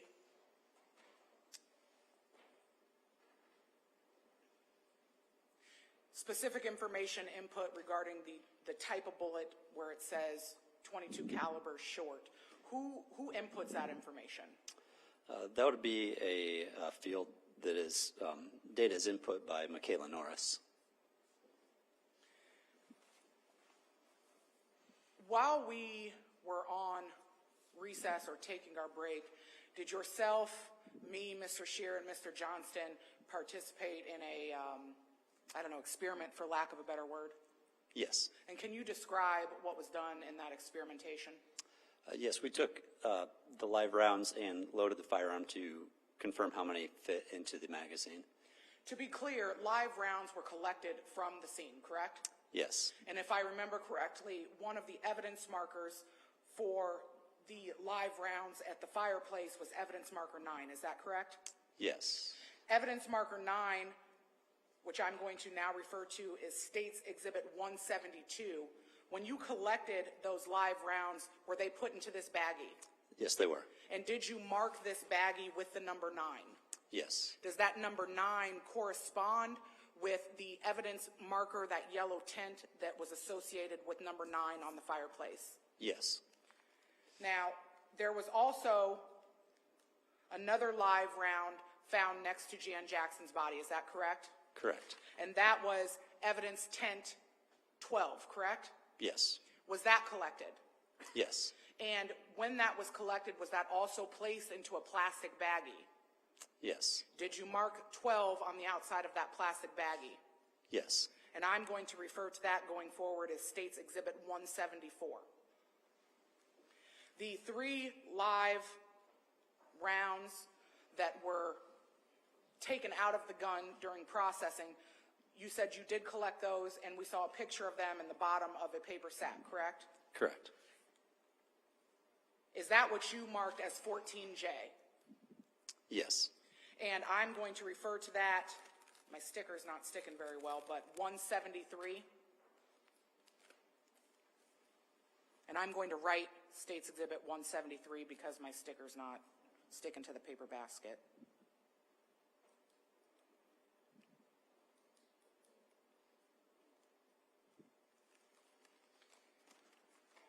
When you put those pieces of evidence into these baggies, they are then sealed with this red evidence tape. Is that correct? Yes. And prior to our experiment, were both of those baggies sealed with that red tape? Yes. On State's Exhibit 172, the baggie that you have numbered with a 9, in order to conduct our experiment, did we have to cut through that evidence tape? Yes. And is that the only reason that's unsealed? Yes. Now, the live ammunition or the live cartridges that were collected in State's Exhibit 172, they came out of the Remington box that was seated on that lower fireplace mantle, correct? Yes. And was that box also collected and photographed? Yes. If you can look at your side computer there momentarily.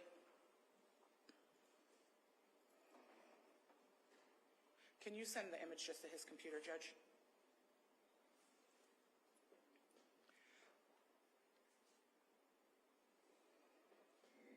Does he have it there? He should. Yes. I'm going to scroll through briefly Investigator Bosenberg showing you States Exhibit 161, 162, 163, 164, 165, 166, 167, 168, 169, 170, and 171. Do you recognize those photographs? Yes, I do. Are they photographs that you took of the box of Remington ammunition that was collected from the 4414 address? Yes. And in those photos, did you photograph each side of this box of ammunition? I did. Your Honor, at this time, the state moves to admit Exhibits 161 through 171. Any objection? No objection, Your Honor. All right. I would also move to admit States Exhibits 172, 173, and 174. Any objection to those exhibits, Mr. Johnson? No. All right, then at this time, States Exhibits 161 through and inclusive of 174 are admitted. Would you like to publish the ones that you have electronically? Yes, Your Honor. And since I'm on 171, Investigator Bosenberg, I'm going to go backwards. In Exhibit 171, there is a big number 10 above the box of ammunition. Is that correct? Yes. Does that number 10 or is that number 10 meant to correspond with the evidence tent that you used on the scene? Yes.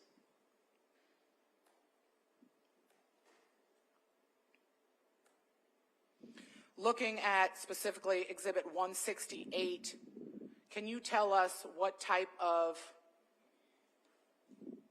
ammunition was contained in this box? Yes, 22 long rifle. Long rifle. Yes. And is that confirmed from this other angle in Exhibit 167? Yes.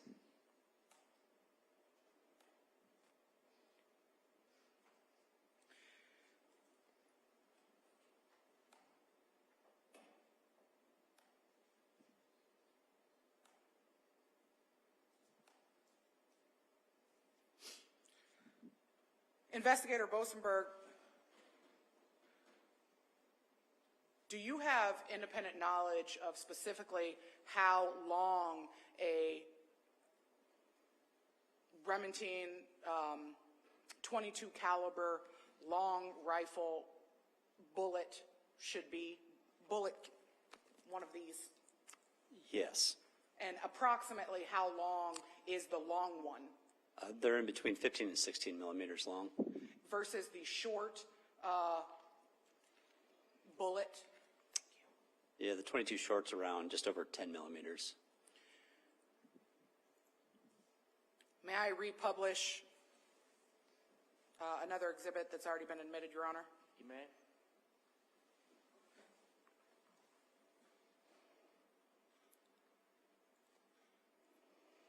Republishing Exhibit 73, Investigator Bosenberg.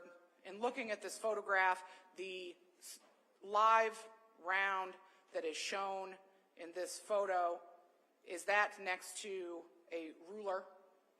Yes. And approximately how large is the round shown in this exhibit?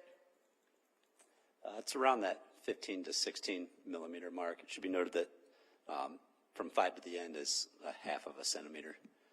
And just to be clear, Investigator Bosenberg, when we opened this baggie that's marked States Exhibit 172, was this the ammunition that we used in that experiment to load the rifle, Exhibit 155? Yes, it was. How many rounds make that rifle full? 11. What happened when we tried to put a 12th round in it? It would not go in. It stuck out of the loading port. So fully loaded, the rifle that we have in Exhibit 155 only holds 11 rounds. Yes.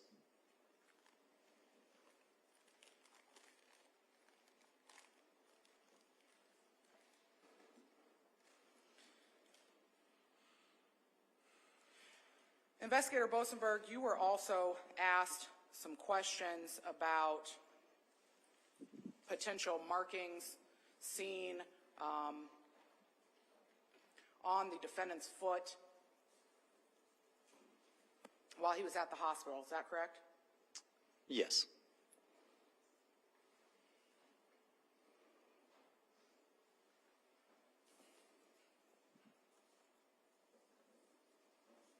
May I have permission to republish State's Exhibit 150, Your Honor? You may.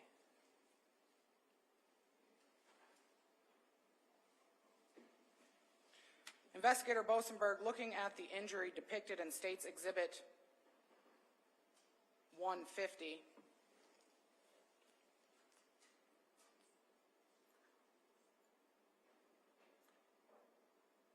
the circular pattern around that injury, do you see that? Yes, I do. Is that circular pattern consistent in size and shape with the barrel of that .22 rifle?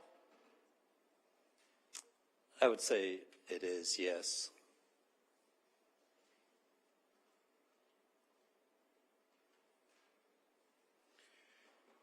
You mentioned, thank you, Judge. You mentioned that you've found some cleaning supplies in the house. Yes. Can you recall where those were? I want to say they were associated with the safe in the back room in the basement. But not in that front living room area. No.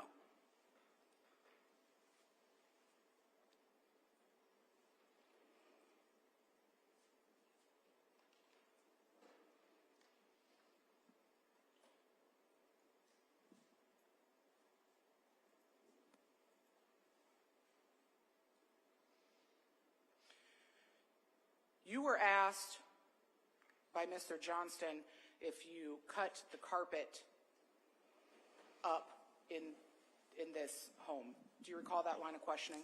Yes.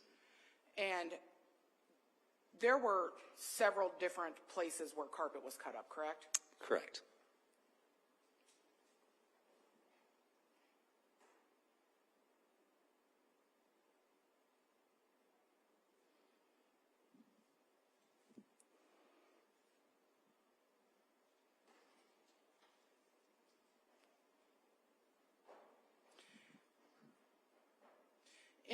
May I republish, Your Honor? Sure, which exhibit are we going to be? 94. All right.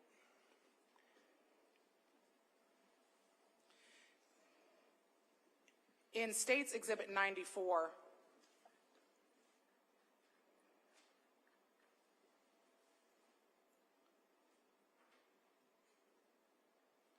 the area that had the deeply saturated blood patterns behind the couch, that square around that pattern, does that suggest or indicate that you cut up that piece of carpet? Yes. And when you cut up that piece of carpet, did you examine what was underneath in an attempt to find the bullet? Yes. Did you find a bullet there? No. Did you also cut up the carpet in the defendant's bedroom where it was deeply saturated next to his bed? Yes. Examined under that? Yes. And did you find a bullet there? No.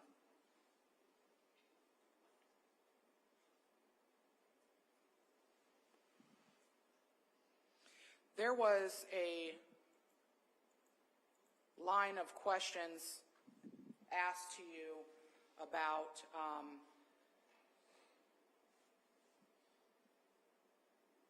where you would expect to see palm prints or hand prints on a gun. Do you recall that line of questioning? Yes. Can you describe the difference in texture in the area of the gun if you were holding it normally? What did you call this, the fore something? Oh, like the foregrip? The foregrip, yes. What is the texture there on that firearm? It's stippled. There's a texture on it, so it's grippier. It's not all polished wood. It's far from polished, right? Right. Okay. And that type of texture would not be conducive to a fingerprint, is that correct? Absolutely not. That texture that's seen on that foregrip of the firearm is also the same texture seen in the back area on the butt in some areas. Is that true? Yes.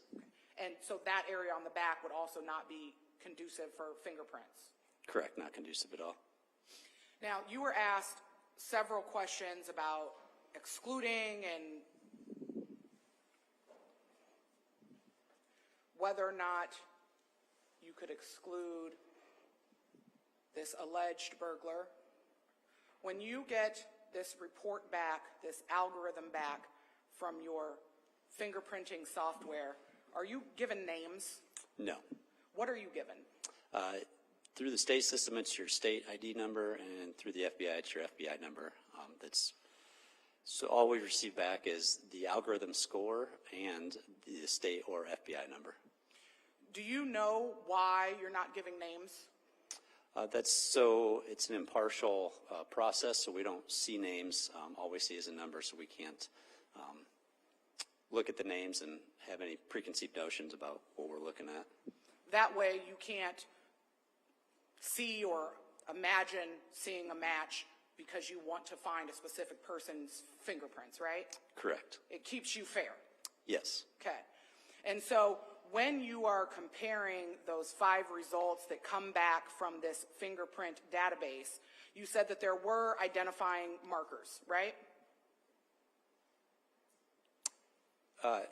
So there's identifying data points or markers in the latent print that were used to match up or make the algorithm with the known prints. Okay.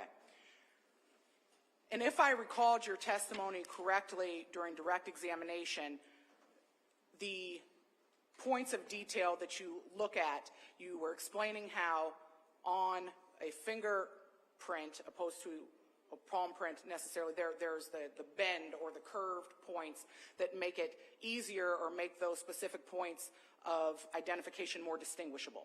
Is that correct? Yes.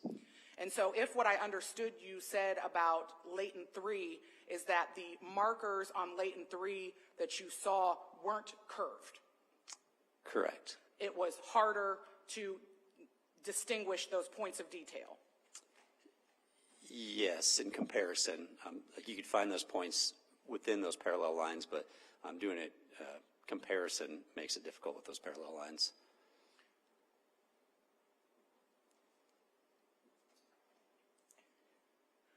When you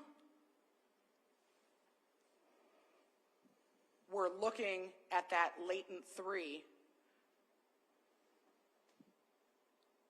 you concluded that the 5 unidentified matches or number identified matches that you received from the system, you couldn't match those top 5 to the latent that you had in front of you, correct?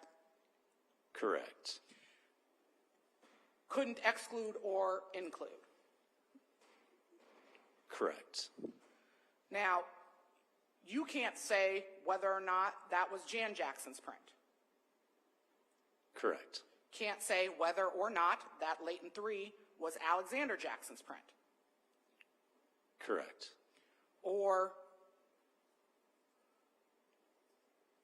this alleged intruder's print, right? Correct. But you could definitively say, based on your opinion and experience and training, that the 2 prints that you did see on the buttstock of that gun belonged to the defendant. Yes. Now, Investigator Bosenberg, you were asked a line of questioning by Mr. Johnston related to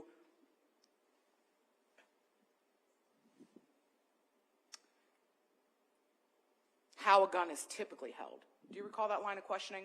Yes.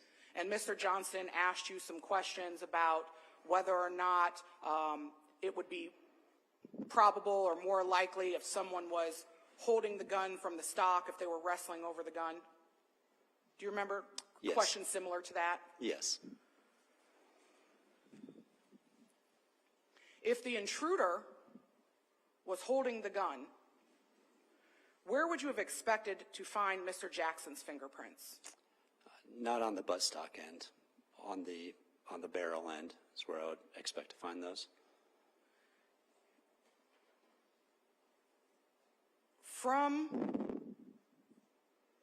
Well, the line of questioning also from Mr. Johnston asked you questions about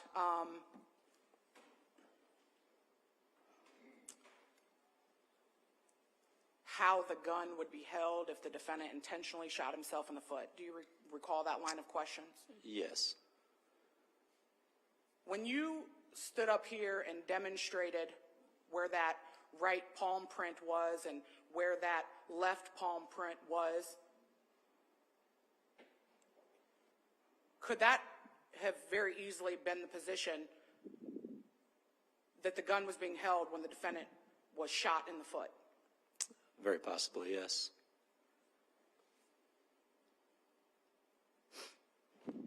Earlier, when we discussed the latent print marks 1 and latent print mark 2, can you remind us how you described the quality of those prints? The quality was very good on those. There was lots of detail present.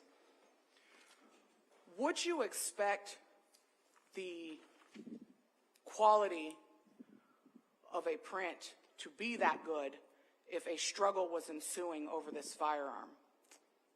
Not at all. You say not at all very definitively. Can you tell us why you say that? If there's a struggle and somebody was gripping the gun there, that means there's forces on both sides, so that gun's going to be moving around. And prints are very delicate, so, as we described earlier, if you slide your hand across something, it makes smear marks and kind of distorts the whole print. Those prints didn't really have any indication at all of that type of movement on the print. Being that they were large enough and of good quality enough, there's a lot of crisp detail in those prints. Can you tell us what kickback is on a firearm? Kickback, yes. So when you fire any type of firearm, the firing of the bullet creates force. So obviously the bullet goes out the front at a certain velocity, but there's also some back pressure, either on the buttstock or on a handgun that kicks back a little bit. Typically, if that type of rifle is being held in the proper mannerism, the buttstock and the shoulder, would that minimize the amount of movement after a shot was fired? Yes. There were a couple of less than ideal places on the prints in Latent 1 and Latent 2. I think you called them heavy, or do you know what I'm talking about? Yes. What was the term you used to describe those areas? I don't know the exact word, but I believe it was something along, heavy marks on there. Holding the firearm in that position that you demonstrated for us, could the kickback from the firearm at the time that it was fired cause those little smudge marks or those heavy marks?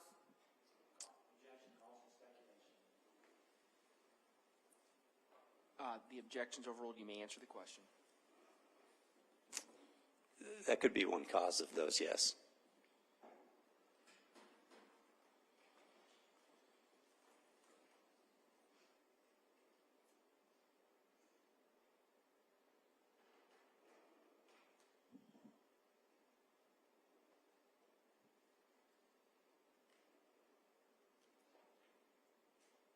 I don't have any further questions, Your Honor. Mr. Johnson? Thank you. Yep, recross. Mr. Bosenberg, you know that Latent 3 does not belong to Alexander Jackson, don't you?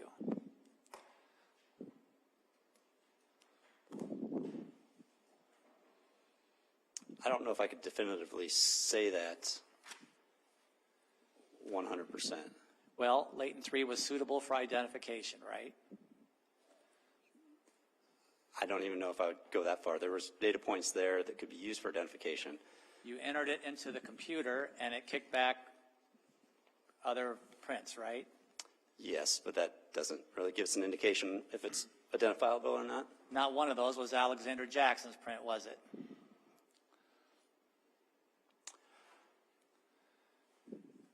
I don't know that for sure because when it kicks back numbers, not a name. You know it didn't kick back Alexander Jackson.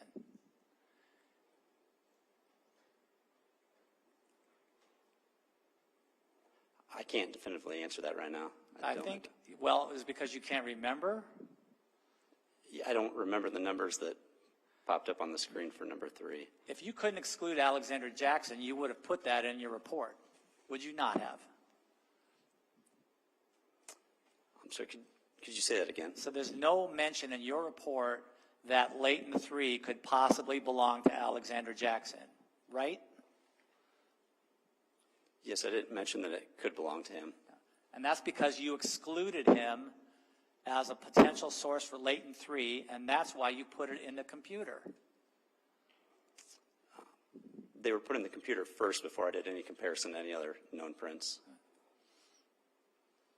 You know that Leighton 3 did not belong to Alexander Jackson. Isn't that true? Your Honor, objection, asked and answered. Asked the same question 3 times and then given a different result. All right, the objection sustained.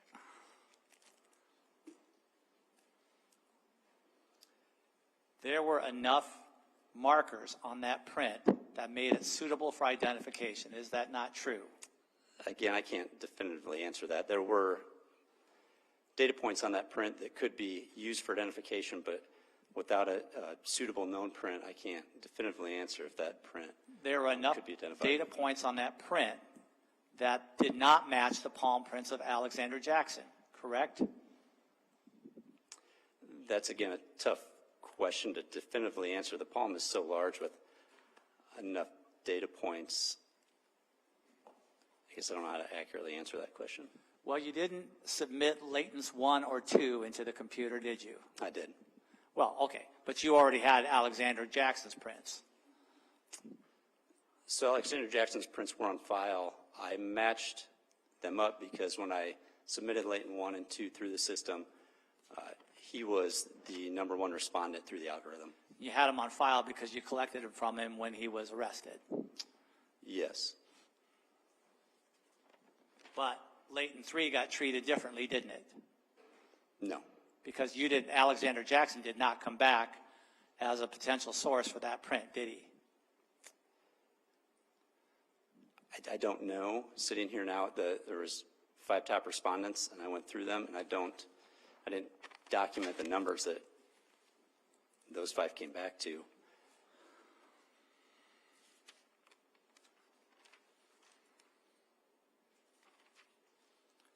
So you're saying here today you don't remember that you could exclude him, or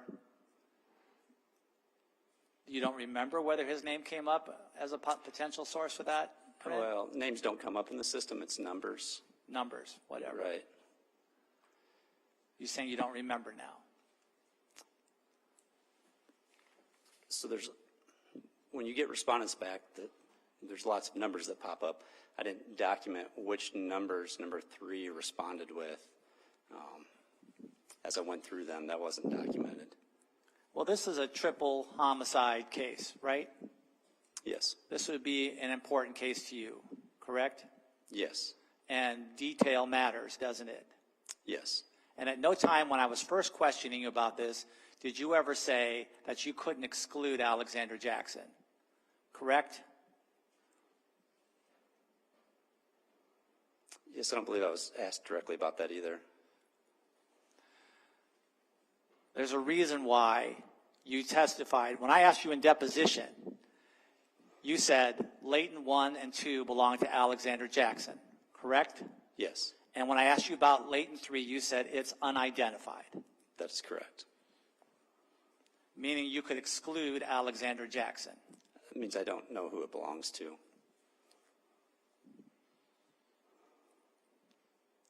Because sometimes you have enough of a print that even though you can't make a definitive match, you can exclude certain people as the source, right? That is potential in prints, yes. Yeah. And this was that instance, right? I don't recall. Again, this print wasn't of the greatest quality, so I struggled with the quality of this print. I don't understand why you say you don't recall. This is an important detail.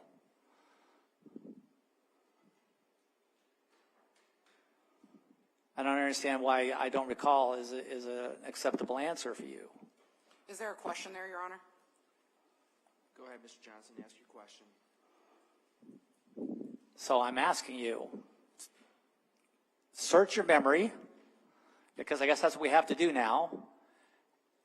And you say, can you exclude Alexander Jackson or not as the potential source for that latent 3?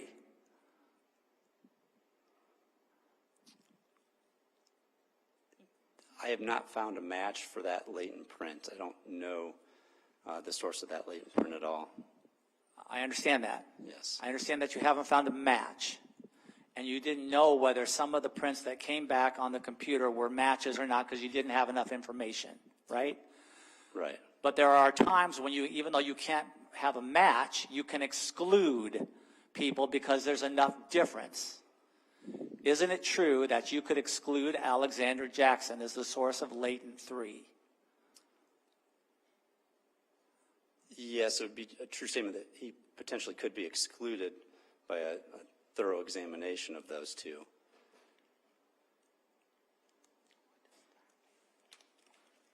Are you saying you didn't do a thorough examination? I examined them for a while, but like I said earlier, the palm print is so big, and there was the detail of that one print was so few that I wasn't able to match it up at all, but I don't know if I would go as far as it's an unknown. I don't know where that print came from. I understand, but you do know that it didn't come from Alexander Jackson. That's a good possibility, yes.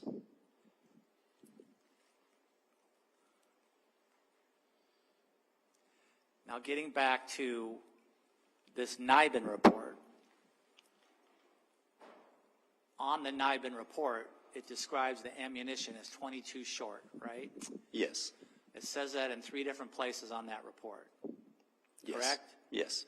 Every time it describes ammunition, it describes it as 22 short, right? Yes.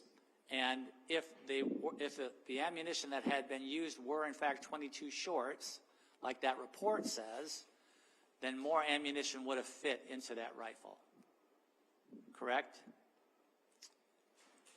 Yes. If the ammunition was actually a short, more than 11 would have fit. So the Nibin report then is incorrect when it identifies the shell casing as a 22 short. Yes, I would interpret that as an entry error. Okay. But that makes it all the more critical that the 3 bullets inside the gun were tested for DNA, doesn't it? Guess it's in the eye of the beholder on the importance of we didn't send them in. That wasn't a... I understand, but that's, if we know now that it has to be reloaded from our experiment that we did, Yes. then those 3 rounds that were still in the gun had to have been loaded by the shooter. Would you agree with that? Yes. So that makes it that much more important that we tested those for potential DNA, does it not?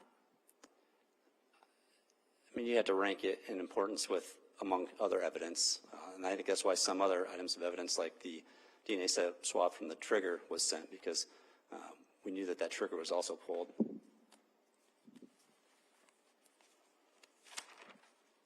So is that a yes, that it makes the evidence more important, or a no? Important, yes.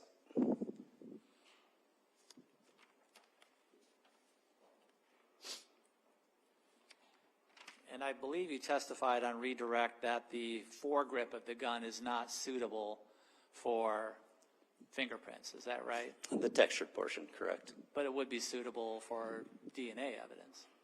Yes, and that's why I swabbed the fore end. Right. So how would you expect Mr. Jackson's fingerprints to be on the foregrip when Ms. Slaughter asked you the question if they're not suitable for fingerprints?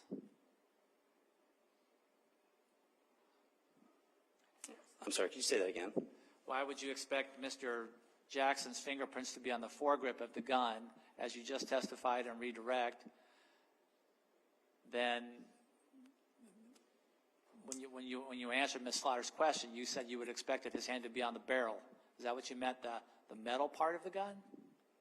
Oh, the forward part. The barrel runs from the end all the way, covering the foregrip area. But I assume you were talking about the foregrip areas where you would expect to find his fingerprints. Had he been in a struggle Yes. over the gun? Yes. Anywhere on the front end could be a suitable place to grab it if there was a struggle. Well, it would all depend on where the other person had a hold of the gun, wouldn't it? Right, there's lots of different inputs that would affect the result.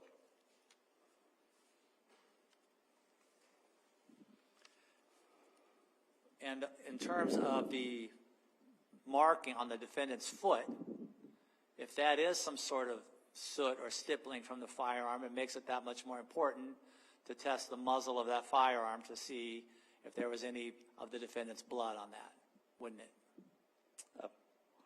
Potentially, yes. But you don't know what the source of that mark was on the defendant's foot, do you? No. And by the way, when Ms. Slaughter asked you about a burglar, nobody called this a burglary, did they? Not that I've heard. The caller didn't call it a burglary. I'm sorry, who didn't? The call on the 911 call. I didn't listen to the 911 call. No.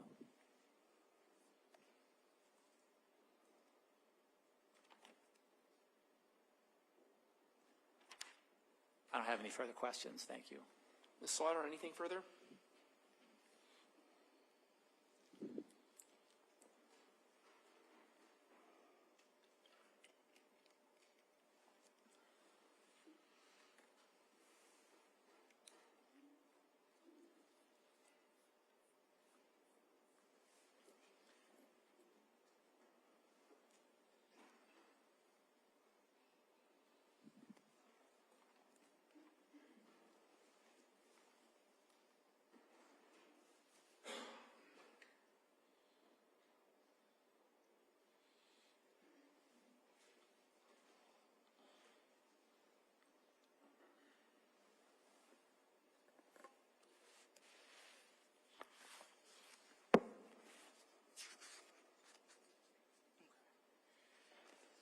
Investigator Bosenberg, when you were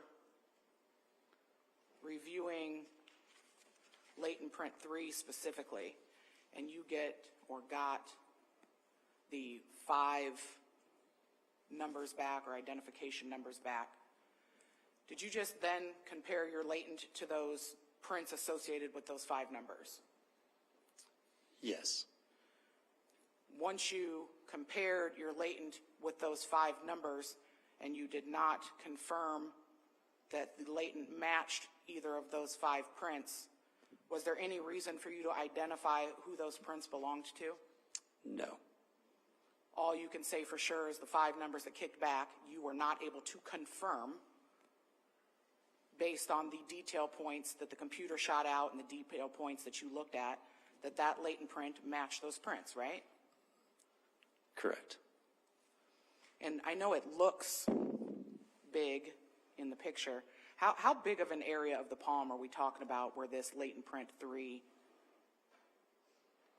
I'd have to check the photos, but I want to say it was less than a centimeter wide at its widest point.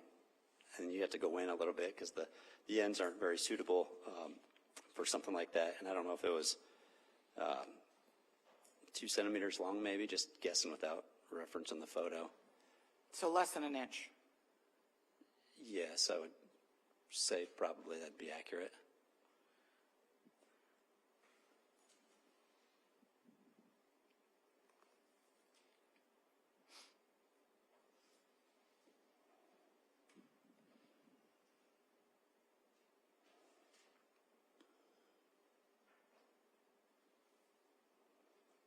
And latent 3, you described as being poor in quality. Is that correct?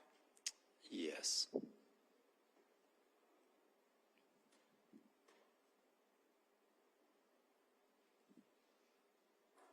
I don't have any further questions.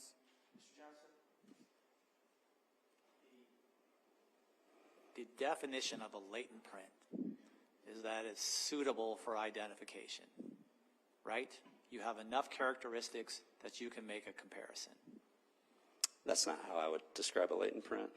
This print had enough points of comparison that you could make an identification, did it not? Again, as I said before, I don't know if I could commit to that answer. It had points of identification, but without a suitable candidate, I can't confirm that it would be a suitable print to match out. So you never prepared a report about this print detailing the number of points of comparison? No. I don't have any further questions. All right, thank you. Mr. Bosenberg, you may step down, and I believe we're now free to go. Thank you.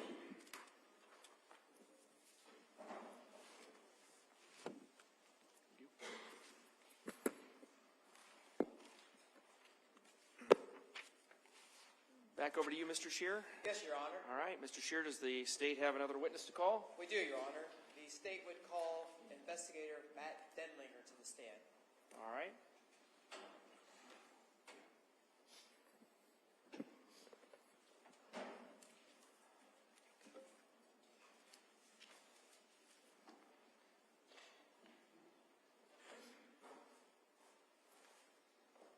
Good afternoon, Investigator Denlinger. If you want to have a seat right over there to my far left.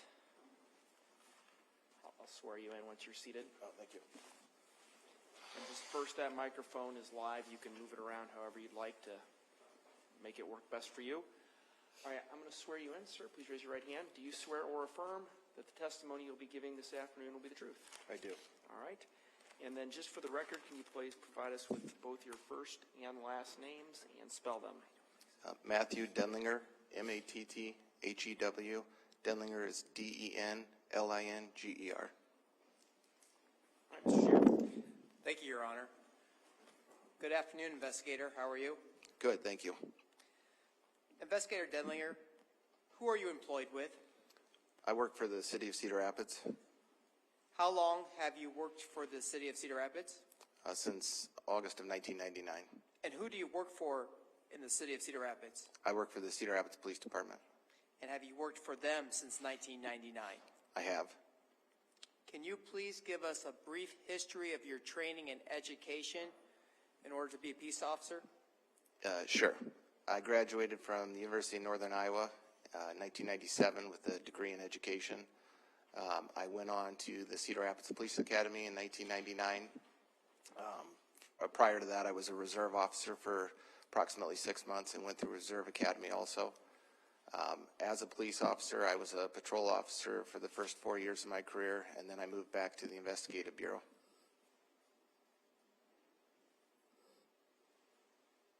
Are you a certified law enforcement officer throughout the state of Iowa? I am. And so I think I heard you say that you started in 1999 and was a patrol officer for 4 years. Is that correct? Correct. And so in about 2003 is when you moved into the Investigation Bureau? Yes, it was the end of 2003. What initial division were you assigned with the Investigation Bureau? I was assigned to investigate burglaries. And are those kind of like known as property crimes? Yeah, that would be, they call it the property crime section now. And how long were you in the property crime section? I was in there for a couple of years. Where were you next assigned to? My next assignment was narcotics, How long were you in narcotics? approximately 8 or 9 years. Where are you currently assigned to? I'm currently assigned to work crimes against persons. And when you say crimes against persons, can you just tell us what type of crimes you're talking about? Typically, the type of crimes they would assign me would include homicides, robberies, violent assaults, things of that nature. I also work on cold case investigations. What type of training have you had in order to be an investigator? I've been through all kinds of training. I've been to specific classes for different types of investigations, including narcotics conferences, burglary investigations, homicide school. I've been through other investigative classes such as interview and interrogation. I went through one of those when I first started in the Bureau, and then I've been through an updated one more recently.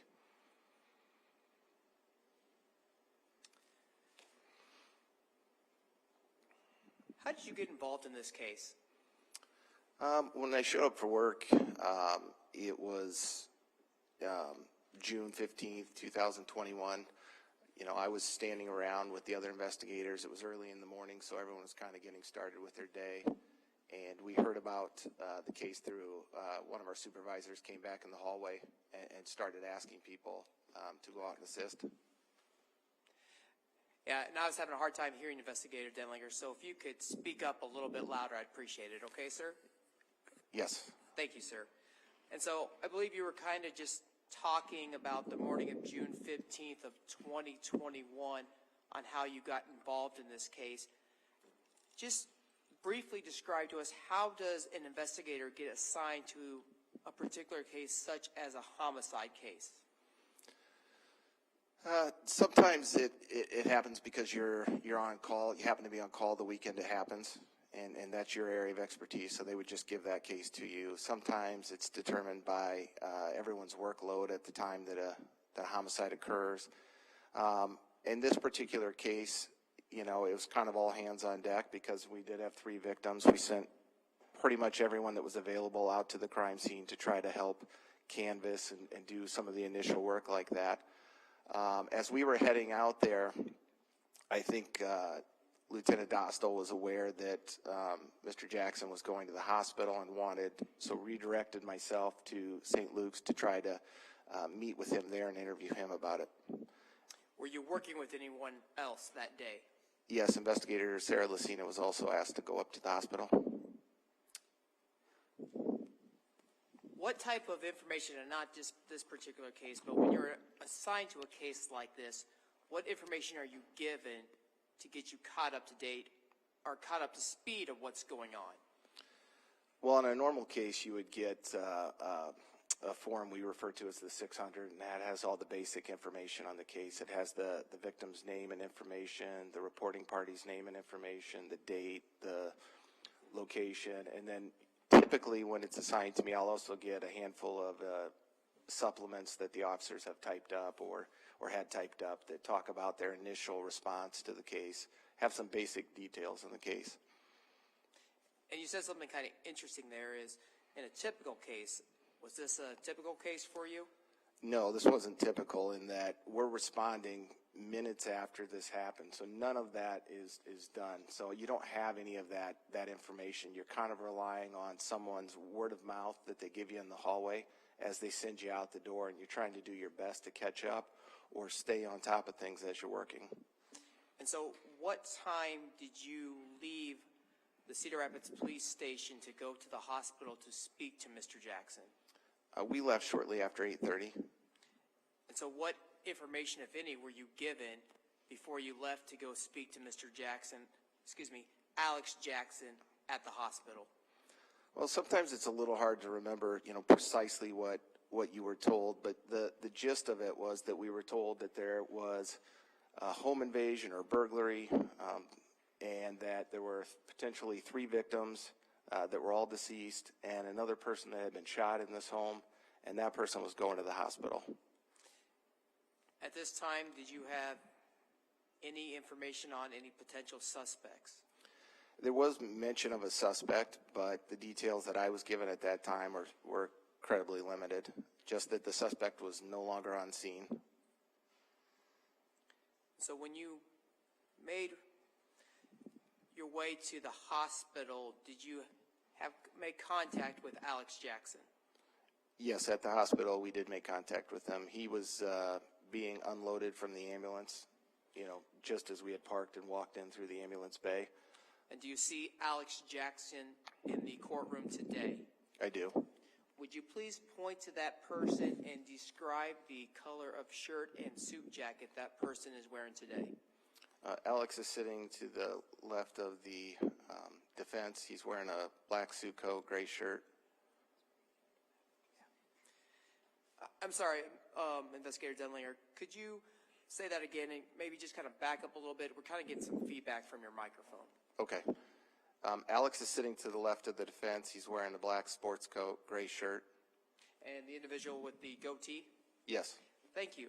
Your Honor, may the record reflect the witness has identified the defendant. The record so reflects. What does an investigator wear when they are working on the job? On a normal day, I would wear dress pants, dress shoes, button-up shirt usually. You could wear like a polo shirt or something. Are you equipped with any type of body camera? No. On June 15th of 2021, when you arrived at the hospital to make contact with the defendant, were you equipped with any type of body camera on your person? No.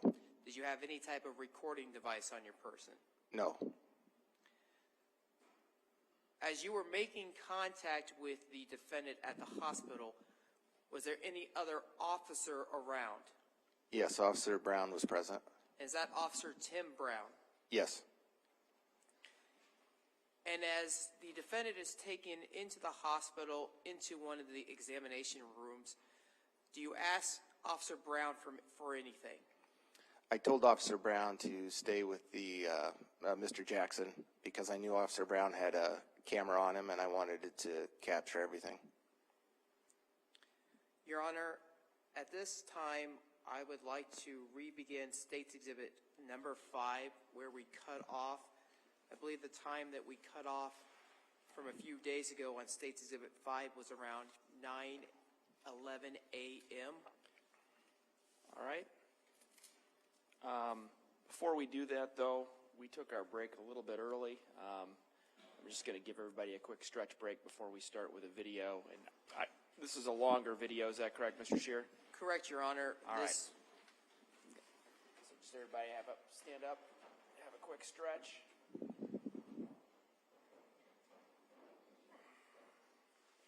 It's not mandatory, is it? No, you don't have to.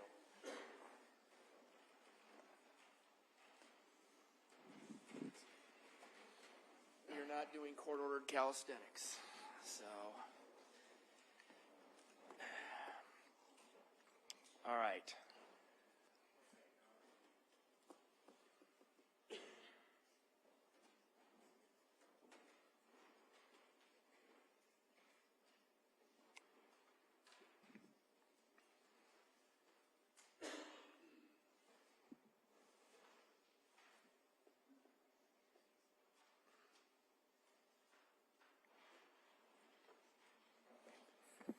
You ready, Mr. Scheer? Your Honor, we are ready to republish State's Exhibit number 5. We will be actually starting the video up at about 9:10 and 50 seconds a.m. in the morning. All right, and just so I know, you're anticipating this will take us till 4:30?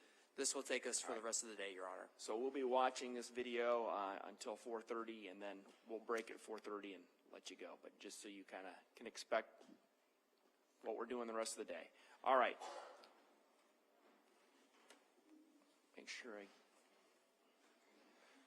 all right. Go ahead. Yeah, or can you clip it onto Brandon or something? I don't have a clip. Mine's the basket weave thing. Oh, so we Yeah. we set it on the counter. Is it here? Yeah, someone knocks it over. There's that glove box up there. Nobody should be bumping into that. Oh, yeah. There you go. Is that the camera? Yeah.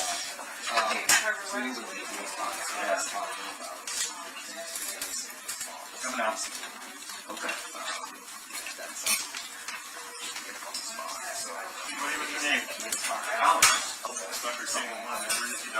So just cut it up there then? Deep breath. Okay.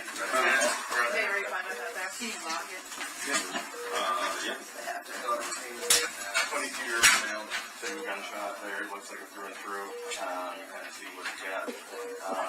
Happened 30 minutes to an hour ago. I'm not sure when. He didn't remember exactly what happened.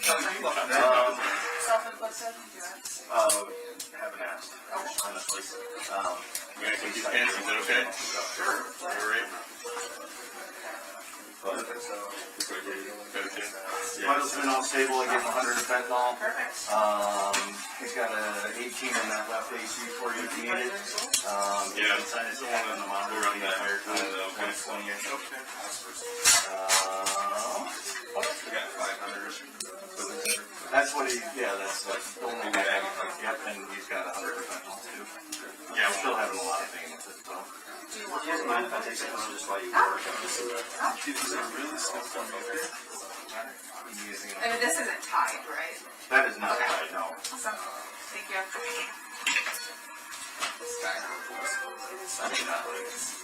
3667.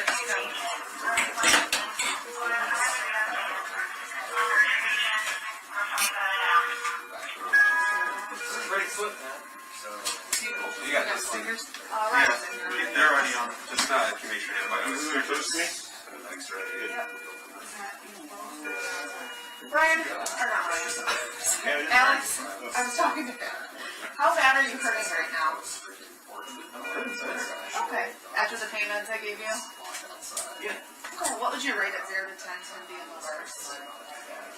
It's like a 2. Okay, can you wiggle your toes for me? Can you wiggle your arms?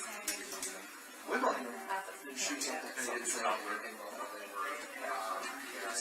We've got the declamers. Yeah, you want to walk the bed. You want to still wiggle it? Can you come real quick and get your back out? Okay. Anything back here was in the hall. Nothing in the foot. That one, good. In your belly at all?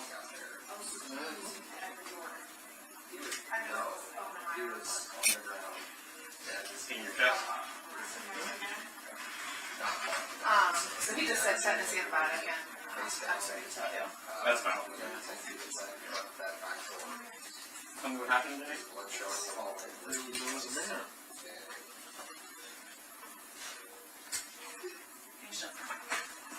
He can come in if you want.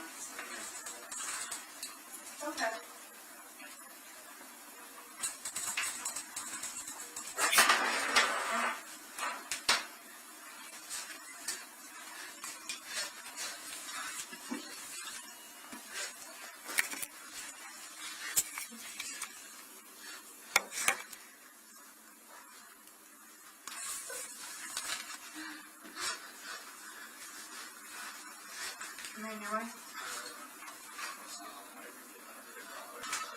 Marcy wants to go back.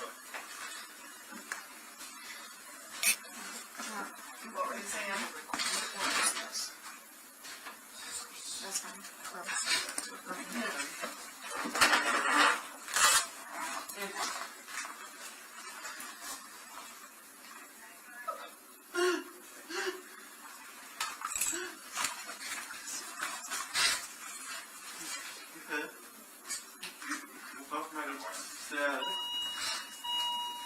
There was a man above your dad. Okay.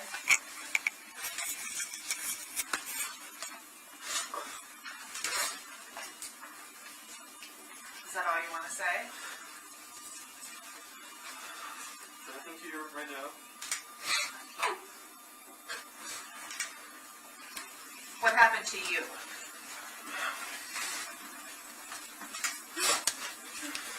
I got it. Ran at him. What did you say? I'm sorry. I pushed him. Then, and he tried to take the gun. And well, You may.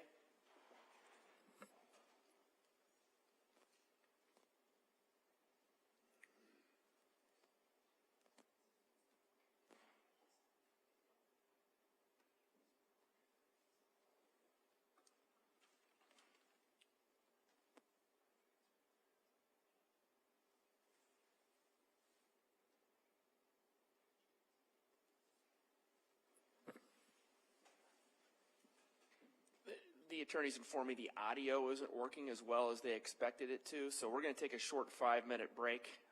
Hopefully they can get that squared away so we can all hear better. So take a 5-minute recess or thereabouts in an attempt to do a technological fix here and just remind you of the admonition that I gave you previously. And hopefully this will be a short break, ladies and gentlemen.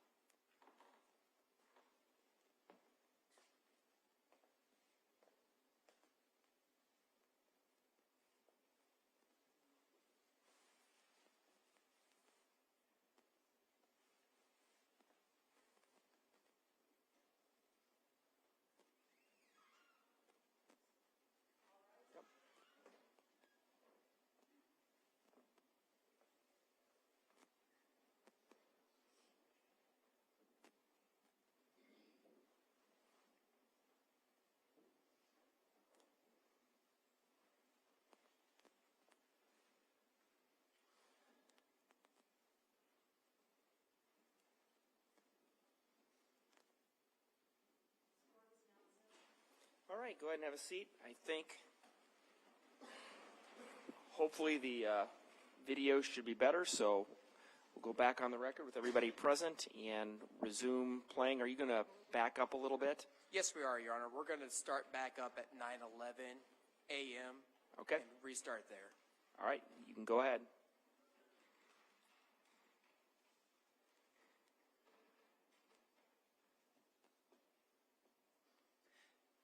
And Judge, would you turn off all of the other one mics but yours so we could also avoid feedback as well? I can even turn mine. I'm not planning on talking. Yeah. Can we set it on the counter? So here. Yeah. Someone knocks it over. I don't know. There's that glove box up there. Nobody should be bumping into that. Oh, yeah. There you go. Is that just a camera?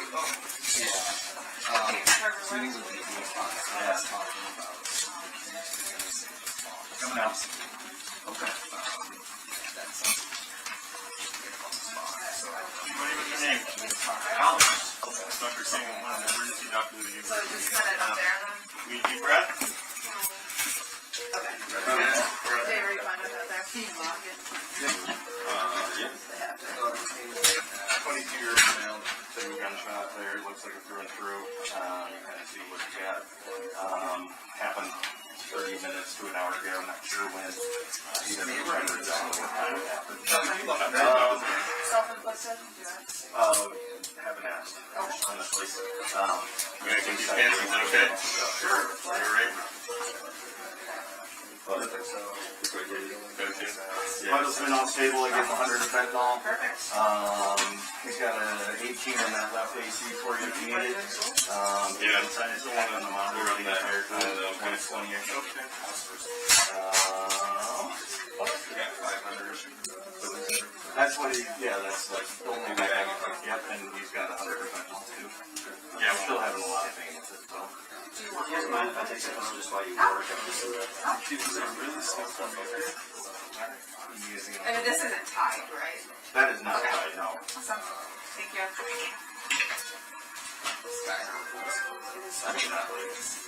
36-6.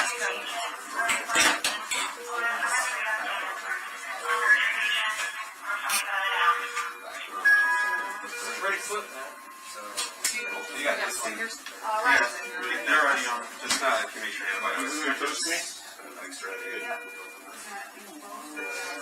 Brian, or not Brian, Alex, I was talking to Ben. How bad are you hurting right now? Okay. After the payments I gave you? Yeah. Okay, what would you rate it 0 to 10 to be in the worst? It's like a 2. Okay, can you wiggle your toes for me? Can you wiggle your toes? Wiggle. Shoot something. We've got the Declamers. Yes, you want to walk the bed. You are still wiggling? Can you come real quick and kick your back out? Okay. Any pain back here? Up and then down. In your belly at all?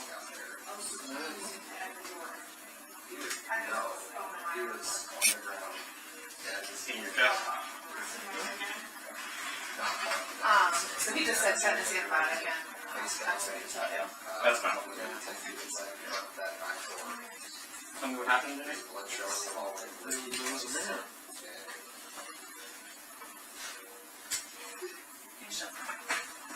He can come in if you want. Okay.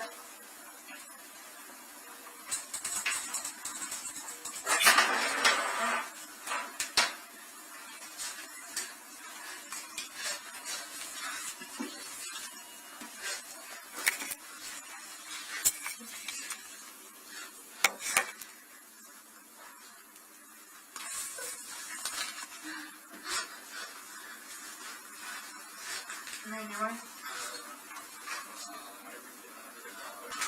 Yeah, Marcy went today. What were you saying? That's fine.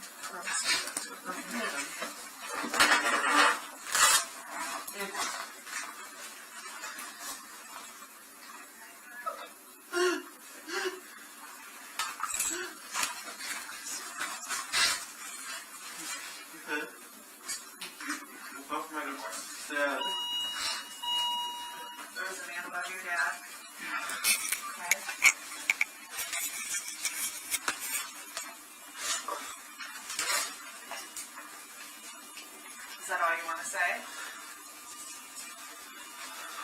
Nothing here right now.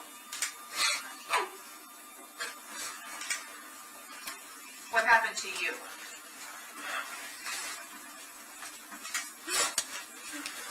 I got it and ran at him.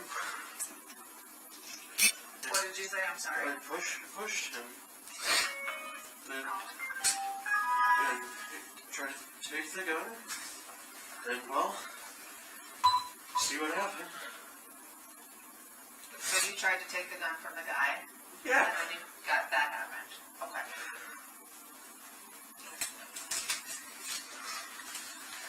He's gonna check your pulse is okay and your toes, make sure they're all right. I'm going out to church. Yeah. This is the pulse in your foot, right?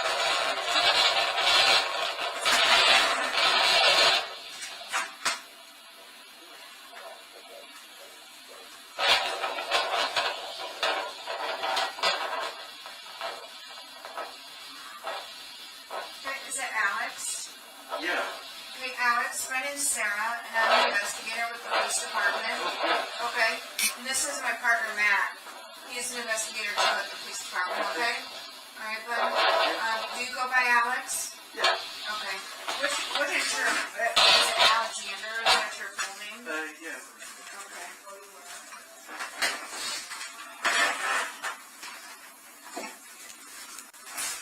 Alexander, you want me Alex or Alexander? Either. Okay. Do you have a middle name? Ken. Ken? Yeah. And what's your last name? Jackson. Jackson?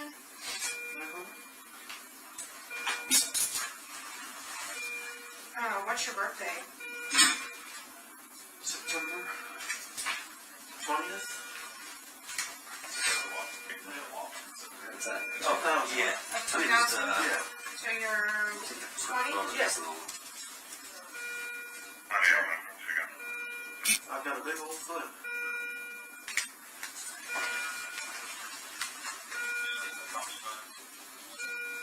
Any numbness or tingling at all in your foot? When I move it, it's a bit tingly. You feel me touching here? Yeah. Right here? Yeah. Here? Yeah. Here? Yeah. Here? Yeah. Here? Yeah. Here? Yeah. Here? Push down. Okay, push down on my hand. Oh. Pull up towards your nose. That really hurts. We're gonna get you something for pain, okay? Okay. We'll get some energy on that foot.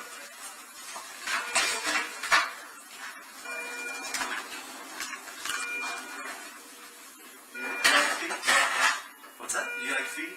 Oh, no, I just, like to take photos of blood, so.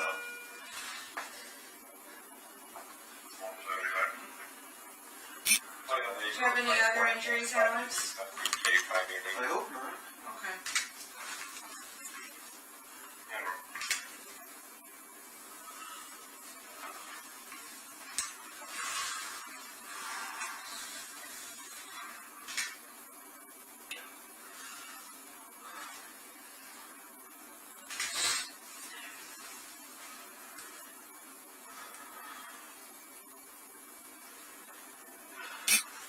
Doing okay, bud? Yeah. Okay. We're gonna let, Brandon, he also works with us. We're gonna let him finish up. Okay. And then the doctors will probably come back in and, Alex, do you guys have, one of my coworkers is out at the house. They were hoping to get some video of this, what happened. You guys have like a DVR or anything? Camera system at your house? There's like a camera in the front. Where Oh, does there's one by the garage too. where's this record? Online? Cloud, you know what the company is? No. All I know is right there. do you know, is it like a ring system or Arlo? Yeah, that's it. Which one? Ring? Ring? Yeah. It's a ring system? Yeah. Okay.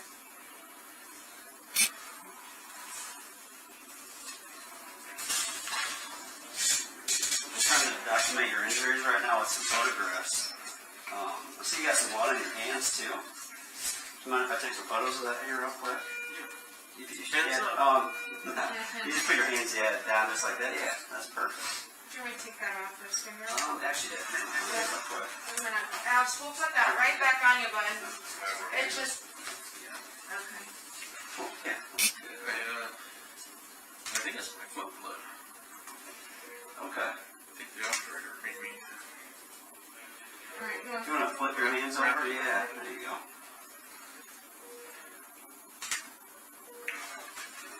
Just keep holding there.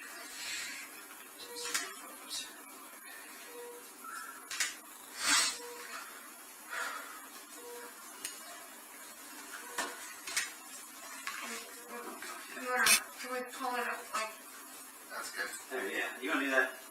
The up to, yeah. Yep, just like that. That's perfect.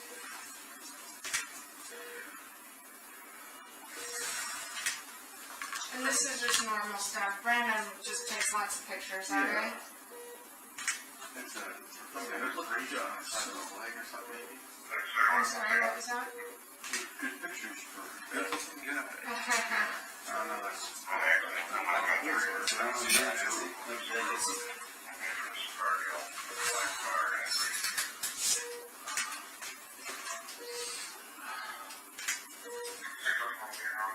Dude. Cut your hand a little too. Brandon, It's not a shot. yeah. Is that just a little bit of blood or is there a little cut there or no? You might have a little cut there. I might just take a photo of that real quick, if you don't mind. There. Thank you. You wanna put this back on your finger? Just get your pulse for you.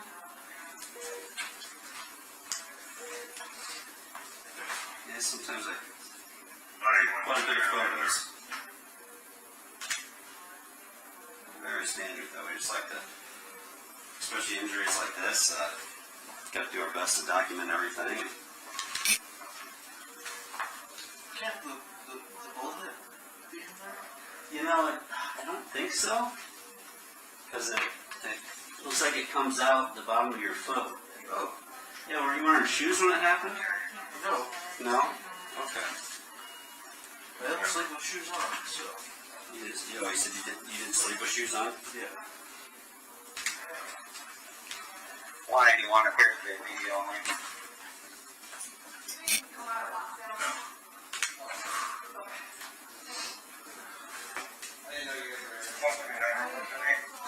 Okay. A little mash on. If you could, are you able to, does this leg hurt at all?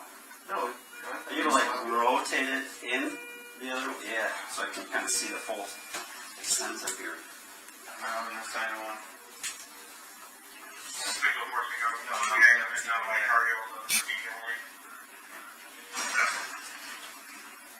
Fine, we're in now. So I got. Yeah, unless they're stuck a lot. That's all.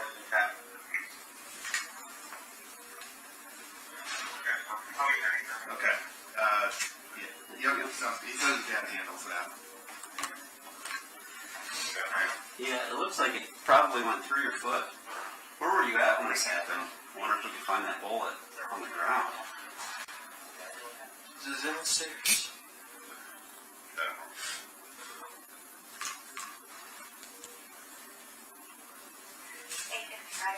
Is there a lot of, how big is your downstairs? Is it pretty big? Sure. I think we've seen your house. You got a nice house there. Yeah.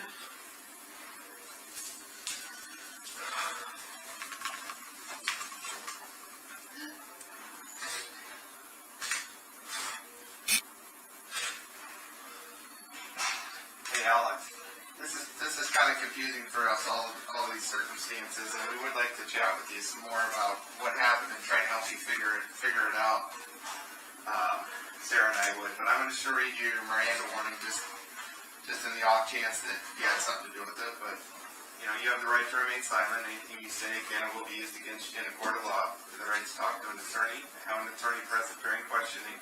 If for whatever reason, Alex, you can't afford an attorney, one will be appointed to you by the court. to represent you with any question if you wish. Okay? You can decide at any time to exercise these rights and not answer questions or statements. Sure. All right. With those in mind, be all right if we chat with you a little bit? Great.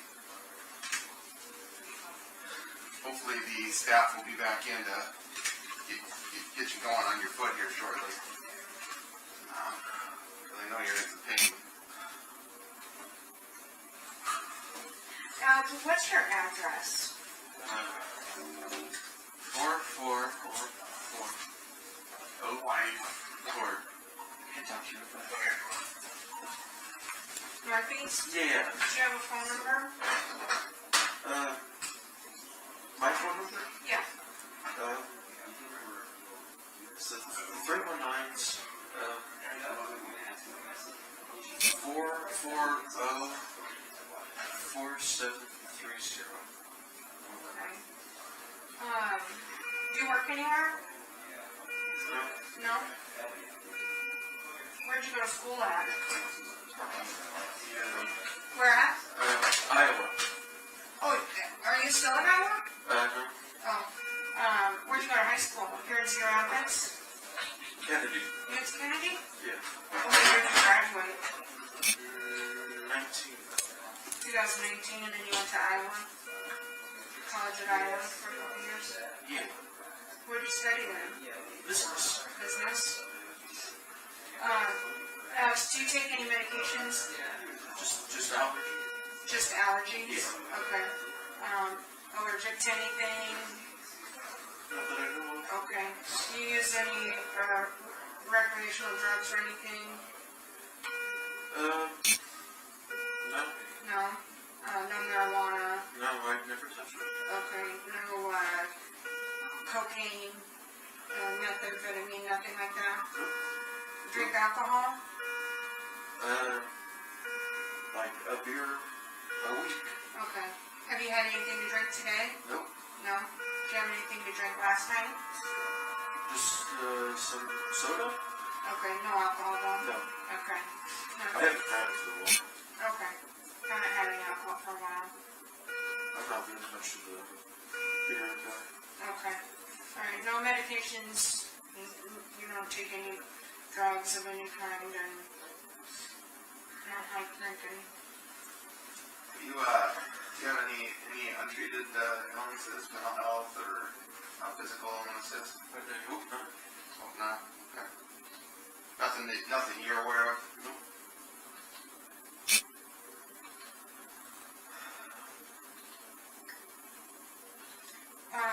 Alex, can you so Matt and I, we didn't go out to your house, so we weren't really there to get to see. You want me to run my story? Yeah. Yeah. If you could just start to fill us in so we can understand a little bit what went on. Well, how far? Well, kind of stuff like, can we start out with like last night, maybe? Like, Yeah. what time did you get home last night? Or, I was home okay, all day. okay. What time did you go to bed? 11, I think. And where did you sleep at? The porch. Like outside, or is it a screen-in porch? Screen porch. It's a screen-in porch. How come you slept on the porch? Is that where you normally It's sleep? nice up there. Oh, okay. Do you have a bedroom at your house? Yeah. Okay, but you just wanted to sleep. I sleep up with my dog. Oh, okay. What's your dog's name? Hero. Hero? What kind of dog? English? So you went to bed about 11, and was there anyone else? Who lives with you at the house? My mom, dad, sister, and dog. Okay. What's your mom's name? Melissa. Okay. What's your dad's name? Jam. Jim? Jam. J-A-M. J-A-M? Yeah. And what's Or your J-A-N. Jam? Yeah. What's your sister's name? Sabrina. Like the witch. Okay. How old is she? 19, 18. She's still in high school? No, she's in college. Okay. Can I give him pain meds or? Is your foot real bad? 15 minutes for us to talk to you? I can talk. Okay. If that's all right with you? Sure. Right, or Matt, or? No, that works. Hey, Sabrina like the witch? Yeah.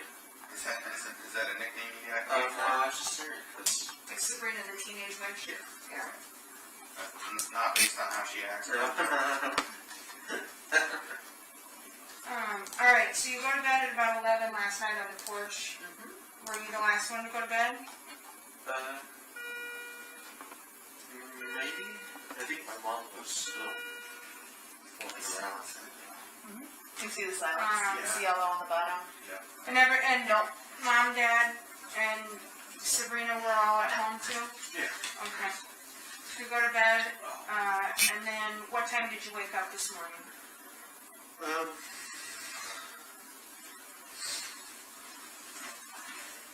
I woke up and heard gunshots.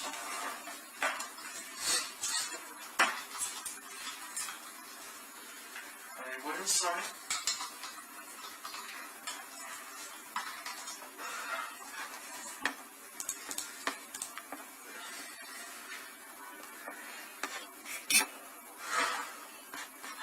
You take your time, Mom. What door did you open? It's a porch door. Man, he's taller than me, I think. I don't know if he was there. No, there's a white man, black man, Hispanic, Asian. Oh, that? I know he's wearing black clothes. I don't. When you go in that screen door, or the door from the screened-in porch, what room were you in? The kitchen. You should lift your foot up, Alex. There we go.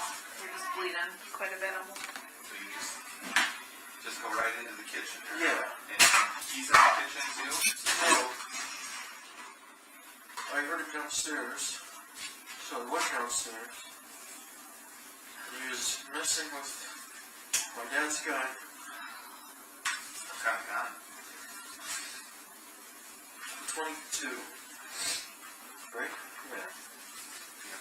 Do you have a mask on? Oh yeah, one of those ski masks or whatever. Or his ski mask? Did you see his hair? No. How about his shoes? I think they're green. I can't tell you. I'm not a shoe guy. Yeah, that's okay. Is it too skinny? The chubby? Probably green. Chubby.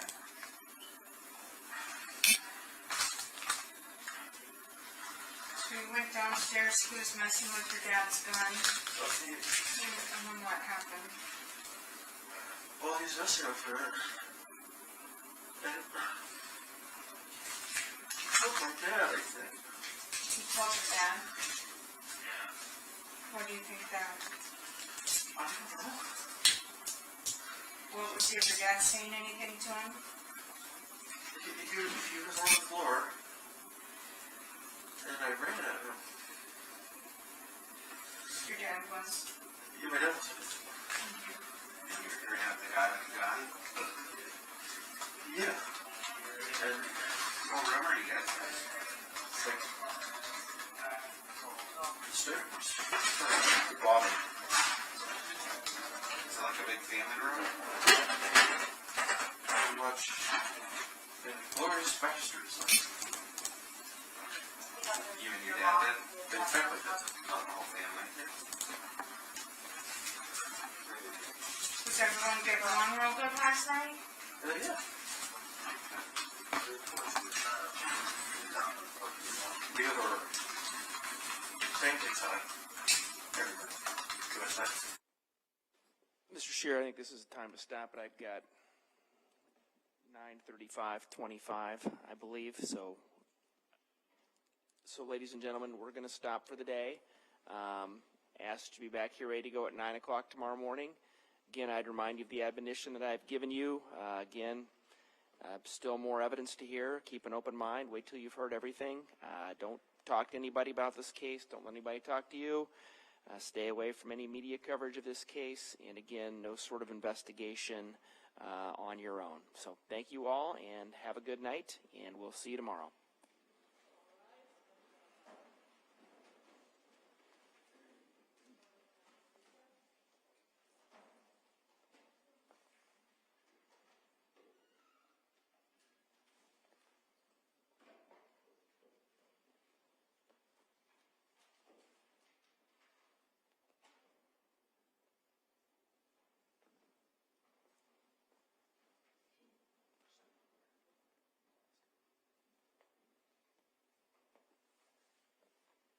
All right, go ahead and have a seat.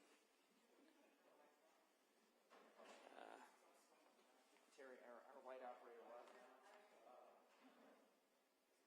No? There you go. You can step down. There you go.